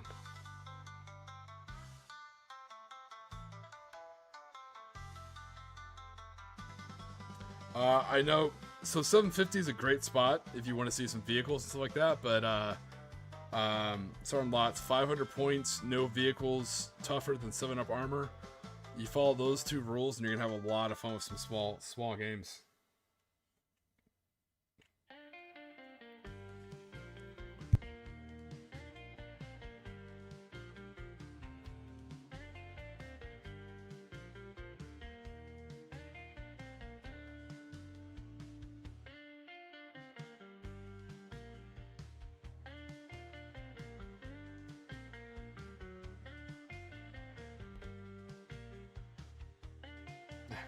I get it, Jay. Not me. As you guys can tell, I'm an overtime fiend. I rarely ever say no to overtime for my job, as you guys can see and hear about all the time. Yeah, unless you like it, that's true. I mean, no, you can still take a small team of elites. But as far as for like learning games and just like learning how to move your model, so that's what I recommend. I recommend those 500 points. But with that being said, I know this is very crazy and unpopular. I recommend a full 6x4 table with realistic terrain, like what an actual town or battlefield would look like. That way you can really feel what it looks like, or really feel what it feels like to move around units and get good sight lines. You know, so. That's something that I'm seeing a lot in games. I feel like a lot of games are shrinking, and I understand why, but I feel like a lot of games are shrinking their tables. And I get it, because when you start a game, you want to get into combat and fight, right? But, you know, sometimes it takes like a turn or two of movement to really kind of get in there.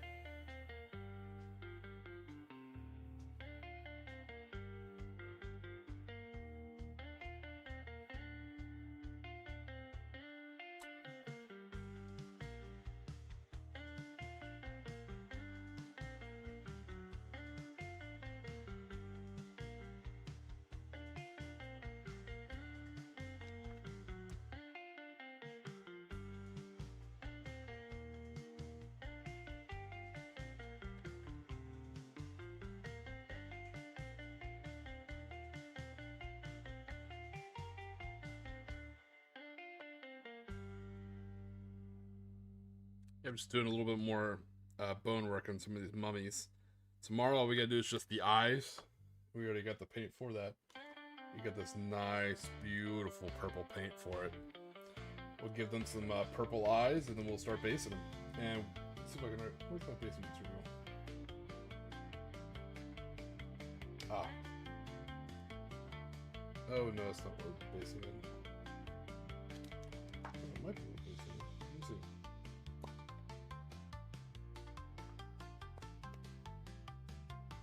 Yeah, I think it's what we'll be basing it as well.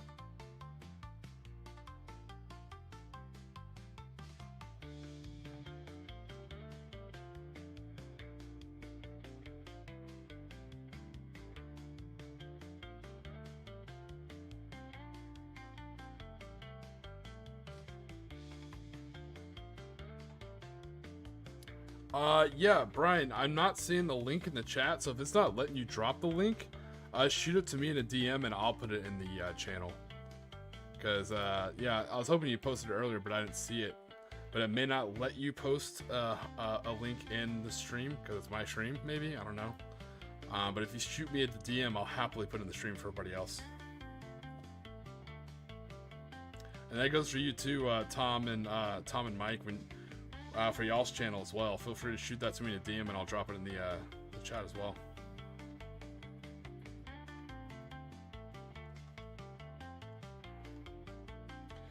Yeah, I'm slowly building up some. I'm slowly building some terrain up for 40k. Like I said, I have a feeling I may like it. I want to finish my boys first before I start my first 500 point game. And if I like it, and if I like Kill Team, then I plan on running a super laid back crusade that's going to be a lot of fun.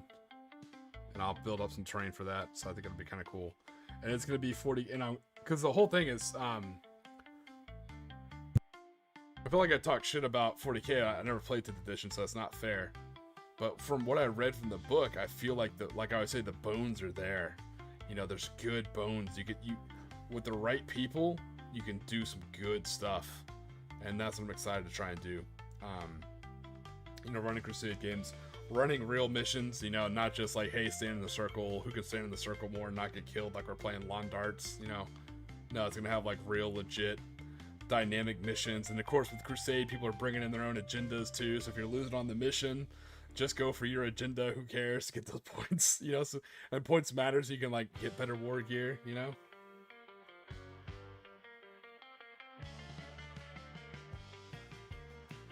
Bad Rabbit, I am so excited for you, man. I'm stoked for you, buddy. Looking forward to playing on the cruise ship too.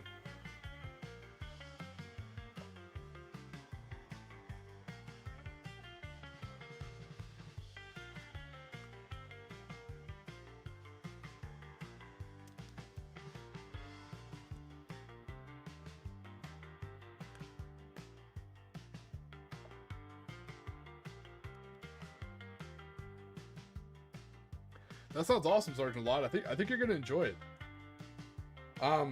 If you're familiar with 40K, the first time you play bolt action, it's gonna feel like a really good guard versus guard game, but the rules are gonna make sense. That's always been the best way I can explain it. It's gonna feel like what the rules always should have been, and the best thing is it just feels like a good guard versus guard matchup. You're like, oh hell yeah.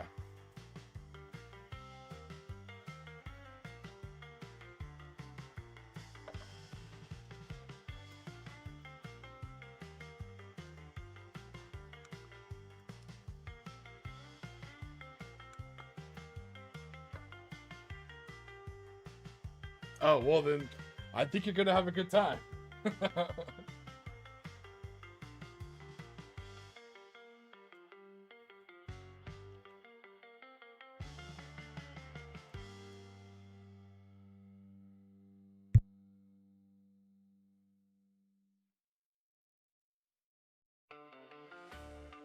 Well, not just that. So I think one thing you'll like is building armies is gonna feel like guard again. It'll feel like, what I mean by that is you actually have organization charts. You can't just take like, oh hey, look, here's some guys, here's some. It's almost sort of like these. You're not really taking a horde army anymore. You can absolutely take horde armies in bolt action. It's 100% a thing, you know. And you can actually take units that are actual units. Like you'll have a rifle squad with a platoon leader. You know, you'll have squads that make up your rifle platoon. Certain things that are allowable in your platoon. Then you can take a reconnaissance platoon, or a it's a reconnaissance, or a weapons platoon. You know, different types of platoons you can take, and they feel like that. And they all have leaders. You can have a company commander if you want. Everything just feels a little bit more regimented, a little bit more militaristic. So for old Imperial Guard players, like me, I played in 6th and 7th and 8th. It felt so good getting into bolt action.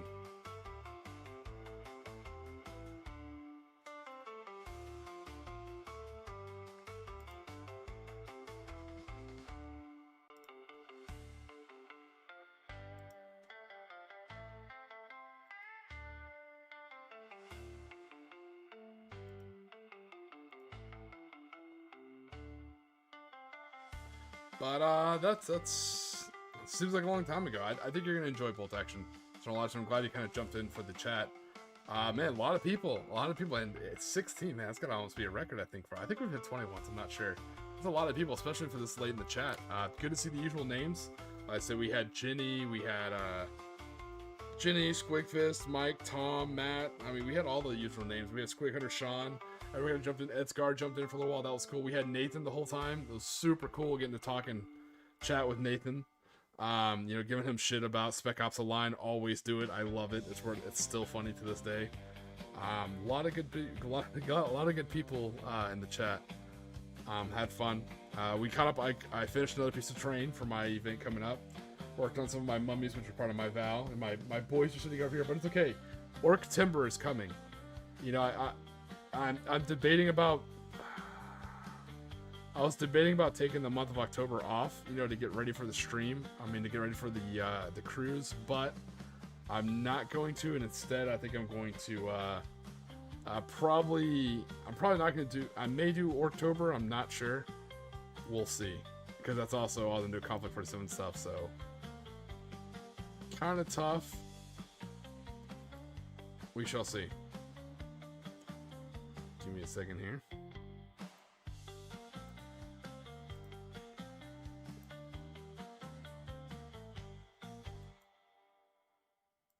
Bad Rabbit, of course you're here, Bad Rabbit. You're the first person here.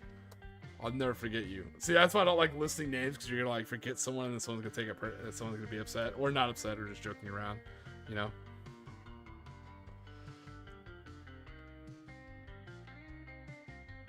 Yeah, we even had Swark and Grim Tim showed up. Like I said, everyone showed up here. It was a super good stream, super good time. Yeah, so I was thinking about taking a break from streaming in October, but I'm not gonna do it. I enjoy it too much. You know, it's like the Wolf of Wall Street. I'm not fucking going. So yeah, I'll still be streaming in October, but it may be October. I may get some work stuff done. So and I'm definitely gonna try my hardest. I made sure to get the best internet package they have on the ship.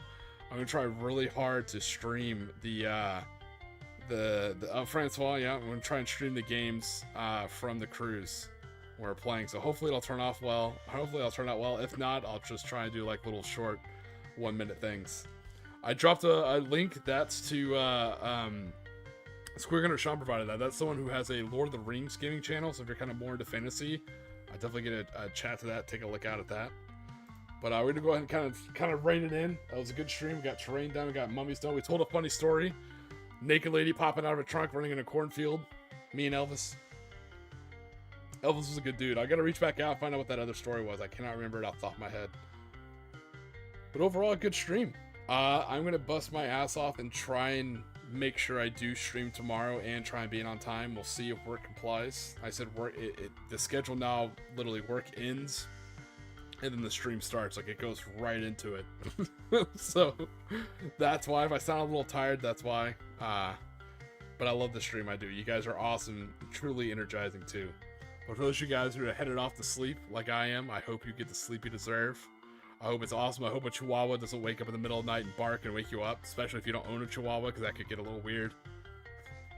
For those of you guys going off to work, I think some of you guys were at work. I hope it's a great day. I hope you never get a meeting that could have just been an email.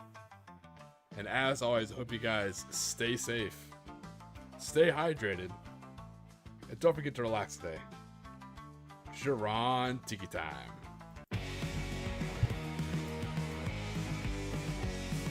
Shipwrecked soldiers on Moto sand, type today, rifles in hand. Hula gals with sunburned smiles, no war drums, just beach for miles. Ghost park by Tiki lights, shadows dance in tropic nights. Sand beneath where boots once stood, paradise ain't so misunderstood. Lost in waves and hula tunes, tiki drinks and months of moons. Forgot the fight in distant lands, just surf and play with tired hands. Bunkers built from palm and hope, coconuts and crude smoke. Imperial dreams fade in sun, warriors turn beach bums. Shine to ocean gods we raise, praying for forgotten days. Sake in the campfire glow, life's a surfboard, ebb and flow. Lost in waves and hula tunes, tiki drinks and months of moons. Forgot the fight in distant lands, just surf and play with tired hands.